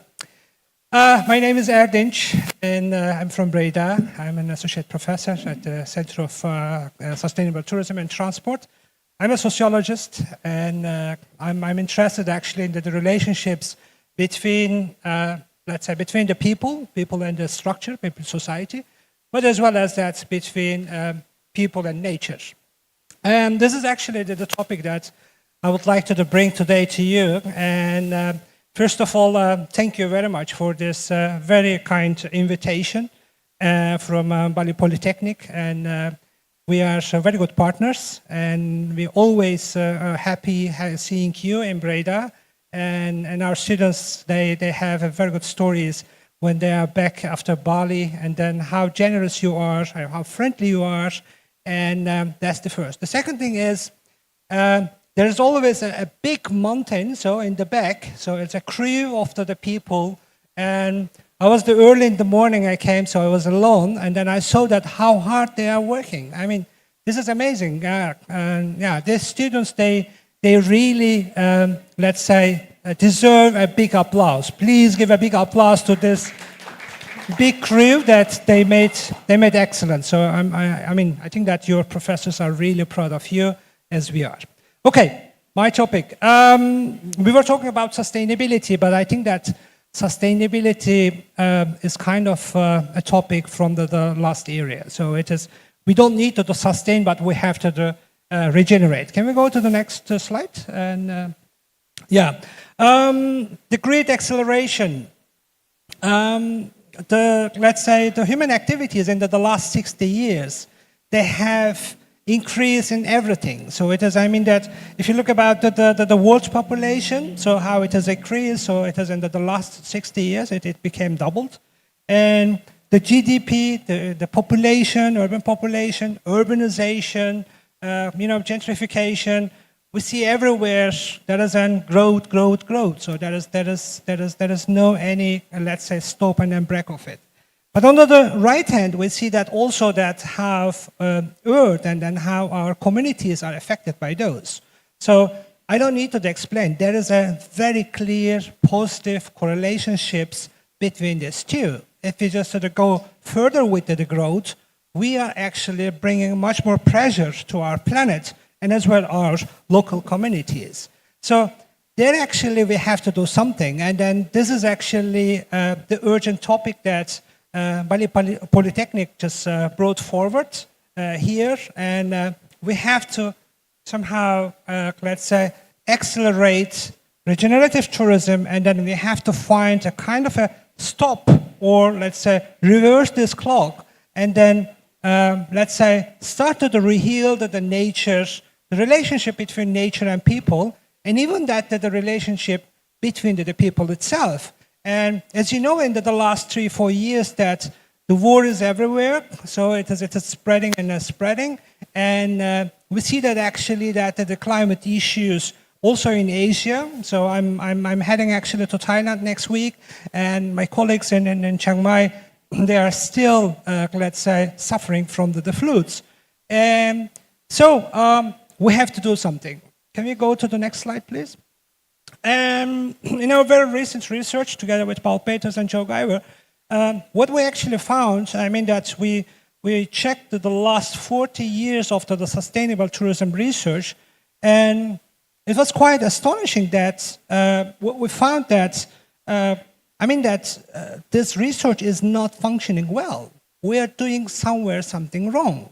And in a way that, this global tourism model is underperforming. And we already heard that in the morning, the stories about, thinking about the growth, it will never bring us to somewhere where people can sustain. So, in a sense that, the new turn that the regenerative tourism came to the academia, and then as well as also in the tourism discipline, somehow it is actually not really new. I mean that, if you talk about the agricultural engineers, they know very well what does it mean regenerative. So, but for us, for tourism people, it was new. And there is actually a kind of different types of let's say, definitions or the understanding. Can we go to the next slide? Maybe a very short story. I already saw that, so I have 10 minutes. 13 years ago, we bought a house in the Netherlands, and we have a big garden, so a backyard, so it's about 500 square meter. But the people before us, they were very old, and they couldn't actually take care about the garden. And at the first time, I heard that the word regenerate, so from my wife, and then she said that, hey, we have to regenerate this garden. And I said that, okay, what we need to do? Now we made some patches, so, and the small pieces, and we started to make some compost, and every year, every time, so we were regenerating, these patches of all the garden. I think after 5-6 years later, so it will become, much better. So we just need to get some results. And when I heard about the regenerative tourism, I was thinking of, okay, what is the soil in tourism? Is it the people? Is it the culture? Is it the environment? What we need to actually regenerate? Because whenever I talk this story in Australia, and I hear that it's much more meant about the indigenous cultures, the first native culture. And they try to unpack this first native culture, and they call it regenerative tourism. When I go to Europe, it's much more about the relationship between human and nature. So in that sense, there is still a kind of, a fuzziness and then different types of the understanding. What do we understand from the regenerative tourism? So we started with some of my postgraduate students to do a research, and we used the Flanders, so Belgium, so as a case study, because somehow that Flanders was the first place where the regenerative tourism activities have been deployed. And now what we did, so we did first and then a literature study, and then, we look also at the best practices and try to understand, okay, what are the terms, what are actually what people think of, and then, you need to have some key performance indicators in the end to measure whether you are doing well or not. And then afterwards, we look at that, we talk to the people, and then particularly the DMOs, the destination management organizers, and so what do they get the understanding of it? So, and then what needs to be done, and where do they see that actually the critical success factors where we need to tackle to regenerate the tourism at the destination. Can you move to the next slide, please? So this is actually the list of the KPIs we got. So I already shared my slides with the conference organizers. I do hope so they can actually share with you. And then you have all the slides. And now the KPIs is actually we need to know, because if we don't know what we are going to measure, so how we can say that, hey, they are well doing and then the other one is doing less. So this is actually the list of the KPIs, what we just get out so from the literature.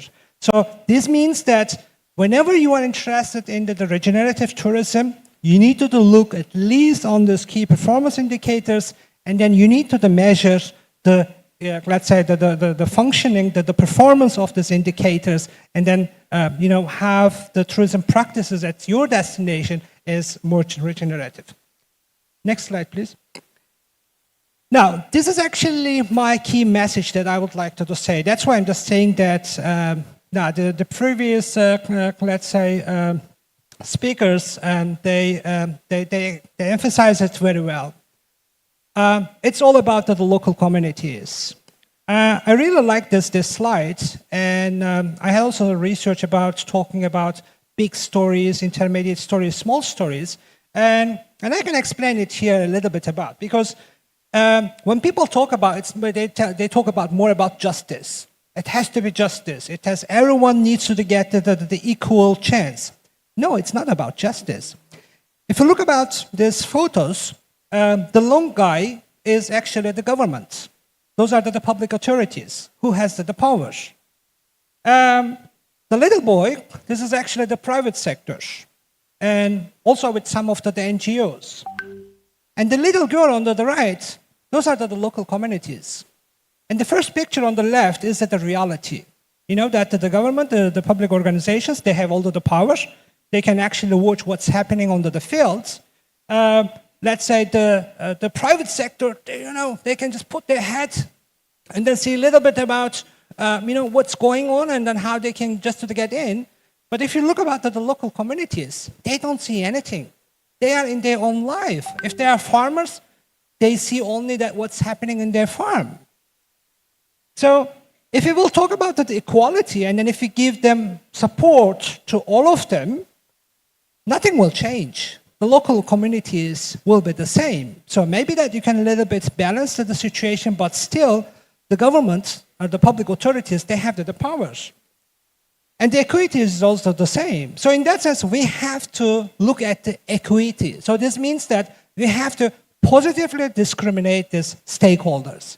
And if we will support the local communities in every aspect, so we can actually, start the change from the grassroots and then, regenerate the tourism or the places. Can you go to the next slide? We have to just go a little bit fast, so I already saw that. So I have 5 minutes. Those are actually the other points from this study, and very quickly, what we need, and we need a transformative system change. Maybe I can just say 1 minute for every of this point. Can you go to the next slide? Now, transformative system changes, particularly the hospitality industry, with all the respect, it's still very conservative. It's very difficult to convince the people to act differently. So in that sense, they have it in their mind. So, and then that is, they are really very, very afraid of the complaints of the guests, or that their reaction, and sometimes it's difficult to do theirs. It was just a couple of months ago. It's my colleague Sarah Dolnicher. She did a research together with her colleagues, and then to say about that one, remove the minibars from the rooms, because no one is actually using these minibars. And if you look about that one, the electricity it's actually consuming, it is enormous. So we have to do, let's say, transformatively change our mind of set. Next slide, please. Place-specific strategy. Every destination has its own soul. So this is actually the sense of place. We have to understand what is the sense of place of that destination. What is the sense of place of Bali? And then we will come up, so that the solutions, those will fit, those will suit to this destination. Next slide, please. Climate-aware niche products. I already heard about that one. It's not about the quantity, it's about the not quality, it's about the high quality. So, and that means, I don't mean that high quality always coming, so with lots of money. No, high quality is actually the conscious tourist. The tourist who wants to have at the destination. The tourist who pays respect to the local culture, who wants to get connected with the people. So this is actually the high quality that we need to look at. And in this way, I mean that the Visit Flanders, so this is the DMO in Flanders, they are segmenting, let's say, the tourist groups differently than we have done so for many years. Next slide, please. Collaborative and inclusive governance models. I mean, this is something that we always hear. People need to collaborate. Why people need to collaborate? I mean, how you can actually make them collaborate? I know people need to collaborate. But to do this, you have to show what will be the benefit the people get from this collaboration. Then you can actually make them to collaborate towards some actions. So in that sense, I mean that we need to have both horizontal and the vertical collaboration at every stage of tourism. Tourism has the longest value chain in comparison to the other sectors. And there is no way doing everything alone. So we have to collaborate. Next slide, please. So this is my last slide. I'm done. So now, if you actually wrap up, so it's in a nutshell that I would like to say, we have to focus on the health of the destination communities. This is actually the core issue. And so in that sense, we need to ask the question, who are you? Who are these people? And what is their dream capital about? So I have a paper on this. So if you're interested, just reach out to me. I will share with you. And how the community wants to share their identity with their guests. So it's not on behalf of them, but they need to shout out so what they want to do. So a place-based approach is required. So this is actually, we have to understand the sense of place. And then accordingly, let's say, come up with some, policy and then, some action plans. Those will suit, let's say, to the specific place. I'm talking about a conscious stakeholder collaboration. So it's not about, just talking about container terms. Hey, we have to collaborate. No. So we need to actually show to the people what the collaboration will bring them. So they have to collaborate more consciously. And then I'm talking about the industry, the authorities, the communities. They have to come all together. This is a must. And we have to support the participative, let's say, trajectories. And we heard about that. So, that the inclusive tourism at every level, this is actually an human right. So everyone wants to travel. So we have to respect on that. So in a sense that this context-specific sustainability and resilience measurement indicators, they will actually bring us to see, to measure, so our steps and then how we are performing on that. Thank you very much. So that was it. So this is actually my email address. You can reach out to me and for further questions or your collaboration or anything that you want to hear. And on the next slide, there's a list of the references where this information comes from. But again, so for my own research, I can share you also the papers if you can't just reach them through internet. Thank you. Thank you very much, Dr. Ernie Chakma. Next, we have a presentation by Dr. Vayan Sukma. Okay, so please welcome Dr. Vayan. Thank you, Dr. Kong. Because 15 minutes is going very fast, so I'll try to deliver as fast as possible. So, good afternoon, everyone. First of all, I'd like to congratulate to the committee from graduate program of BITB to have successfully organized the annual international conference Inspire, and give applause to the committee. Thank you. So, my name is Sukma. I'm an assistant professor in tourism geography, and I would like to share a little bit about the development of sporting tourism by interculturation, by taking case study in Bali, the running boom in Bali. As we know that mostly when we talk about sport tourism, most of the scholars, they discuss mostly about the great event or the mega events, let's say like Olympic Games, World Cup, who successfully attracted many visitors coming to destination. So from this perspective, I would like to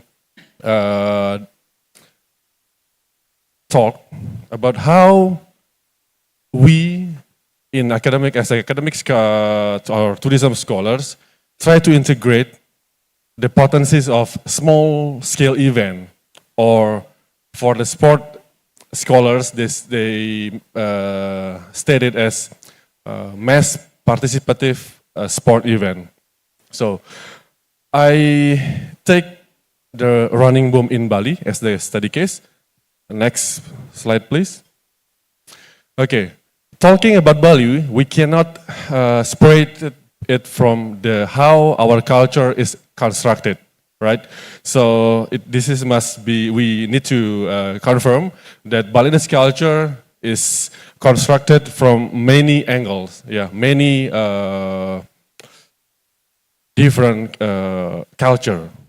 So this picture just to illustrate how the appreciation from the foreigner about the Balinese culture. Now the question is, what is Balinese culture and how Balinese culture can influence a development of certain sport in the destination? It's very interesting relation. Next, please. Okay, talking about Bali, we need to understand the whole history, how the society is created or constructed from the ancient era, the Hinduism and Buddhism influence, the colonial era under the Dutch, and then independence, all order under the militaristic president, and then, all order from the very nationality president, and then move to independence in New Order era, in very militaristic president, and then last is the Reformation era. Next, please. Yeah, talking about interculturation, so we in Bali, we believe that our practice, our custom is a shared culture from Chinese, Indian, Western, and Arabic. Next, please. Yeah, again, talking about the historical phase, yeah. So how all this past constructed our culture, yeah.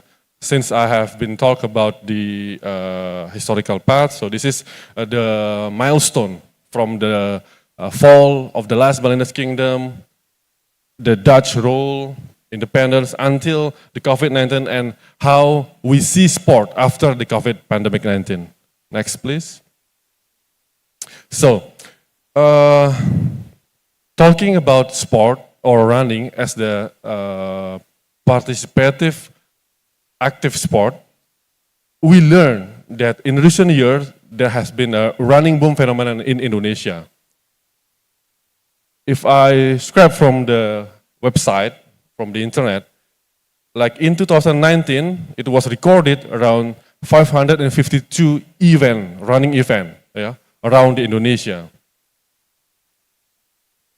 When we try to talk about the relation between running event and tourism, mostly the academic try to measure the impact, yeah, how the active tourists come and bring the impact to the destination. Now I would like to talk about how the reconstruction process, why the Balinese enthusiastically adopt this culture, because sport is about culture. Let's say why in the US,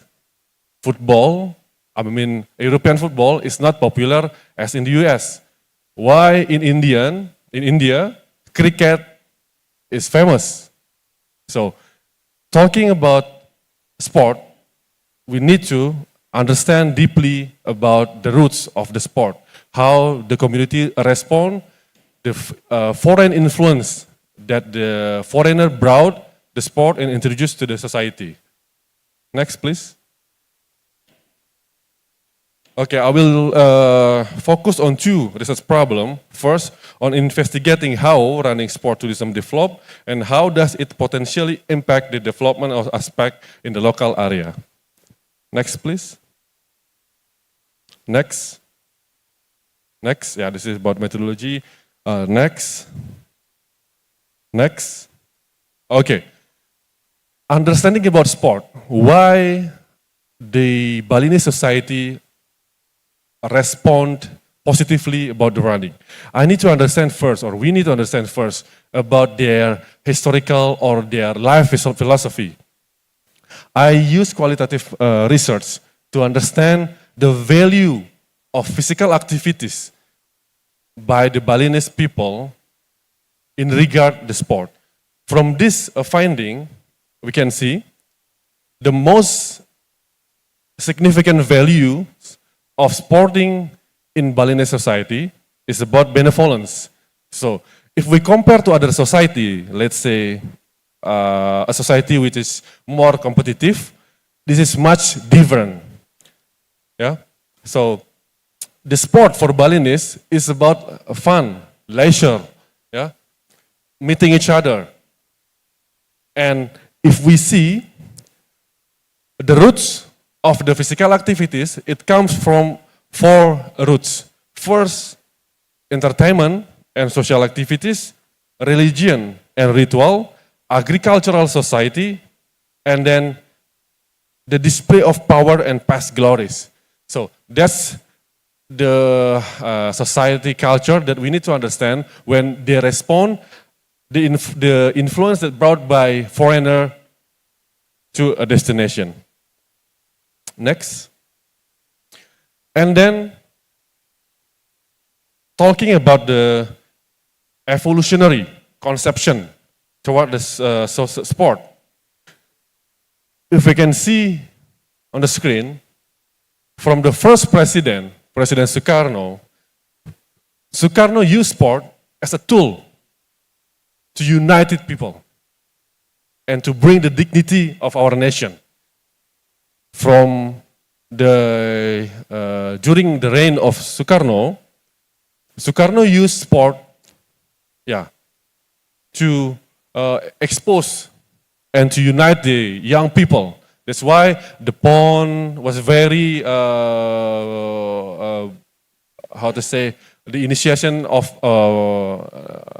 the sport national agenda was initially in Sukarno era. And then if you remember, the Ganevo, our first president used sport, Ganevo, as a sport event to challenge Olympic Games. That's the things that we, during this era, the first president used sport to unite people and to show the dignity of our nation. And then we move to other era, which is New Order under the President Suharto. Even though we knew that President Suharto was a militaristic president, but during his era, the first statement about how to integrate sport and society was first mentioned. It means that during the era of Suharto, he tried to integrate the activity of sport inside our society. So sport not exclusively only about the professionalism, only athlete or the professional, but also try to integrate with the larger society. And then next, the last, is the Reformation era, which is, I presume here, we are in reconciliation and industry. That's why most of the president in Reformation eras, they use sport as a industry to generate more income. Next. Okay, about the running reinvention in Bali. So I put a sentence here just to reflect that a reflection of shared interest between Balinese sport values and Bali's touristic feature. Because understanding and seeing Bali, Bali is very touristic place. So everything in Bali we can package as touristic package. So that's why in this part, I try to integrate and discuss how the relation between Balinese culture and also the touristic activities. Yeah. So if, next please. Yeah. And not many knows that the first international running event was conducted in Bali. It was in 1987, yeah, in Bali. So from this moment, there were a lot of running events organized in many countries, in many provinces, that the initiation was Bali 10 kilometer, or the Balinese knows is at with Bali 10 ki, yeah, Bali 10 kilometer. So from this picture, we can see that how international society influenced a sport that we call fun run, 10-kilometer run. So understanding about Bali, we cannot spare it from how the influence of foreign people in constructing the culture, the Balinese culture, and especially about sport. Next, please. Yeah. If we can see from the data, the most running events organized in Bali is 5 kilometers, less than 10 kilometers, which is very different with running event organized in other countries. Let's say in Europe, maybe in Europe it's half marathon, but in Bali only 5 kilometers. It means the value, the motivation, much different from the European society. So again, it comes back from the value, how the Balinese people see sport or physical activities. It is much, much different with the other society. Next. Yeah, and talking about the touristic place, again, since we are in island, so the coastal area is the dominant area where the events were created or organized, and then followed by lake, mountain, followed by urban area and lake, mountain, forest, and rural area. So that's the advantage of Bali. Since this data prove that the most area of organized running organization is in the coastal area. Next, please. Again. Okay, time is out. Thank you. So again, about the event. Since the Balinese the Indonesian community or the Asian community, specifically in Balinese community, they are very close relation community. So the event, most of the event were created or initiated by community, not by large-scale organization, but by the community. It indicates that the culture influence significantly how an event is created and how the community respond a particular sport. Thank you, everyone.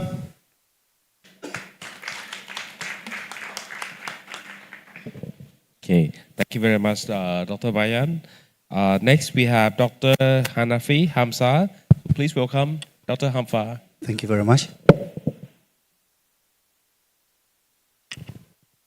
Assalamualaikum warahmatullahi wabarakatuh. Salam satu Nusantara. Next slide, please. Sleepy yet? Already sleepy. All right. I like to be the last presenter in any event because I have limited time. Then I can just go to the conclusion. But anyway,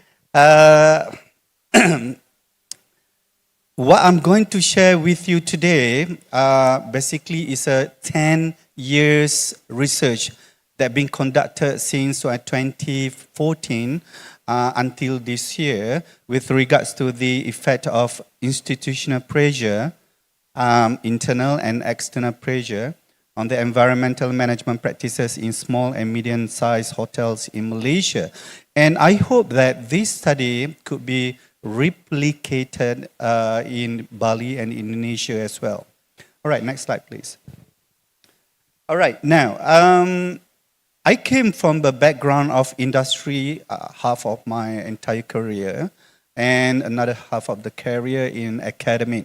So basically, I try to relate with what has happening in the industry and try to relate to the academic. Now, this is a presentation outline. Next slide, please. So what I'm trying to relate today is that we know that hotel industry is one of the industry that contributing a lot to the environmental issues. So what we are going to cover today is basically the 10-year study on this impact of the external and internal factors towards to the environmental management system implementation in hotel in Malaysia. So our key objective and key takeaway today is basically to understand what are the causes of these environmental issues and problems, and are these EMS and institutional pressure or factor affecting EMS in Malaysia as overall? Because there's a few factors or pressure at the outside or external, and few from internal of the hotel. And last one, we want to understand how manager could contribute and change the whole problem into possible solution. Because when we conducted and started this research to understand how they implementing the environmental management system in the hotel, especially small, medium enterprise hotel, we look into the top managers and the middle manager who basically the one deciding for the hotel accommodation, whether they want to implement the sustainability practices, green practices, or environmental management practices. Next slide, please. So what do you see here is all the climate change and all the possible problem that's happening to us currently. And I would say that you won't believe me what's happening and the data that we found out in Malaysia for the past 10 years. One of the main problem in the hotel accommodation is waste management. They do not know how to manage the waste. So what happened? We found out, to summarize the whole thing, 3 years of unplanned and not manageable of waste management in Malaysia. Within 3 years, it could cover the whole KLCC. 3 years.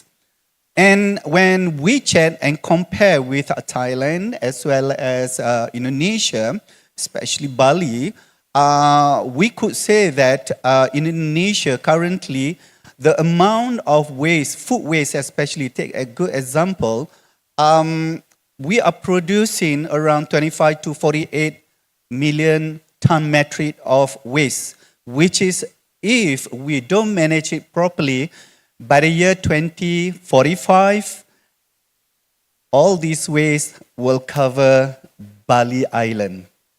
So basically, in a few decades, you wouldn't see Bali anymore.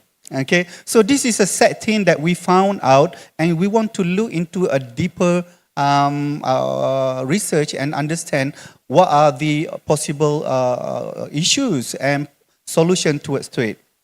Okay, next to it.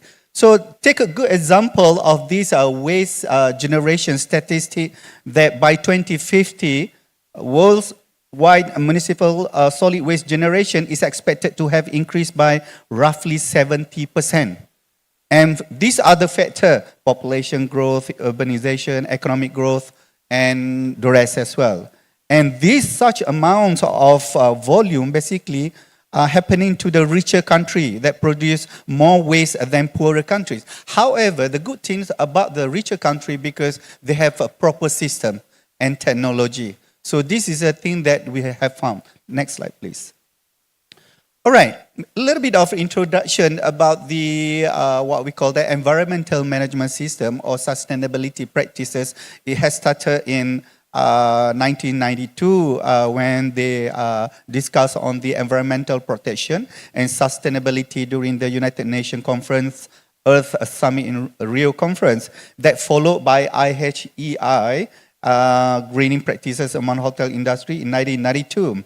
So this has created more motivation to go green, and EMS has been identified as a forces and pressure to overcome this problem. Next slide.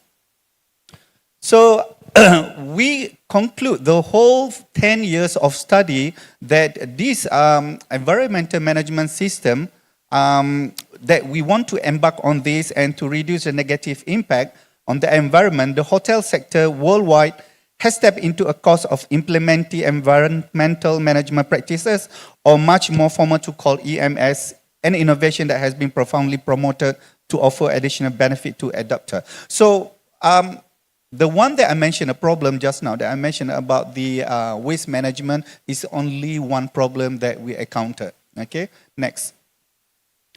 So the main problem here is when we look into the study in Malaysia, the agenda for pursuing sustainability and resilient green growth to economic growth for greater prosperity in Malaysia has been conducted since 2010 through the Economic Transformation Plan and also through the National Transformation Plan 2050. And they have also been discussing this since Malaysia Plan 2011 to 2025. All right, now, when we look into the hotel accommodation in Malaysia, there are around 3,000, almost 4,000 hotels in Malaysia. But the fact that the number of hotels that produces almost 70% of waste contribution to the issue of environment now is the SME, Small Medium Enterprise Hotel, which is 1-star, 2-star, 3-star hotel. And surprisingly, the data that we found from the Asian Hotel Green Award in Malaysia, there's only 4 hotels been awarded to. And 2015, 14 hotel, 2017, 20 hotel, and 2024, 24 hotels.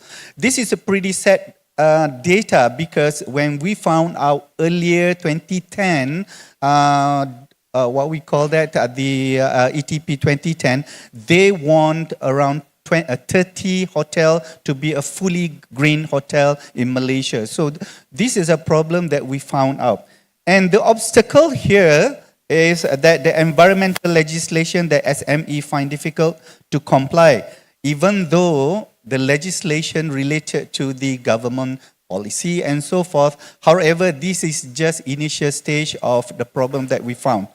And originally, the focus of EMS looking at the organizational activities to reduce the negative impact on environment. So we look into all areas of this hotel accommodation. Next slide, please.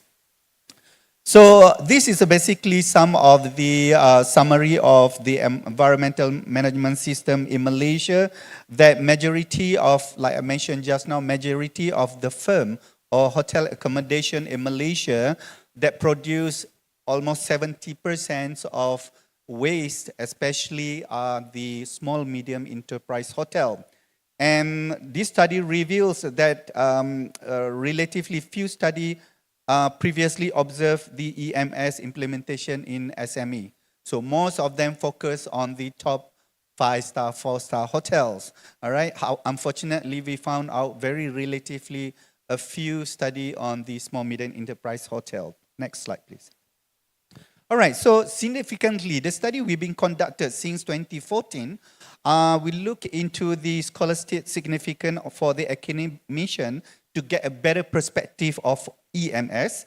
To policymaker, more on the importance of institutional pressure to the policymaker, the government especially, and significant to the practitioner, to understand the SME and to replicate at the global market. All right, next. All right, so the biggest question here that we found out, what actually determine hotel environmental activities and manager commitment in complying with the mentioned environmental practices. This will be related to the next slide. Next, please. All right. 2 main objectives that we look into, which is to evaluate the relationship among SME hotel institutional pressure environmental commitment, perceived benefit, and EMS implementation. Also, we want to investigate the mediation effect of environmental commitment and perceived benefit between institutional pressure and EMS implementation. Next. All right. This one is I have covered previously one more time, but the next slide that I would like to show you. All right, these are the factors that we found out after 10 years an obstacle for hotel to adopt green practices. Financial saving, especially small, medium enterprise hotel. Also, many hotel managers and owners are apprehensive about short-term profitability. It relates to the education as well. Number 3, the low demand from customer and lack of government regulation. Also, the perception and awareness of manager about the environmental protection. Next slide, please. All right. So when it comes to the one of the area that we found out very crucial is the attitude of and commitment of the manager, because what we call that the relationship between attitude, commitment, and performance has involved researchers for a long time. And this focus basically we want to ensure that the person that implementing the EMS in the hotel accommodation starting from the internal. All right, next. So the study concludes this conceptual framework on the manager's commitment and institutional pressure and EMS implementation. So if you can see on the left side, the institutional pressure, which cover the regulatory pressure, customer pressure, competitor pressure, employee pressure, as well as manager attribute pressure. Manager attribute pressure inclusive the manager's level of education as well. All right, next slide, please. All right, so the finding from the research, majority of 71.4% of hotels are managed by local entrepreneur, and majority 42.9% are implementing EMS more than 3%. But the sad thing here is because they are not implementing 100%. Next slide, please. So from the finding also, we look into that majority of the people who are managers who are implementing are the male adults, and marital status, they are married and gender male. So basically they are adults enough. All right, next.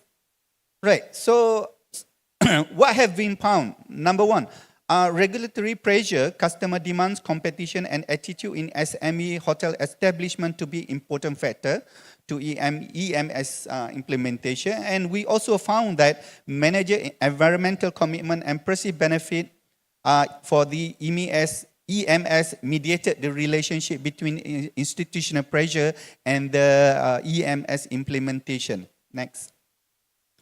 All right, so this is what I have recapped back again on the what we call that implication to this scholastic significance, policymaker as well as hospitality practitioner as well. Next. So in conclusion, the gap exists between the manager perceived benefit of the EMS implementation as well as the commitment based on pressure with their attitude and behavior. So that's a main finding that we checked from this research. We thought that earlier on, initial stage of the research, we thought that it could be from the policymaker, like the government policy and customer, but eventually it started from the manager. All right, next. So the recommendation here is we came out with 4 recommendations. Number 1 is basically sending them for training, go for certification, and as well as consistent level of EMS practices in the small medium enterprise hotel. And changes to the institutional pressure need to be consistently checked from time to time. Next. So these are the future direction for the study. If any of us here would like to replicate the same and similar study, by all means you can contact me. No issue with that. Okay. And this one can be replicated as well for internal or external study as well. So this study, for your information, basically is a quantitative, but you can replicate it to be the qualitative factor. Next. All right, thank you very much. I hope this case study can be replicated here, and important for all of us to understand about this issue as well. Thank you very much.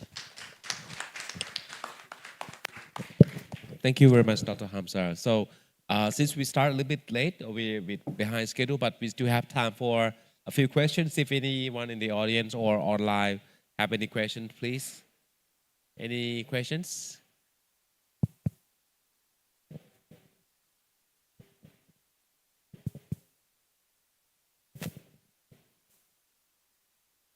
Okay, maybe I ask. So tell us again, how long was that study? You said that you did it for a very long time.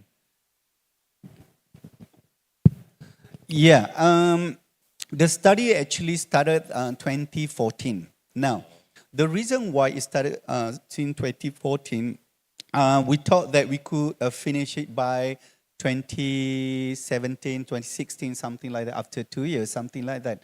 But the issues was that the data that we received, that's one issue, the commitment of the hotel top manager, because of the data that we like to collect from hotel top management, it kind of like PNC, it kind of like hindering us to collect the proper data. But what most important, because we want to compare from 1 year to year how this takes place actually. A good example is when we look into the Asian Green Hotel Award received by a hotel in Malaysia. Because if we look into 1 year to another year, we wouldn't see much of the differences. So that's the idea of we extend the study to this year. So mid of this year, we published kind of like one paper out of this topic, this area. Last year we published one, and then throughout the year, basically almost every year we publish paper to kind of like update what's going on with these issues actually. Okay, thank you. Very interesting. You're welcome. And I think you have to be patient as well, you know. Yeah, kind of like not only me, actually someone else doing it, but I'm just kind of like coordinating with them only, because the idea here is not only one person can do it, because it requires a team, 6 of us actually, to look into, whereby each of different person has a different area to cover. Yep. Okay, thank you. Does anyone have any questions? If not, then maybe if anyone have a question, they can ask, any of our speaker after the session. Feel free to ask them any questions. So I think that's it for this session. So please give a hand one more time for the 3 excellent speakers this afternoon. All right, ladies and gentlemen, on behalf of Bali Tourism Polytechnic Management and Conference Committee, we would like to present the certificate of appreciation to our speakers. We would like to invite the Vice Director 3 of Bali Tourism Polytechnic, Dr. Lu Yusni Wiarti SE Empar Emrech, also with the Chairman of Inspire 2024, Mr. Dr. Ketut Surata MSc, to present the certificate. Please come forward.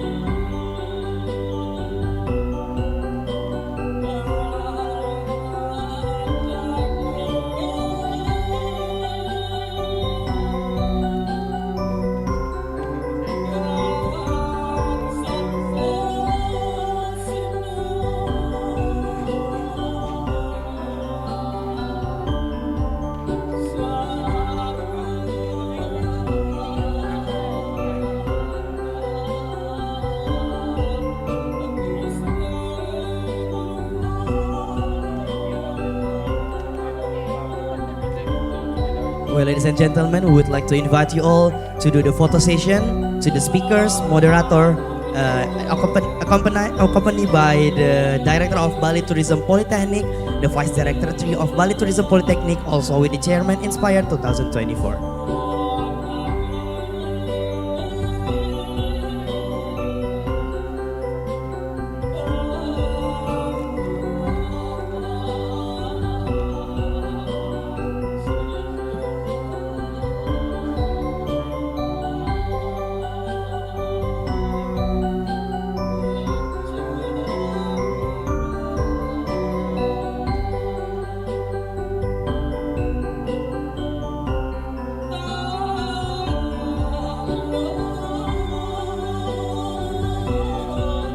That was the second plenary session. Thank you very much for our 3 intelligent speakers and moderators.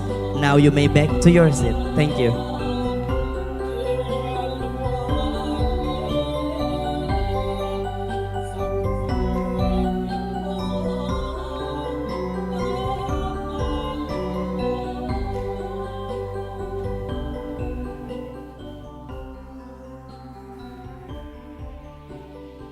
Ladies and gentlemen, the following will be the parallel session. You are kindly informed to come to the breakout room online as informed by the committee.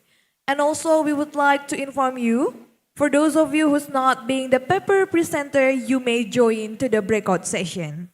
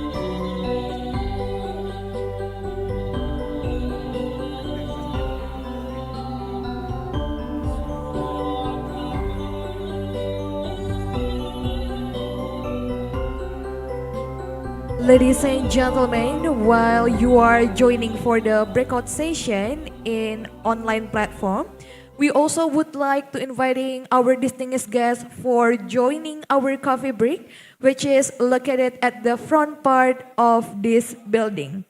So once again, we are inviting you for having a coffee break located at the front part of this building.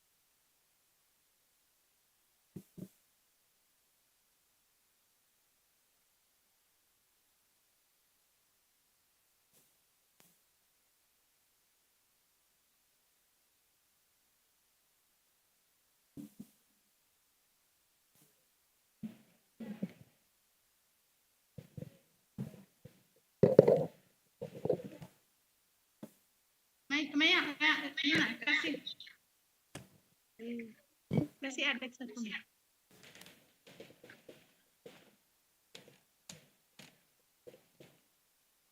Satu install Jumbo. Terekam boleh.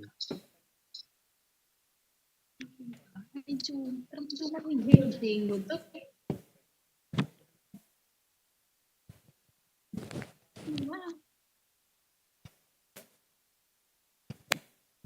Kalimat ya, tanya.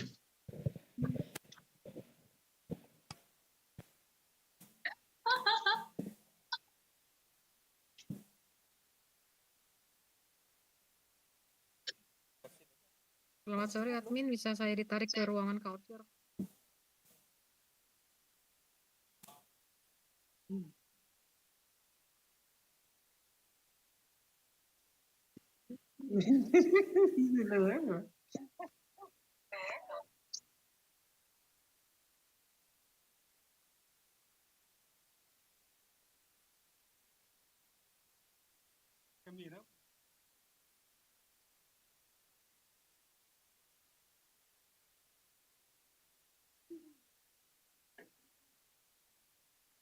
Sesuatu yang sesuatu.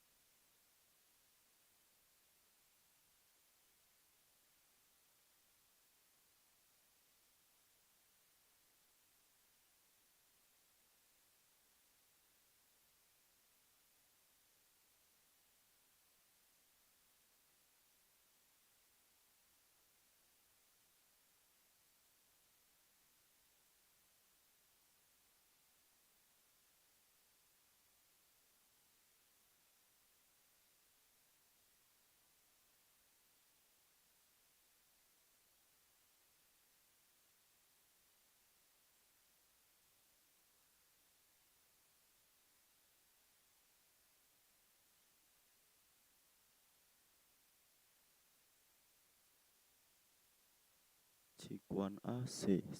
Check 1A, C. Check 1A, C. Check 1A, C.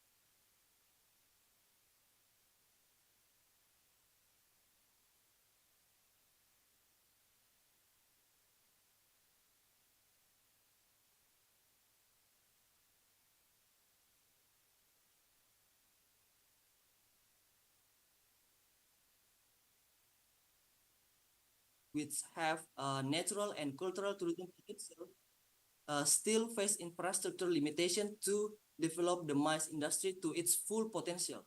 In addition, human resources that have not training in handling large-scale MICE event are also an obstacle in some regions. So based on interview and observation conduct in this study, it was found that many local industry players still needs training and certification to be able to provide international quality service. So this phenomenon shows that the need for collaboration between the government and industry players to improve the quality of human resource in the sector.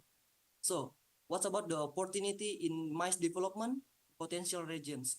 So regions such as Jepara, Makassar, Lombok, and other regions with their rich natural and cultural tourism have a great potential to be developed as a MICE destination, provided they are supported by adequate infrastructure and proper promotion. Research concludes that the combination of business activities and nature tourism can be a unique selling point for these regions, which can attract the attention of international business people. So for the government has a very important role in advancing the MICE industry in potential regions, promotional programs and infrastructure development that focus on regions with a great tourism potential, such as Makassar and Lombok, can open up the great opportunities for these regions to compete in the MICE market. So about the conclusion about the discussion, so based on the result of the study, it can be concluded that the MICE industry in Indonesia has a significant impact on local economic growth, especially in the hospitality sector. So we have Jakarta and Bali have successfully established themselves as a major MICE destination, while regions such as Jepara, Makassar, Surabaya, and Lombok have huge untapped potential. The main challenge that need to be overcome are infrastructure development and improving the quality of human resource in underdeveloped area. However, the right support from the government and industry players, there is still a great opportunity to expand the MICE industry in Indonesia. So I think that's all for our presentation. Thank you very much. Any question? I give to the moderator. Okay, thank you very much for your insightful presentation, Mr. Kade Aditya Nugraha and Hoki Sulaiman. Now we will move to the Q&A session. Chairperson, please feel free to ask your question to the Well, thank you for the presenter. Would you please to close your share screen?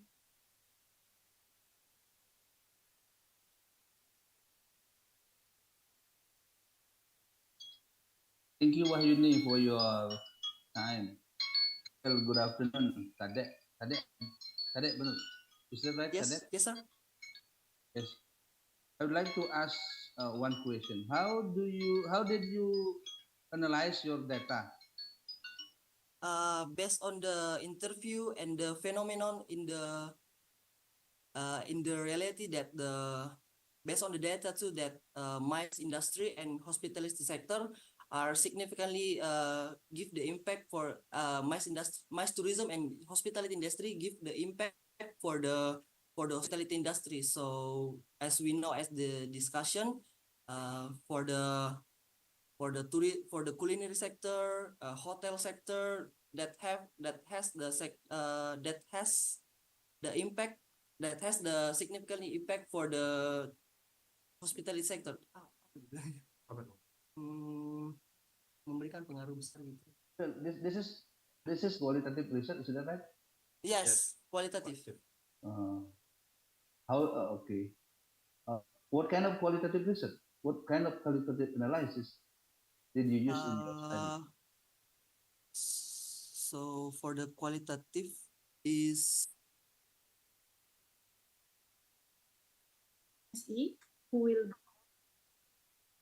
who will be presenting on cross-cultural planning, key behavior of global meeting planners.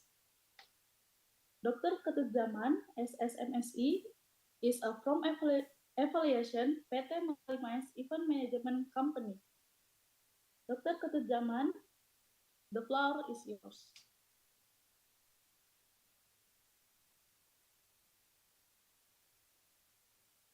We set the screen. Good afternoon, everyone. Good afternoon, everyone. Good afternoon, sir. Yeah, how are you? Yeah, good. Very fine, thank you. Yeah, thank you. It is a pleasure to be here today. As already introduced, my name is Ketut Yaman. I'm a managing director of Melalui MICE, an event management company based in Denpasar, Bali. I'd like to thank the Inspire Committee for the opportunity to present today, and I'm excited to share insights on behavior of meeting planners. Today, I will be discussing cross-cultural planning, key behavior of global meeting planners, and by the end of this presentation, I hope you will have a better understanding of the characteristic of global meeting planners' behavior. Did you know that the behavior of American and Asian meeting planners differs? This is one of the key issues we are going to explore. We will start by looking at the relationship between the culture and business practices and behavior. Meeting planners around the world play a key role in organizing events, and their behavior is shaped by the culture and business practices of their regions. Understanding these differences is important for managing international events as it leads to better teamwork, smoother planning, and more successful outcomes.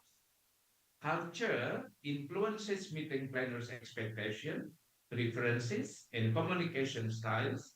So, event organizers and planners must adjust their approaches.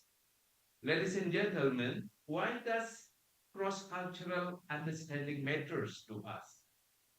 Cultural differences greatly affect the success of events by shaping meeting planners' expectation, decision making, and event prioritize. Understanding these differences is essential because meeting planners' behaviors reflects local business customs and societal norms. For example, meeting planners from different regions may prefer different communication styles, negotiation strategies, or event elements like formality, technology, or sustainability. By adjusting to these diverse preferences, event organizers can build stronger relationships, avoid misunderstanding, and tailor event to fit regional expectations. This flexibility increases the chances of a successful event by aligning with participants' cultural and business practices, creating more engaged, inclusive, and effective event for global audience. Ladies and gentlemen, I have spent 20 years working in the MICE industry, and I have had the privilege of collaborating with meeting planners from the USA, Europe, the Middle East, India, China, Singapore, and Australia. I would like to offer some insights into their key behaviors when working with Asian suppliers. Let's start with key behavior of American meeting planners. The US meeting planners focus on efficiency and innovation when organizing events. They use streamlined processes and the latest technology like event software and virtual platforms to ensure everything runs smoothly. Creating engaging experiences and providing networking opportunities are key prioritize. They are also flexible, able to adapt quickly to any last minute changes or challenges. Now, let's look at the key behavior of the UK meeting planners. The European meeting planners, including the UK, value structure, punctuality, and professionalism. They focus on detailed planning and keeping to schedules for smooth events. Quality matters more than quantity, with high standard in every detail. Sustainability is important with emphasis on eco-friendly practices. They communicate respectfully and aim to get the best value for their money while maintaining high quality. Now, let's explore key behavior of meeting planners from China, India, and Singapore. Meeting planners from China prioritize building strong relationships known as Guanxi to foster trust and smooth business dealings. They are skilled negotiators, often seeking the best value for money. Prestige is also important, as meeting planners from China prefer high status venues and services that reflect positively on their organization. On the other hand, the Indian meeting planners focus on being cost effective while still providing high quality services and impactful events. They value building strong, trust-based relationships with vendors for smooth planning. Cultural sensitivity is also important as they ensure event respect and include diverse cultural practices and traditions. For instance, the availability of Indian vegetarian cuisine during the conference in Bali is crucial. The next one is about the Singaporean meeting planners. Meeting planners from Singapore prioritize efficiency and innovation using the latest technology to improve event management and attendee engagement. They are committed to high standards, ensuring exceptional quality in all aspects of the event. Compliance is also key as they carefully follow all health, safety, and legal regulation to ensure a smooth and well-regulated event. Ladies and gentlemen, now let's jump to Australia. Australian meeting planners focus on practical and efficient event management using simple solutions to ensure smooth execution. They prioritize sustainability by reducing waste using eco-friendly options. They also care about attendee well-being, creating events that respect their time and offer relaxation. Communication is open, direct, and informal, favoring honest discussion that promote collaboration in a friendly manner.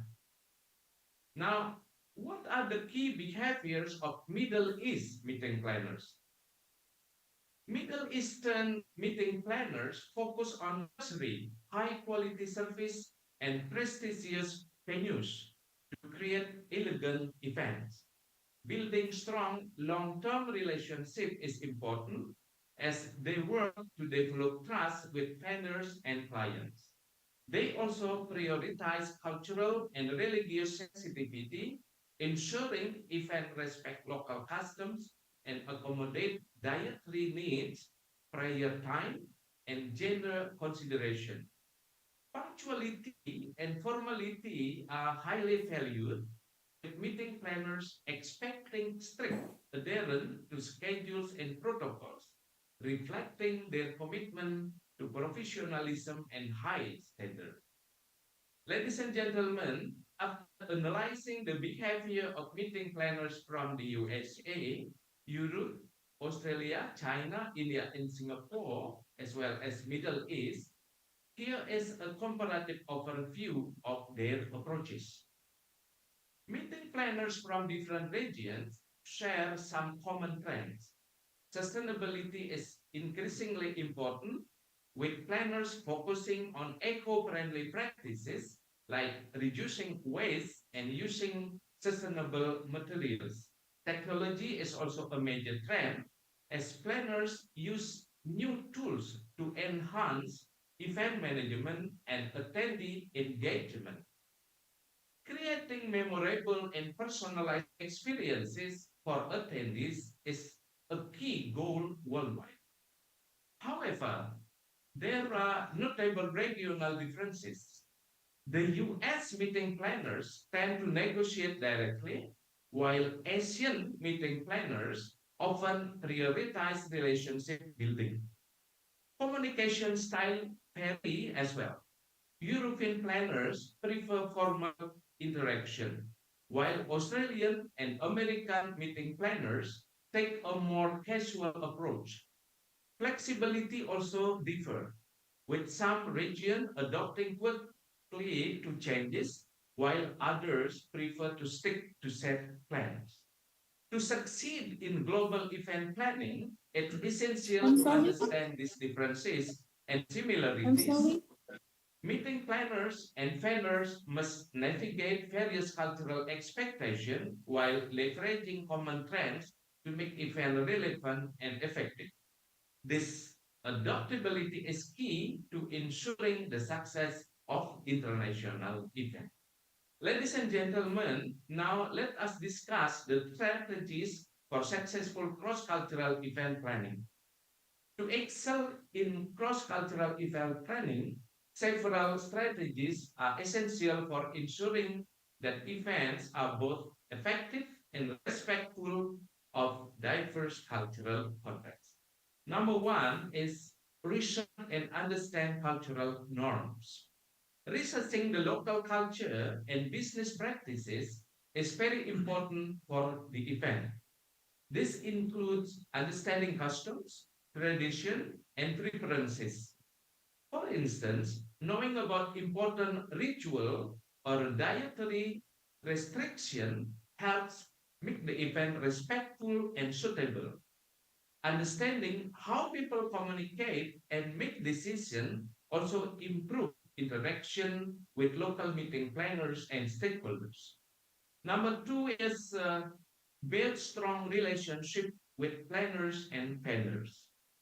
Building strong relationship with global meeting planners and vendors is crucial for successful cross-cultural event planning.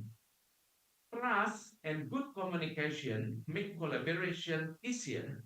Regular communication, focusing on shared goals Excuse and me, being Dr. enlightened Jaman. help Excuse me. strengthen this relationship. Do I have some more minutes? Or shall I go to the conclusion? Yes, we shall go to the conclusion. Go to the conclusion? All Yes, right, please, ladies sir. and Yeah, gentlemen. yeah, yes, sir. In conclusion, Yes, we can please, sir. emphasize that understanding different culture is key to building strong relationship with global meeting planners. Respecting their background foster trust and successful partnership. To succeed in international event planning, organizers must adopt to local preferences and customs. Flexibility ensures that event personate with participants. Embracing diversity lead to memorable event as incorporating various cultural perspective allows planners to create unique experience. This commitment to inclusivity enhance attendee experiences and contribute to the success of event. Ladies and gentlemen, before I conclude my session, allow me to present a very short video showcasing how the United Kingdom meeting planners appreciate a Bali-based event management company. Please enjoy and thank you for your attention.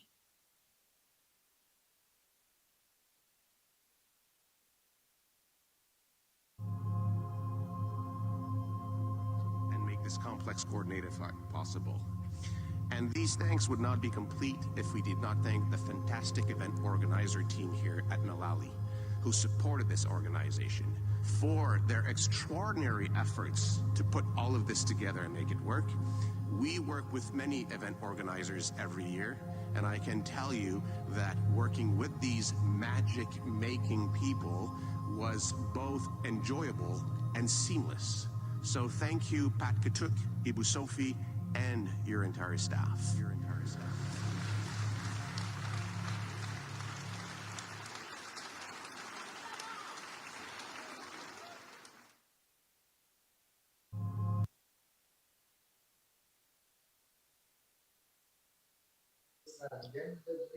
Thank you very much for your insightful presentation, Dr. Jaman. Now we will move on to the question and answer session. Chairperson, please feel free to ask your question to the presenter. Thank you very much, Ms. Tessa, for the time. So, Pak Jaman, how are you, Bapak? Thank you very much for presenting in our conference. Thank you. Fine. I'm fine. Thank you. Thank you. Yeah, unfortunately, the time is not covering all the insight you have prepared. So, Bapak, the paper and presentation very much demonstrate the extensive experience and expertise of you in the field of mice. Of course, your expertise is very well known in these sectors. And the information presented is also holds significant implication for the our understanding of the key behaviors of the meeting planners globally, and also fostering cross-cultural understanding that enhance the quality of service in my industry. Thank you very much, sir, for the insight today. Thank you. And please kindly answer my very simple question, sir. But No problem. yeah. In your opinion, because you have presented so much in the behavior of meeting planners globally, but how do the key behaviors of meeting planner in Indonesia, from Indonesia, sir? Are there any significant differences from the planners from other countries? Please kindly give us insight on that point, sir. Thank you. It is by purpose that I do not describe the Indonesian meeting planners behavior, because most of the audience are Indonesian. I think we are aware, we know each other, By the way, there are some differences in Indonesia, especially the meeting planners from Jakarta, from other big city in Indonesia. When they do approach to the local planners and suppliers, normally they just easily just pick up the telephone. But the best way is to approach personally, because most of the meeting planners are, X generation Z, like in my age, For me, the best way to approach suppliers or client are meeting face to face. While the young meeting planners, sometimes maybe they prefer just doing the virtual meeting, but the taste is different. With regard to pricing, actually many Indonesian meeting planners they are they are okay with the current prices. They do not.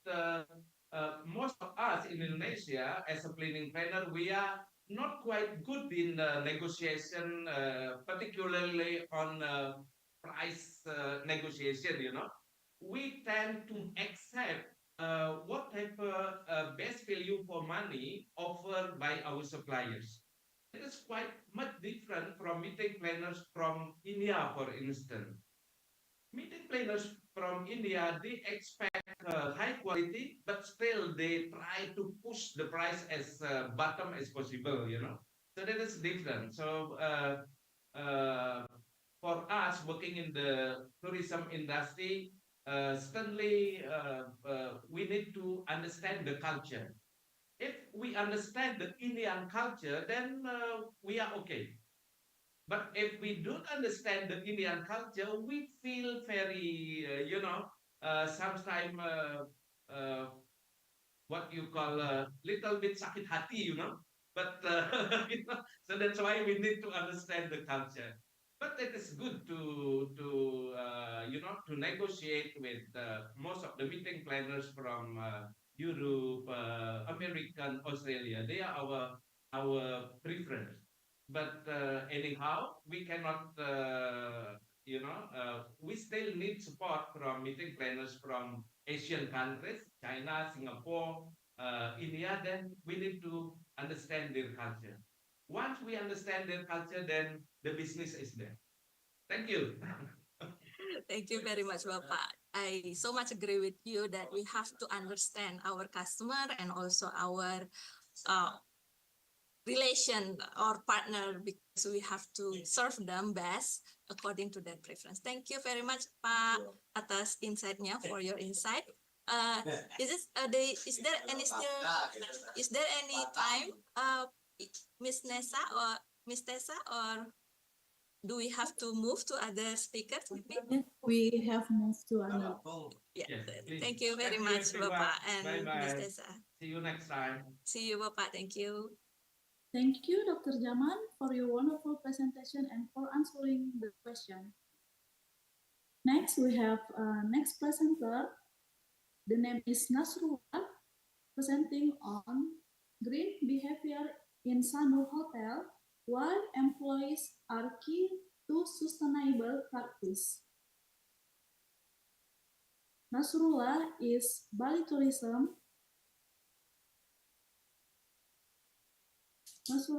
Nasrullah, the floor is yours. Committee, would you help me to share screen our presentation, please? Right corner.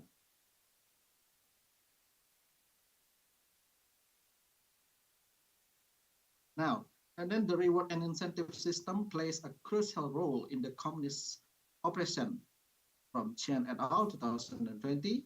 So the subpar employee performance within this company is attributed to several factors, including insufficient salaries or bonuses, inadequate facilities and infrastructure, poor teamwork, limited communication, and a lack of understanding among employees regarding new initiatives introduced by the company. This issue of low employee performance is further supported by data from employee satisfaction surveys conducted in 2020, as I show you, as well as the high employee turnover rate from early 2020 to the end of 2023.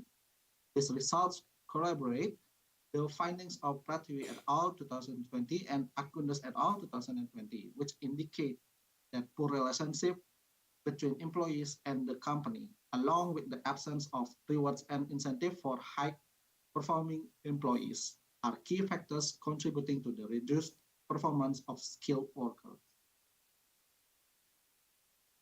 Now, next to the literature review. So, what is the reward?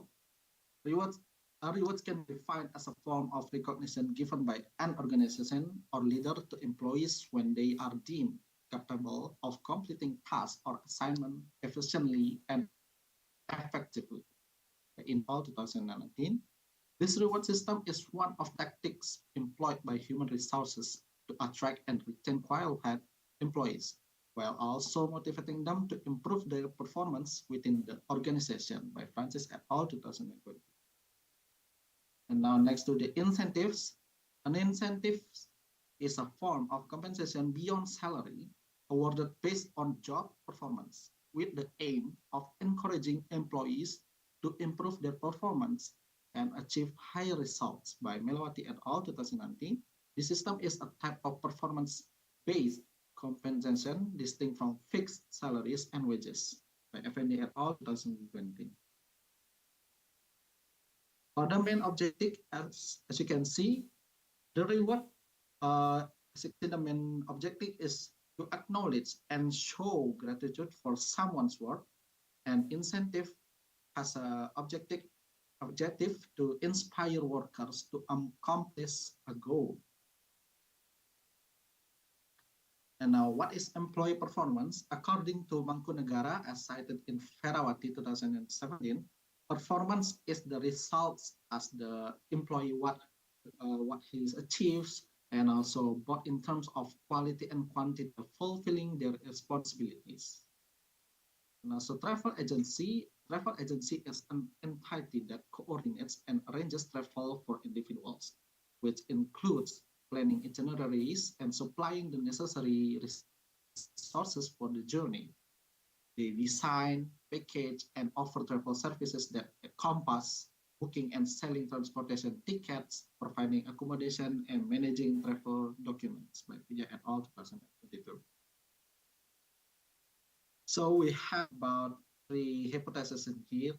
Hypothesis 1 is rewards influence the performance of employees at Acentrals Indonesia, and then hypothesis 2, incentives influence the performance of employees at Acentrals Indonesia, and the hypothesis 3, rewards and incentives influence the performance of employees at Acentrals Indonesia. So, what is the research methodology of this paper? So this study takes a quantitative descriptive approach to examine the factors enhancing employee performance. Researchers collected data through questionnaires distributed via social media platforms to 82 ASEAN Indonesia employees using Google Forms. The data collection occurred from early January 2024 to June 2024, employing a saturated sampling technique, meaning all population members were included as samples. Sugiono as cited in Katini et al. 2024.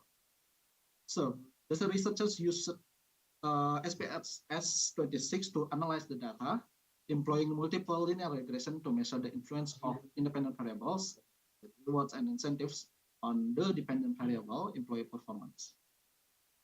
Sorry for the interruption. You have 1 minute left. Starting for the one question, right? Wait.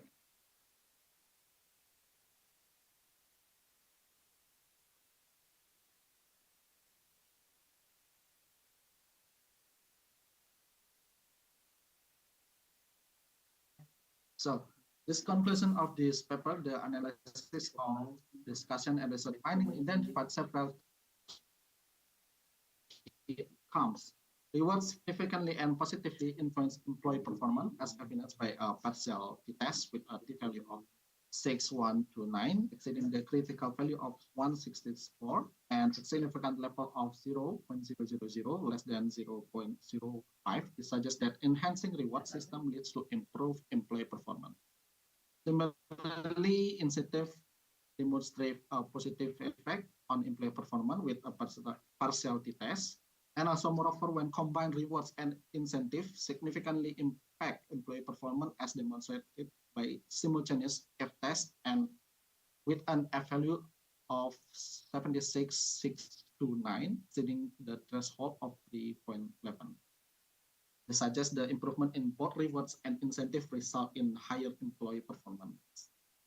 And also the study unveiled that all independent variables combined had 55.1% impact on employee performance at ASEAN Indonesia.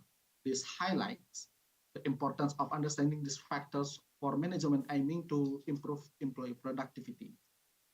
The researchers recommends ASEAN Indonesia review and adjust the incentive amounts to ensure they are appropriate, motivating employees to consistently meet or exceed expectations.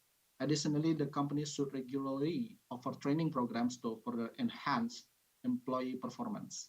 As research in the future, it is advisable to investigate additional factors that could impact employee performance, such as organizational commitment, leadership, work environment, and motivation. Moreover, expanding the scope of research to different locations would provide broader insight and allow for more generalizable findings. Thank you. Maybe that's all my presentation. Thank you. If you have any question, that's enough for me. Thank you. Thank you very much for your insightful presentation. Mr. Gede Arya Putra Purnawan. Now we will move on to the Q&A session. Chairperson, please feel free to ask your question to the presenter.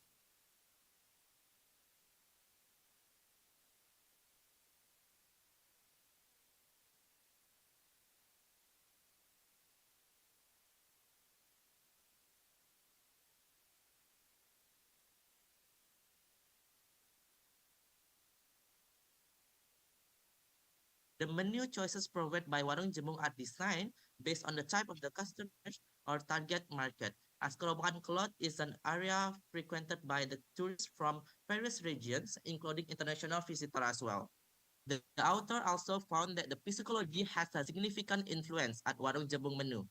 Menu psychology is important, especially in the term of how item placement, description, and pricing can affect customer perfection and purchasing decision. Warung Jemung has a hard copy menu in the regular format that you can see in your screen. Right.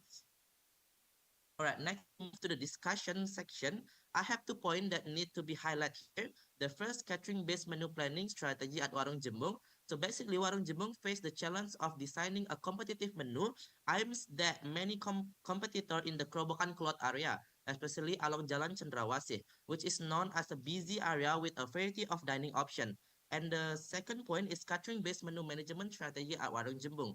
After conducting observation through visit to Warung Jembung and interview with the management, it can be noted that Warung Jembung offer a total 65 types of food and 62 types of beverages. This menu includes 29 types of international dishes featuring 9 tempting dessert options. And additionally, there are 62 hydrated drink as well option.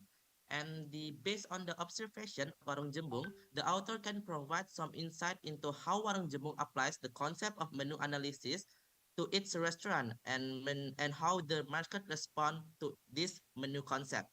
The author selected the menu engineering concept by Michael Casavana as the guideline to analyze how the menu at Warung Jembung is structured and how this theory helps identify menu that can generate profit and ensure the sustainability of Warung Jembung businesses as well. As known, menu engineering, according to Michael Casavana, is an analytical approach to designing, developing, and evaluating as well menu with the goal of enchanting the profitability and popularity of each item on it. Michael Casavana's concept introduced the menu engineering matrix to help restaurant owner analyze the performance of each item in the menu and classify them into 4 categories based on the combination of profitability and popularity, which is the number 4. Number first is star. In the Warung Jembung we can find it is kue tiao, mie goreng ayam, nasi campur, indomie telur, and sate ayam. And then number second, we have plot horse, which is ayam bakar, pisang goreng, mixed salad, ayam betutu, and soto ayam. The third, the puzzle categories, we found spaghetti marinara, rendang sapi, pork ribs, fried duck, and club sandwich. And the last but not least, we have dogs categories. We found ayam kare, bakso iga sapi, cupcakes, and kue jasuke. And next, we move to the conclusion. In here, we have two points that need to be highlighted. The first, the catering-based menu planning strategy at Warung Jembung Bali accommodates diverse customer preferences, including local and international tastes, with a focus on traditional Indonesian and Western dishes. It considers food trends, competitor offerings, and online feedback, offering special like vegan, gluten, and nut-free dishes. And also displaying balance affordability for local and profitability for tourists. The second, the menu management strategy retain less popular dishes to meet occasional customer demands with flexible adjustment based on the demands, trend, and online reviews. And move, as you can see in your screen, we have acknowledgement. We would like to thank you to Ms. Nilo Gede Sri Sajuni as our guidance in this research. And the second, we would like to thank you to Mr. Putu Nuribawana as the owner of the Warung Jembung, and also friends and family that we can mention here one by one. Thank you very much for your support. All right, next. For the next slide, and the other next slide, we have preferences that you can see in your screen. This is a research that we use for gather data and then make our researches. All right.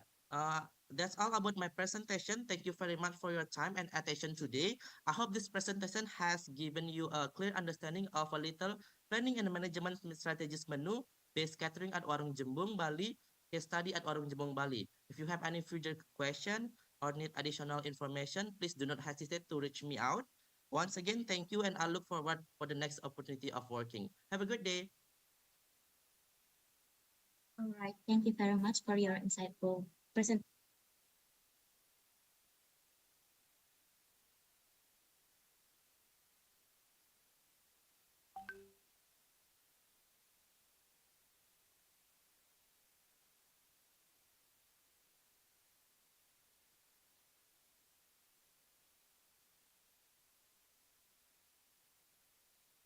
You presented your paper here in this Inspire conference.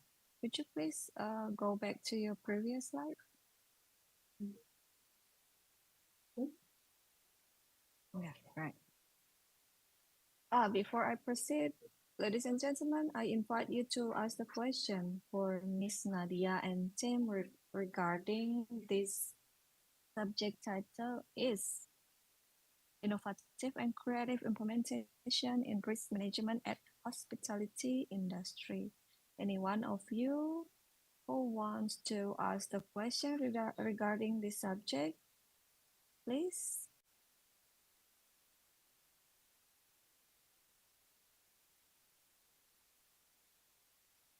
If not, maybe I. If Excuse not, me? maybe I. Yeah, sure. What's Pardon this? me, sorry. Yes, yeah. First, I want to say sorry because my camera is not what I used to be, Yeah. and I have some question for Nadia and team about the risk management. The focus is about the psychology. So the question is, does the psychology aspect influence a person's way of assessing management risk well? And what if someone has experienced a trauma? Can they access the risk of getting better? Because I think this is related because they take the problem as COVID-19. So maybe someone had the trauma, and for the future, how they can deal with that trauma, like that. That's the question. Right, thank you, Mr. Ugrasena. Is that right? Is that your name? Yes, Miss. Yes, please, Miss Nadia, and your team, you may answer the question. It's about psychology and trauma. I wish there are no one of you have any kind of traumas. Yes, Alright, please, thank you Miss for Nadia the and team. question. With my team, I will discuss about the question.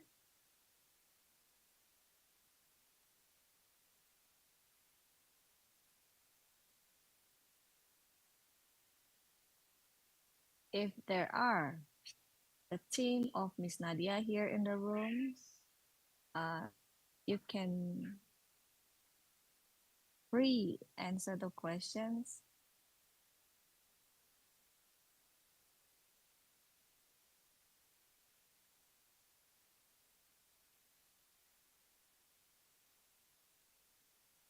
So we talk about psychology and trauma regarding the risk management, especially here in the hospitality industry.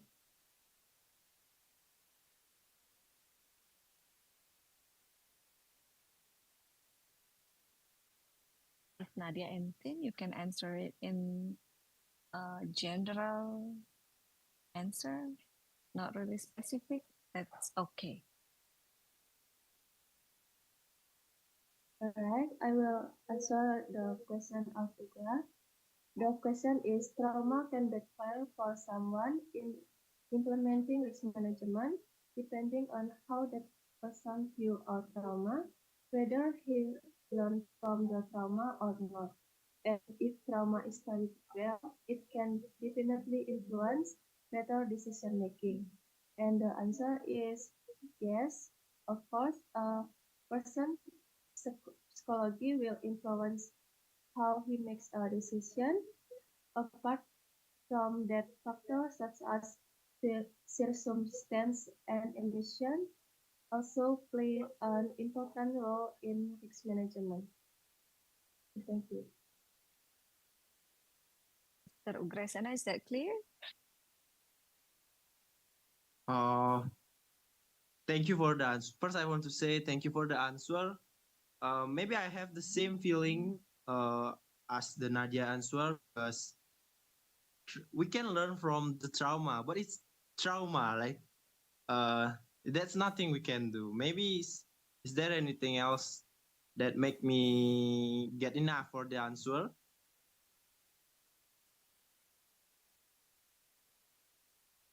Nadia, he doesn't feel satisfied enough from your answer. Maybe you and Tim can answer it specifically or more deep because it's about psychology or trauma. I think psychology and especially trauma is it's common nowadays.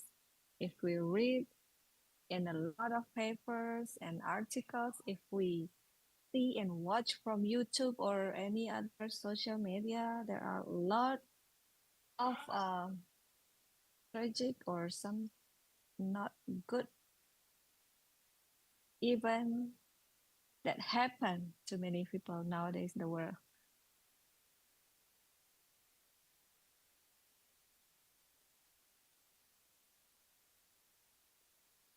Just remember that we have 5 minutes left for answering the question. Miss Nadia.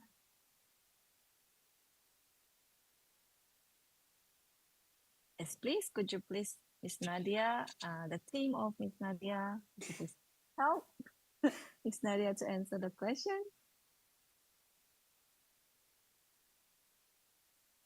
Alright. If you have had a trauma, perhaps the best advice is just to heal from your trauma and then learn better from the experience. So, Graciana, how satisfied are you with the answer? All right, thank you. Maybe that's enough. I think that's enough for now, but you can contact Miss Nadia in person if you have any more questions regarding this topic or anything else about it. And I hope we all these participants fine, no traumatic. I hope we all happy here. No bad things happen here. Right, ladies and gentlemen, and Miss Nadia and team, thank you very much for joining this topic. For Miss Nadia and team, thank you for the research. I hope you can proceed your research and be fruitful for us all. Thank you, Miss Nadia and team. Thank you, Miss Anya. Thank you. All right, thank you. Miss Ayu, I want to remind that fill the Google form for the paper presentation evaluation.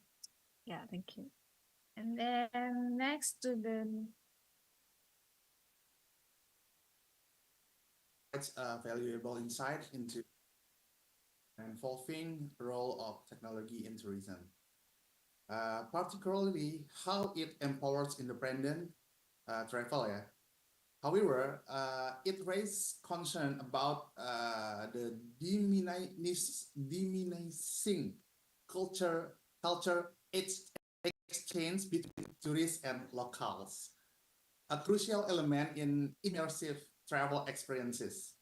A more in-depth analysis of way to mitigate these negative impacts will future enhance their practical relevance.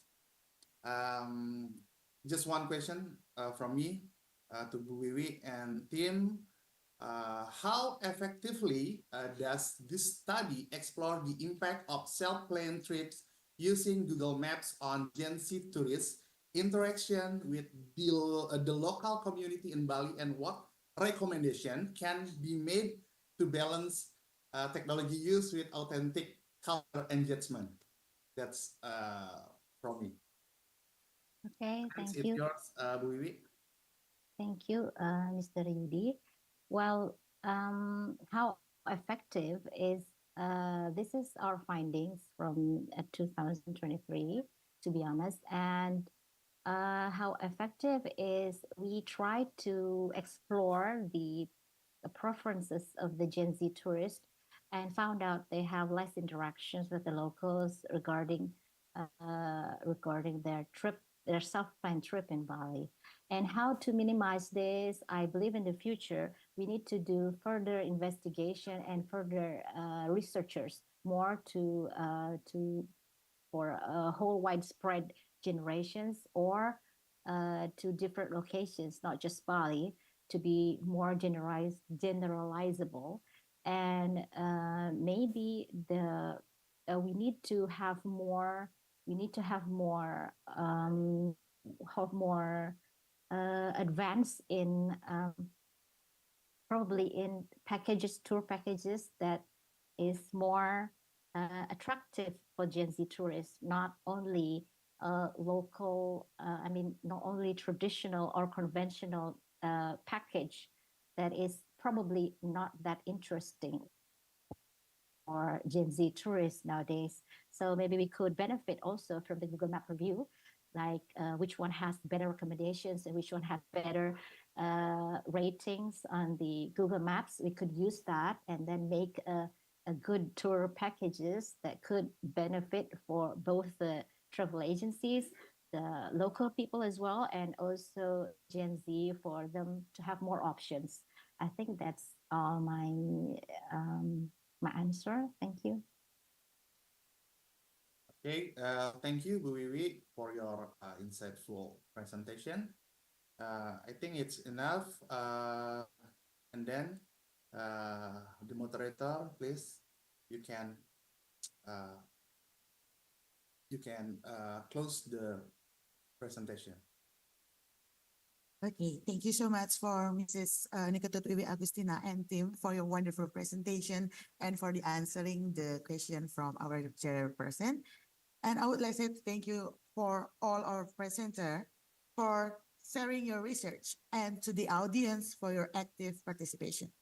I hope the discussion have been insightful and thought-provoking. If there are any final question or comments, please feel free to share with us now. Okay, so because we don't have any question or comments, and thank you once again for attending this breakout session. We encourage you to continue networking and exploring the ideas that we share today and enjoy the rest of the conference. Have a good day.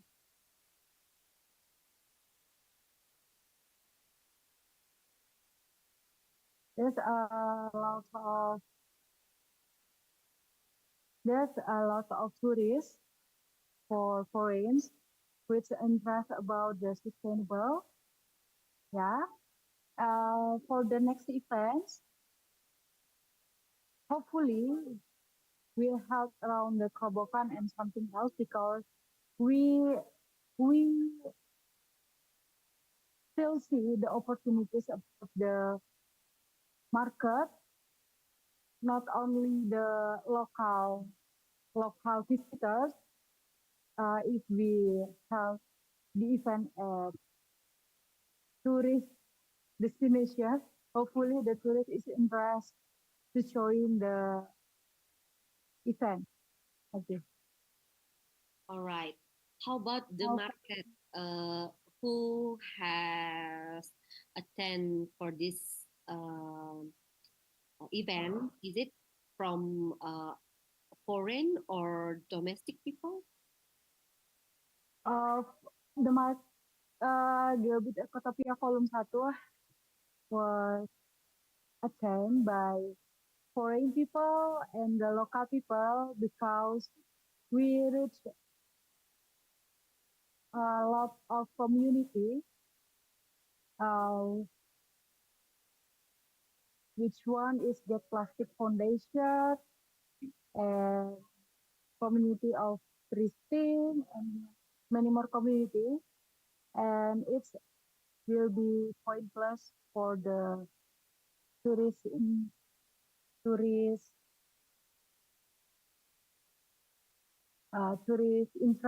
and like this lah. All right. So good, yeah.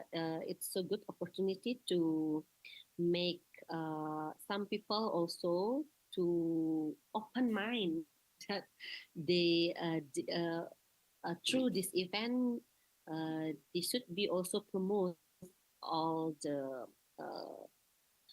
local community also. Yeah, it's good for in the future, especially for sustainability.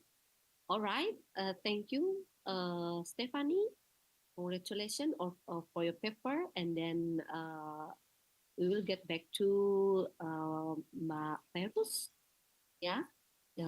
What time we will get back to the room for the closing? Yeah, ma'am. All right. Thank you very much, Stephanie. Congratulations. Thank you very much. I'm sorry, ma'am, for the mistake. Thank It's you so fine, much. it's fine. It could be. Bisa terjadi di mana aja itu ya, benar. Namanya koneksi ya. Iya, Ibu, maaf. Ini saya kembali ke main room atau bagaimana, Kak? Ya, sebentar ya, saya closing dulu. Ya, oh ya. Yeah. Okay. Thank you to all our presenter for sharing your research and to the audience for your active participant. I hope the discussion have been useful and touch provoking. Baik, saya kiranya sudah semua presentasi ya, Bu ya. Sudah ya, berarti Ya. jangan lagi dibilang di input ada lagi yang join. Iya, Bu, kayaknya.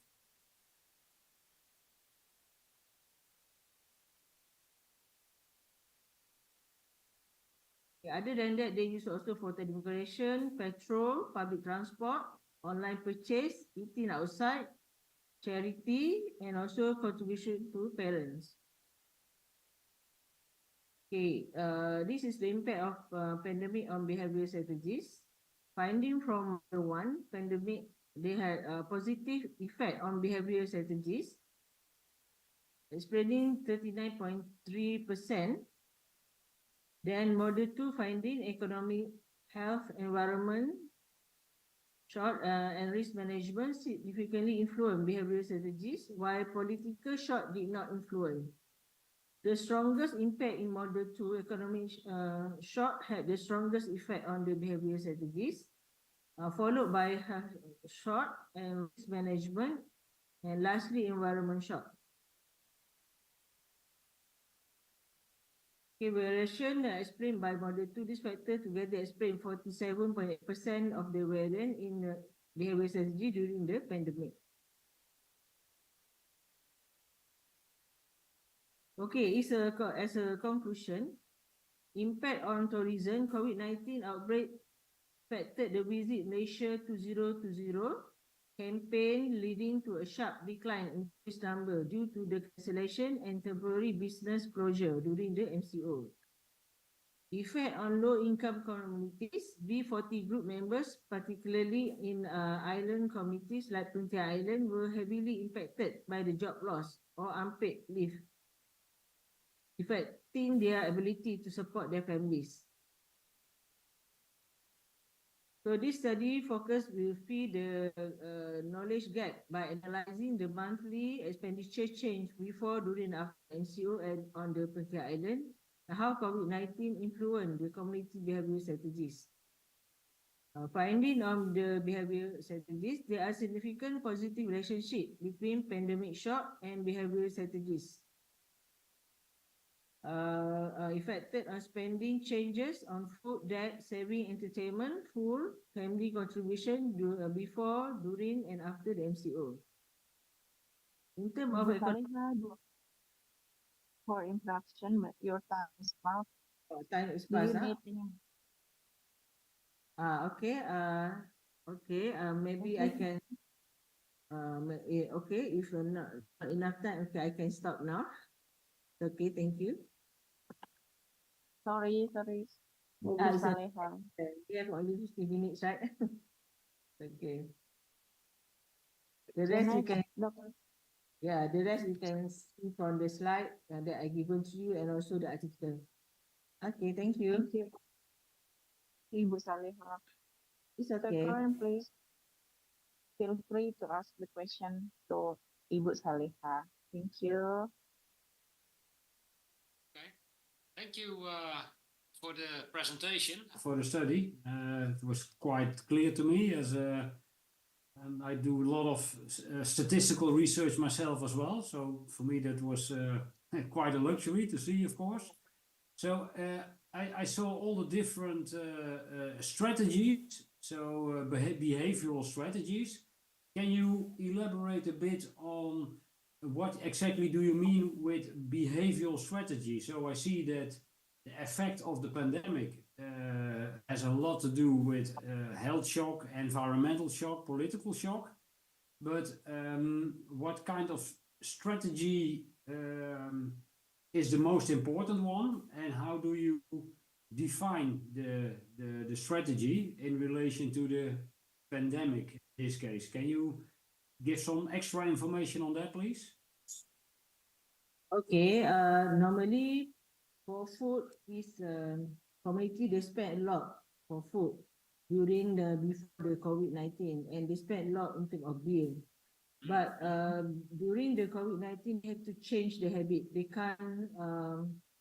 can't eat outside because of the health cautious, the pandemic, the disease. They have to cook at home, so they have to change their behavior, cook at home with the family, and because of that, they stay more time at home. Then this will increase the utility bills, aircon, and all those things. So they change from food to utilities to pay the bills.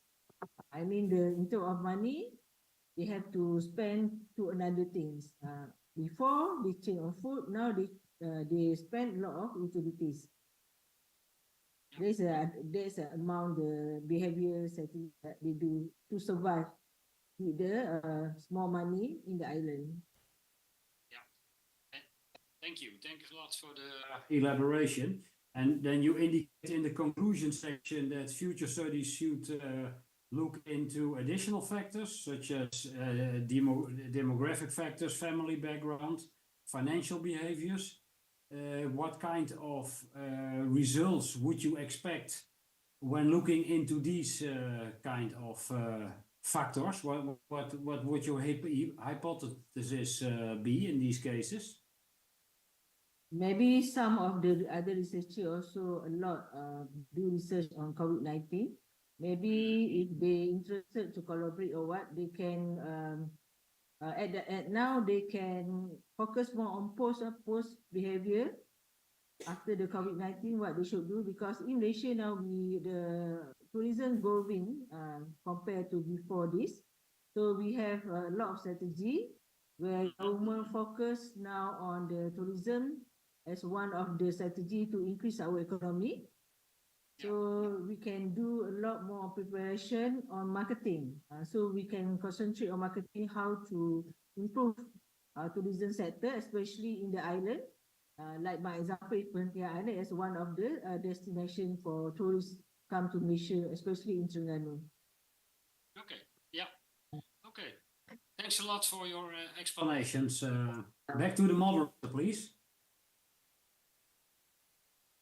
Thank you. Thank you for the presenters. Presentation from Ibu Saliha is our last team that present their paper. So if you have any final question or comment, please sharing with us. And if there is no comment, we will doing the closing. Okay. The only thing I wanted to mention is thanks a lot for giving me the opportunity in looking in these papers and taking part in the conference. I was very welcomed by your invitation, so thanks a lot for that. And wishing all presenters good luck with the finalization of their work and the next steps in their careers as a researcher. So thank you very much and wishing you a very good continuation of the conference. Thank you. Thank you, and I would remind fill the attendance form for the presenter, please. And thank you once again for attending this backup session. Please continue our networking and exploring the idea together. Please enjoy the rest of conference. Thank you, everyone. Where we can fill up the Thank you. Ibu, Bye-bye. I already sent the bye. Thank you, Dr. Ford. Thank you. Bye. Ibu Okay. Saliha, I already sent. Yeah. Yeah, thank you for the moderator, Inspire team, and all the communities for the opportunity to be here. How to fill out the web?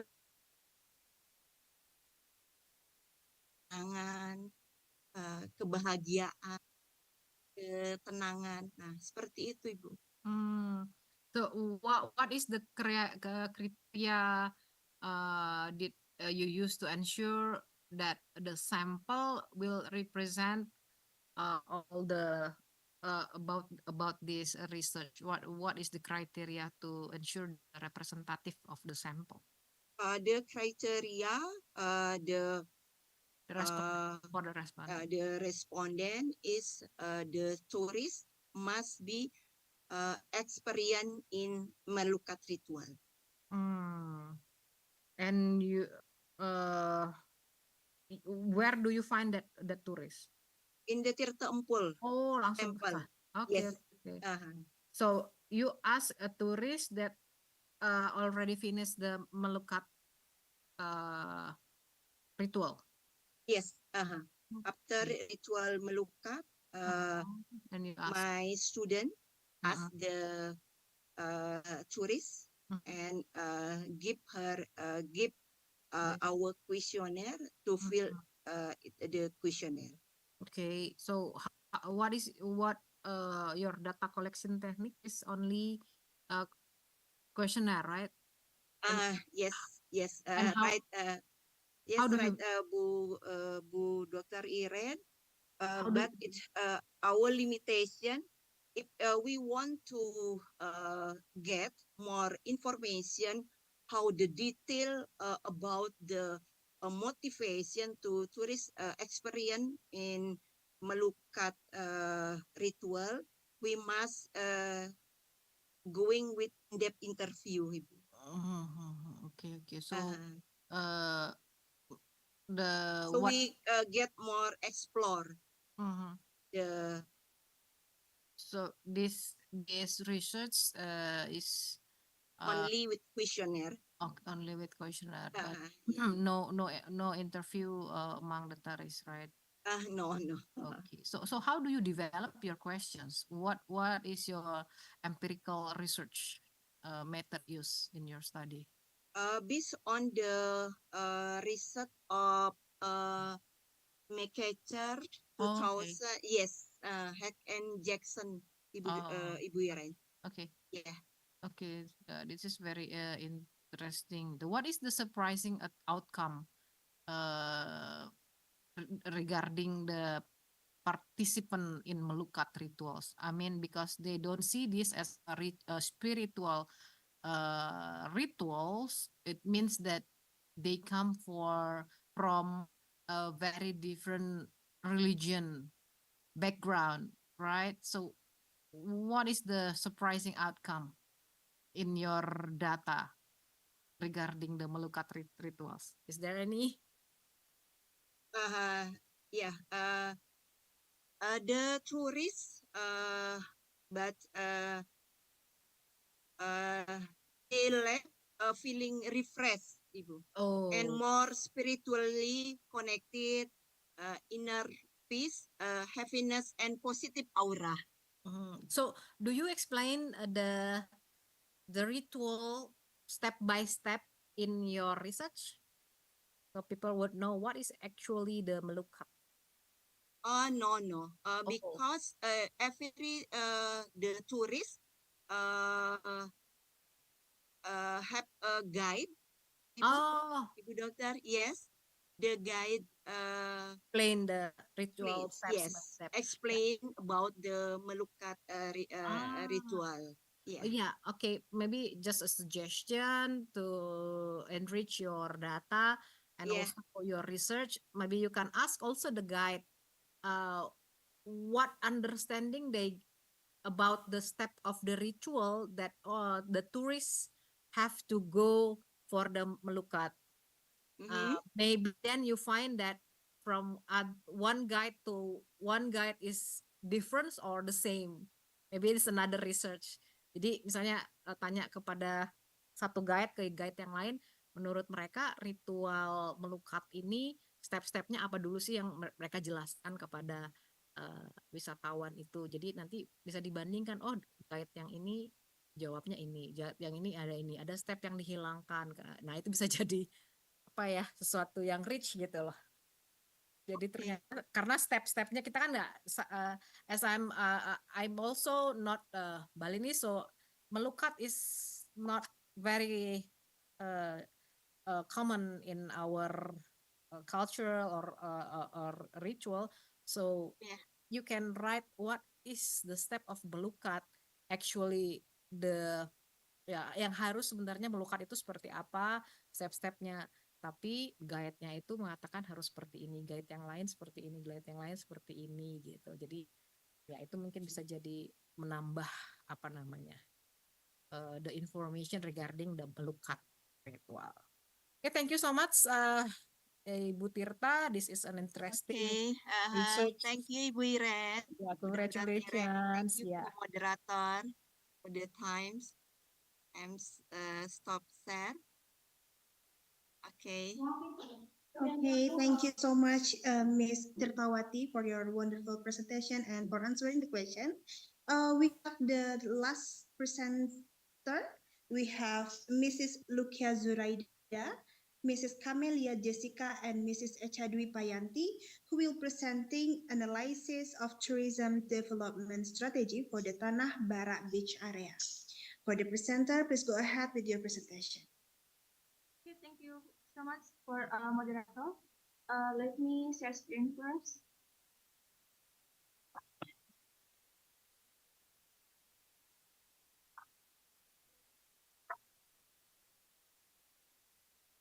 Okay, let me start. Good afternoon, everyone. Thank you for the time and opportunity given to me. My name is Kamala Jessica Jerhaman, and my partner is. My name is Echadi Payanti. I'm proud to introduce an article that my friend and I wrote entitled Analyzing the Development Strategy of the Tanah Barak Tourist Area.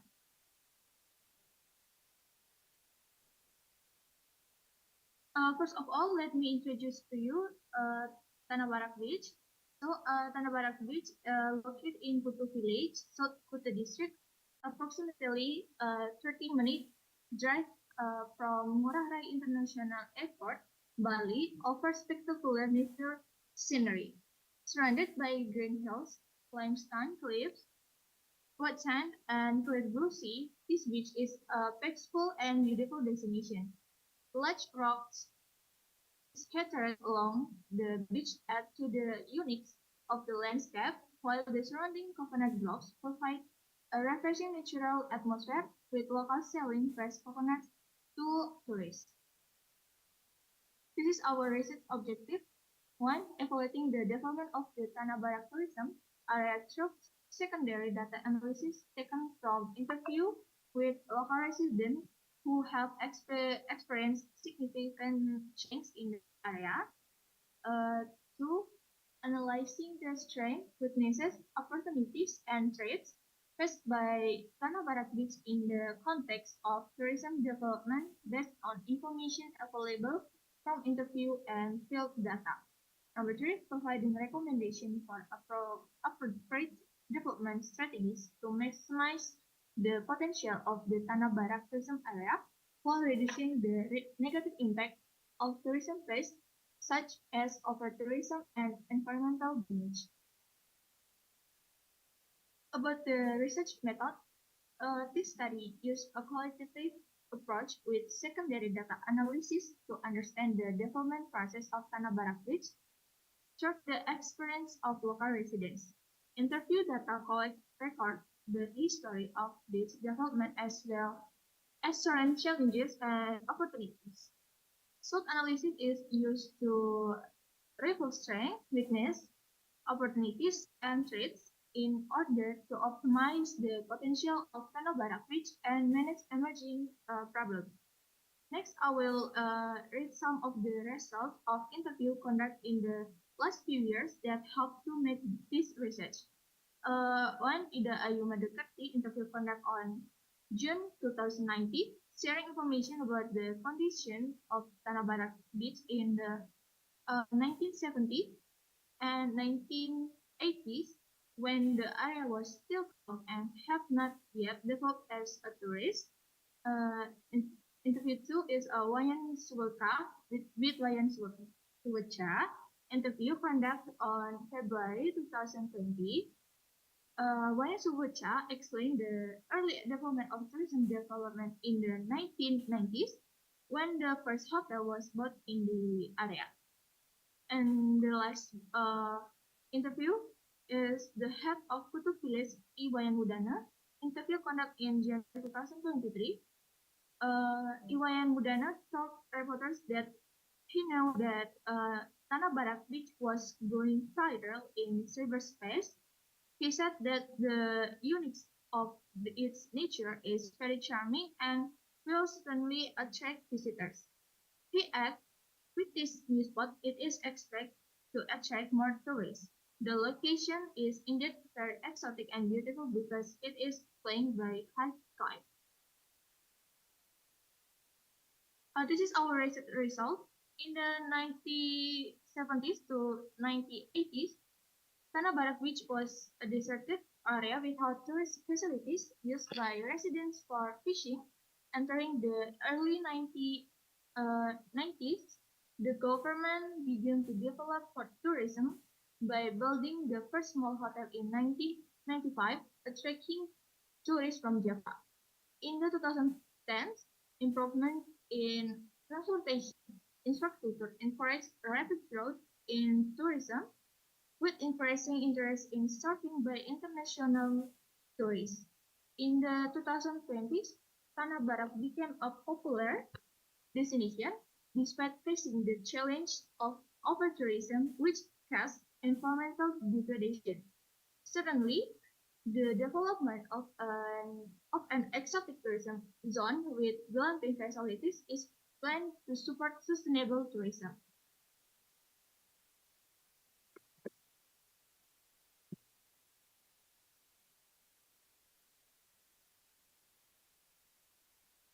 Okay, next I will explain about the result of the SWOT analysis that we got from the research from previous article and interview. Number one is strength. Exotic natural with sand and calm and natural atmosphere. Proximity to traditional village and local wisdom. Number two, there is weakness. Inadequate accessibility, limited supporting facilities, less than optimal promotion. Number three is opportunities. Sustainable tourism trends, development of culture-based tourism. Number four is threat. Environmental degrading due to unplanned tourism development, competition with other more famous destinations, and dependence on tourism market trend. Next, development strategy based on SWOT analysis.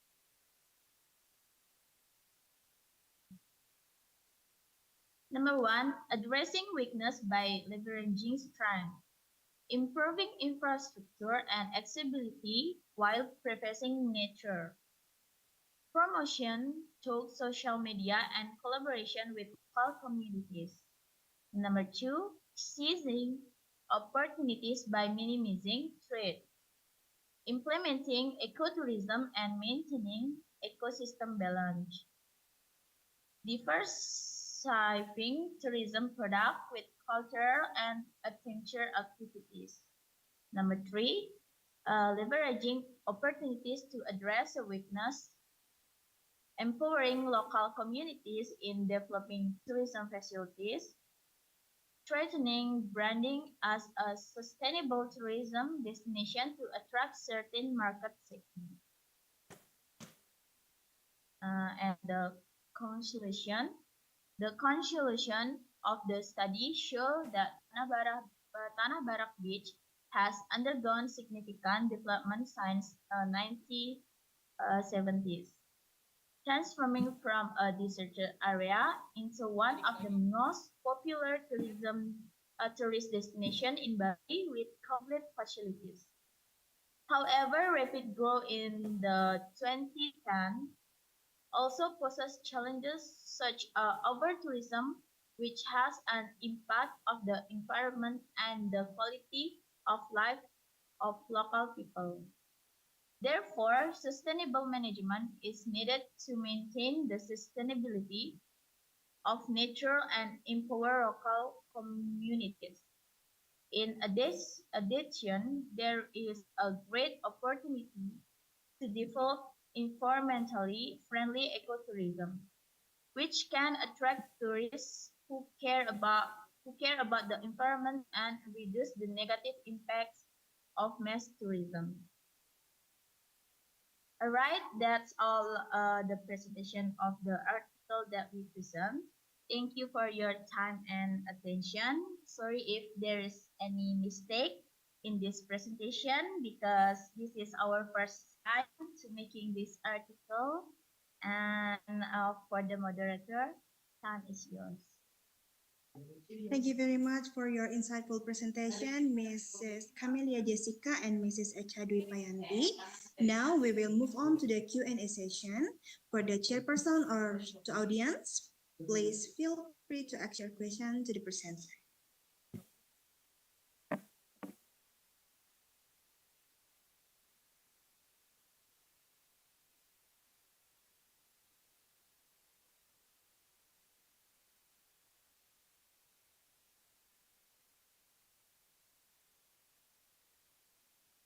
Maybe the presenter would like to move the slide to the first slide so you can take the screenshot.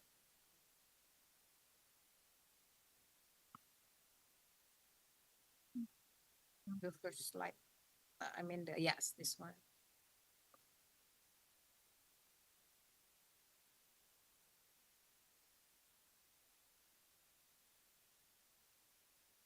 Oke, sudah.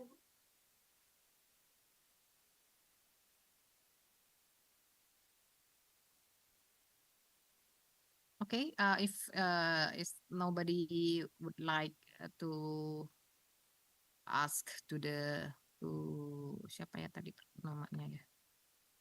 Jessica and Echa. Jessica and Echa, and also Ibu Sensei Lucky. Bu Iren, can I ask some questions? Yes, sure, Pak. More than welcome. Okay, thank you very much for the chance given to me. Well, I really appreciate for the students. It's very brave to deliver their research in this great occasion. And I found your research is very interesting and then have a nice insight. Well, my question is about the result of your research. You told that it must be there is going to be another facilities that have to be established on this location. So my question is, do you have any suggestion what kind of facilities that's going to be established? And then what is the facilities is already exist? Jadi apa fasilitas yang sudah ada dan kemudian fasilitas apa yang menurut presenter pikirkan bahwa fasilitas yang akan ditambah itu apa lagi gitu. Okay, that's my question. Thank you.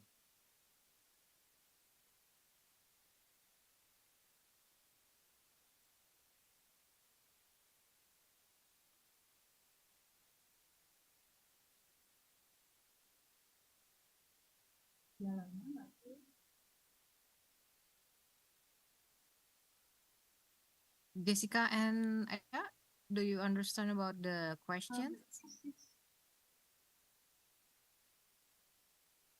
Would like to answer to Pak Krisna Putra?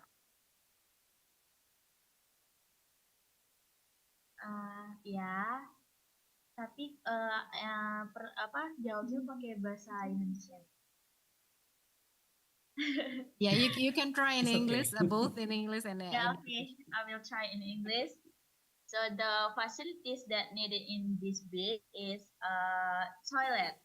So we must make like more toilet and then a place to change their clothes because if there is many tourists come to this beach, they will like to swimming and have fun activities in this beach. So we should membuat fasilitas seperti toilet tambahan dan tempat ganti baju.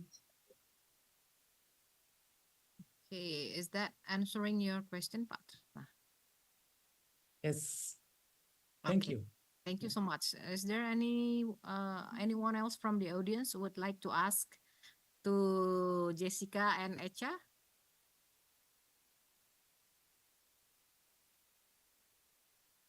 Okay, then I will proceed with my question. In your title, can you show us the title of your presentation?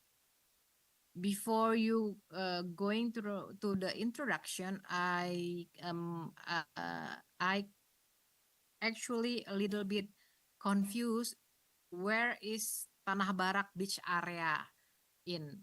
And then when you go to the introduction, then I know that it's in Bali, because in my in my mind Tanah Barak means tanah merah, right?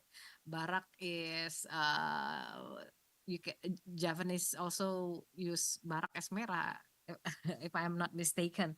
So anyway, you should more specific on your title. Yeah. Yeah. Okay. Okay. The next question is, what are the unique characteristic of Tanah Barak Beach?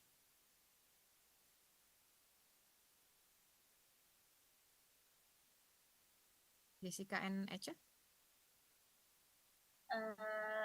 Saya jawab dengan bahasa Indonesia ya, Miss. Oke, jadi uniknya ini sebenarnya Pantai Tanah Barak ini dekat dengan Pantai Pandawa ya. Jadi kalau sejalur ini, jadi untuk gini pantainya mungkin hampir mirip dengan Pantai Pandawa. Tapi uniknya itu di sini dia tuh ada tebing, 2 tebing yang begini jalannya tuh, dan itu jadi poin untuk para wisatawan mengambil foto dan berkunjung ke sini gitu. Do you have a picture of that? Oh, Yeah. yes. Yes. Okay, can you show us? So both of you are also from third semester? Yes.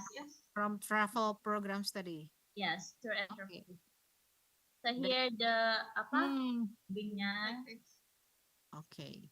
So before we go to the beach, we have to get through this cliff, right? Yeah. Oh, never been to this place before. It's quite good. Okay. So why are you using SWOT? Sorry? Why did you use SWOT for the for this research? Jadi kita memilih menggunakan analisa strategi dari SWOT ini. Kita sebenarnya mau nyari apa sih yang kurang di pantai ini dan apa kekuatannya apa, kelemahannya apa, supaya kita bisa mengangkat pantai ini menjadi destinasi wisata yang lebih terkenal lagi. Karena di samping pantai ini juga banyak terdapat pantai-pantai lain yang mungkin lebih dikenal dari pantai ini. Jadi kita mau cari strategi gimana sih caranya untuk membuat para turis tertarik untuk mengunjungi pantai ini, karena pantai ini kan juga belum terlalu yang terkenal banget gitu. Okay. So just make I want to make a suggestion for your research that SWOT analysis is not for strategic. SWOT analysis is only to analyze external and internal situation. SWOT analysis is not a strategy. So I suggest that your title is not containing the strategic title, because SWOT is not a strategic. It's only analyzing the strength, the weakness, the opportunity, and then the threat of organization. So if you want to use SWOT analysis for a destination, you have to look for the previous literature before you using it. But as a beginner, a research beginner, you already done very great job.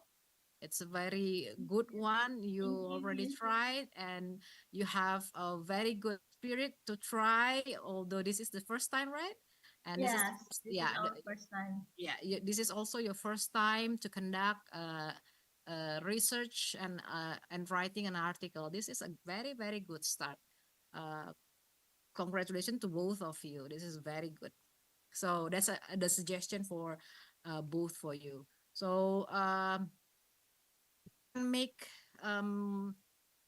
adjustment to your research, and then you can make it much more deep in the findings, so you can publish this in a journal. Okay, that's my suggestion because of the limited of time. Our time is already finished, I think. So thank you very much for all of you for doing the research and also writing the article to all the participants. Thank you so much. Thank you so much, Okay, Mr. thank you Ayu. so much, Miss. And this is will be the meaningful experience for us. Thank you so much. Okay, thank you so much for all the audience here. I would like to, this is the end of the session. So I would like to thank you to Mr. Dr. Iren Hana Hasihombing, SAMMCHA as our chairperson. I would like to thank you to all presenters for sharing your research and to the audience for your participation.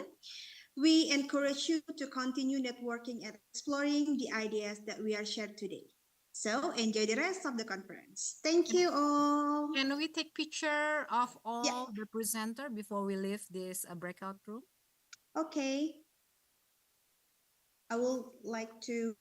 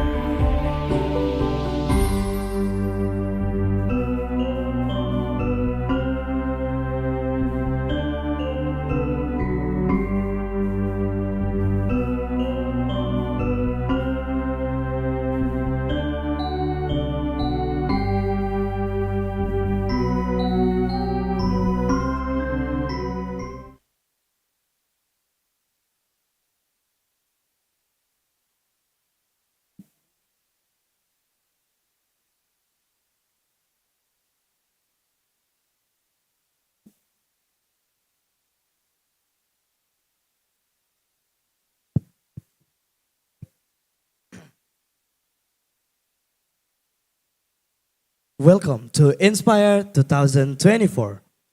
Ladies and gentlemen, the coming item is the announcement of the best paper and best presenter of Inspire 2024.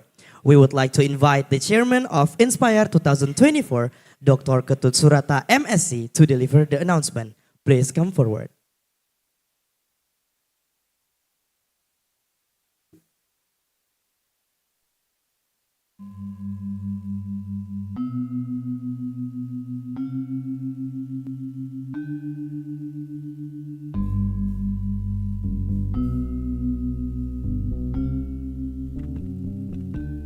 Cek cek.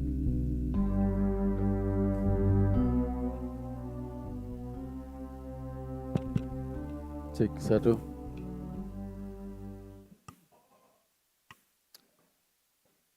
Om Swastiastu.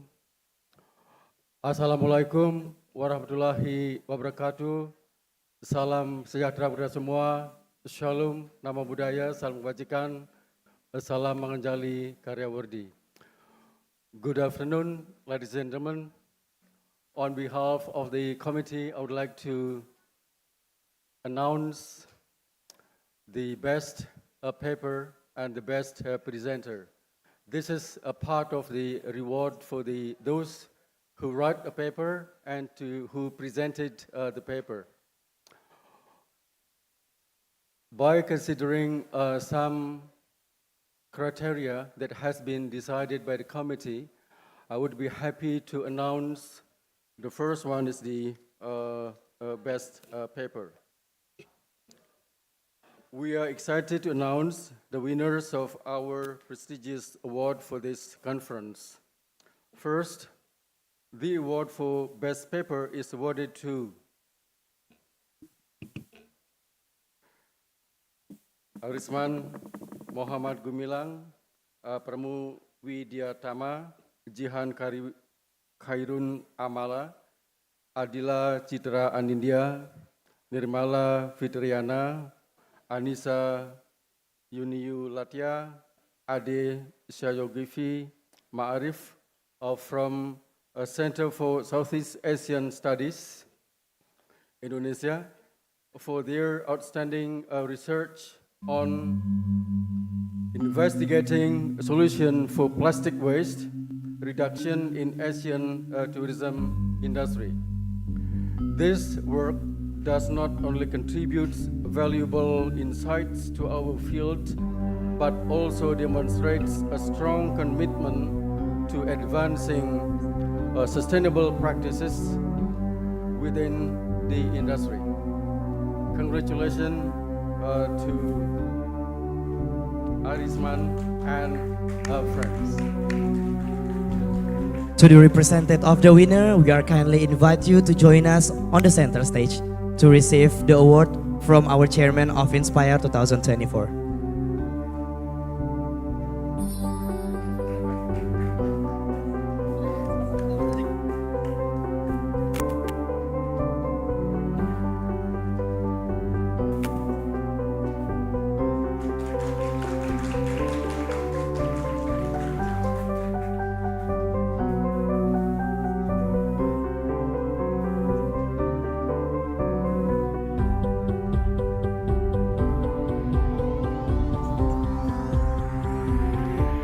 All right, once again, congratulations for the winner of the best paper of Inspire 2024. Next, for the best presenter. Next, the award for best presenter goes to Nikatut Wiwi Agustina for their exceptional ability to engage in the audience and communicate complex ideas with clarity and enthusiasm for the presentation entitled Google Map Planned Trip, Yay or Nay, Exploring Gen Z Tourists' Preference on Self-Planned Trip in Bali. Your passion for the subject truly shone through, making a lasting impression on all of us. Congratulations to the winner. All right, to the representative of the winner, we are kindly invite you to join us on the center stage.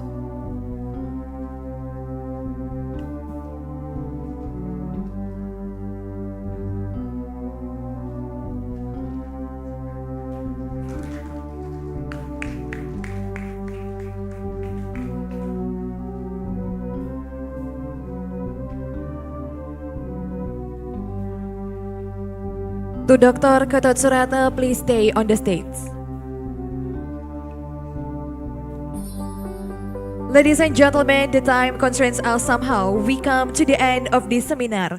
Beforehand, we are going to have the closing remarks from the chairman of Inspire 2024. To Dr. Gatot Surata, MSc, please come forward.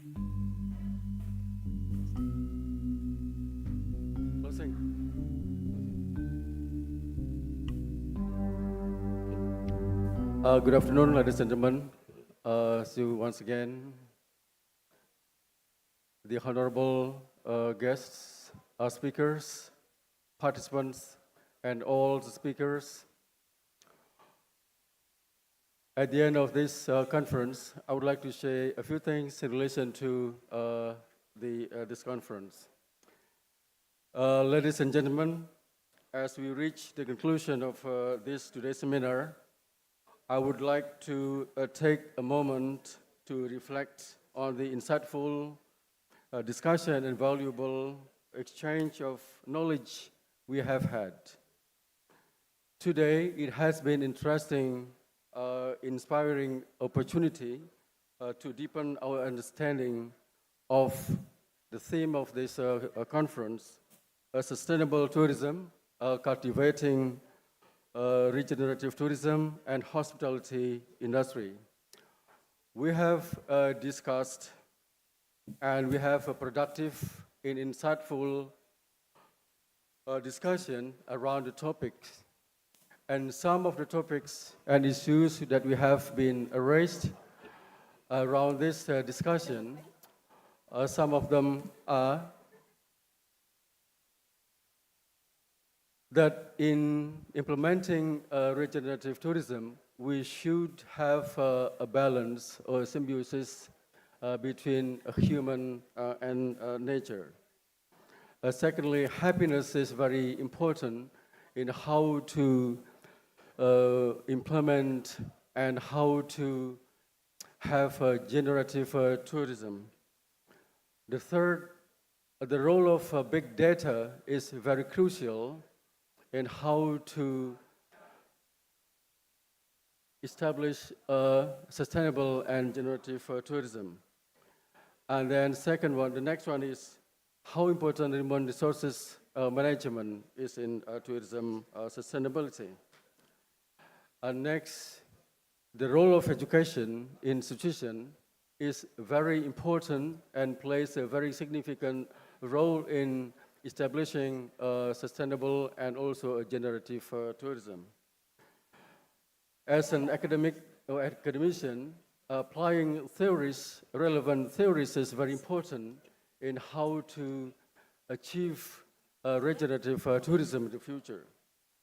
And then a very important one is that the role of technology in establishing and making developing regenerative tourism for the future. And as the final conclusion, we can say that in the advancement of technology and also in the betterment of human life and also human education, talking about sustainability is not enough. So much more important to talk about regenerative tourism rather than just talking about sustainable tourism. Because nowadays we have a better technology, a better education, and a better science. And this is the capital how to develop regenerative tourism. Regenerative tourism is not for us, but for the future generation. While sustainable tourism probably is not for our era, but regenerative tourism is much more important for much long way ahead. So that's why this topic is very important. So as the committee, I'd just like to thank you so much for sharing your ideas, sharing your research, and sharing your conceptual ideas in order to develop tourism for the future of our generation. As the final remarks, I would like to extend my heartbeat thanks and appreciation to all participants, to all distinguished, intelligent speakers, especially from Prof. Erdingt. Okay, so from far away from Breda University, from Netherlands, flying to Bali to share with us. And to Dr. Com, thank you so much for being the moderator, flying far away from Thammasat, from Bangkok. Pak Andi and Sang Lambong, thank you so much for giving us insight to how to use PLS, how to write scientific research, especially on tourism. I think Pak Dahlan is still here. Dr. Dahlan Abdullah, thank you so much for sharing with us how important is robotic automatization, also artificial intelligence for the future tourism and hospitality. And thank you so much for teaching us how to use PLS in making a more insightful, more fruitful, and more beneficial research in tourism. And all the, Dr. Hanafi, thank you so much from UJSI for sharing with us how important the technology also research practice in developing regenerative tourism. And all audience participants, Bu Umi from NI Bandung, thank you very much flying for Bandung to come to Bali. And all the sponsors, thank you so much for your contribution and your participation. Thank you so much, highly appreciation. And to all the Bali Tourism Polytechnic Management for support. Without this support, Dr. Jusni Wiarti as the Deputy Director 3, for your serious support from the beginning, from the planning of this conference until now, probably until tomorrow, and how to maintain collaboration between us. And especially for the committee, the student of the Applied Master in Tourism, thank you so much for your hard working.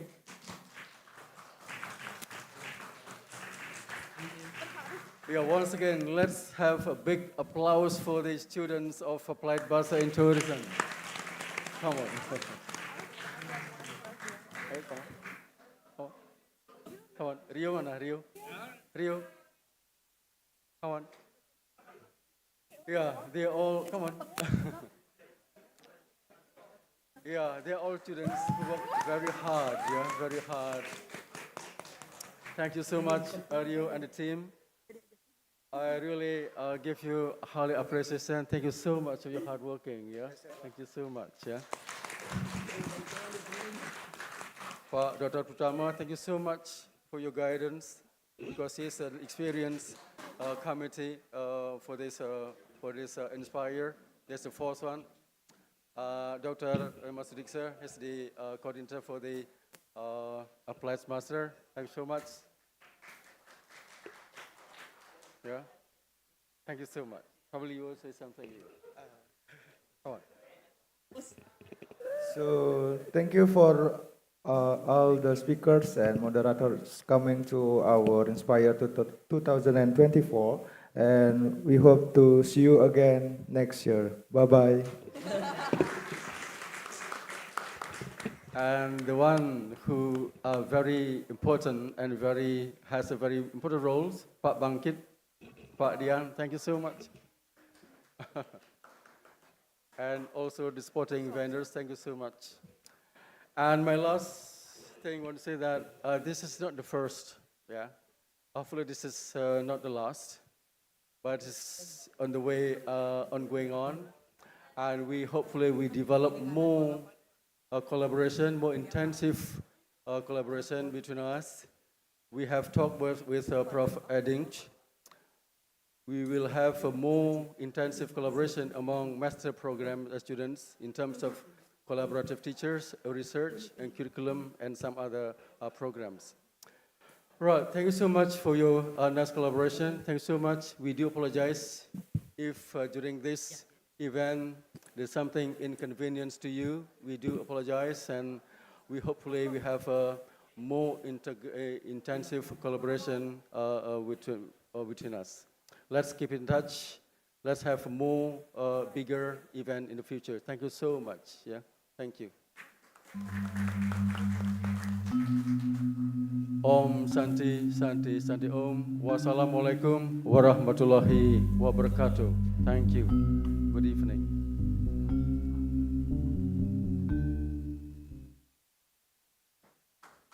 All right, once again, please give a big applause to Dr. Ketut Surata for a very warm speech and a closure in our Inspire 2024. So, ladies and gentlemen, that's the end of Inspire. So, we thank you so much for the active participation and contribution. We do apologize for some mistakes and others that making you feel inconvenient. See you on the next Inspire. Good afternoon. Om Santi Santi Santi Om. Wassalamualaikum warahmatullahi wabarakatuh.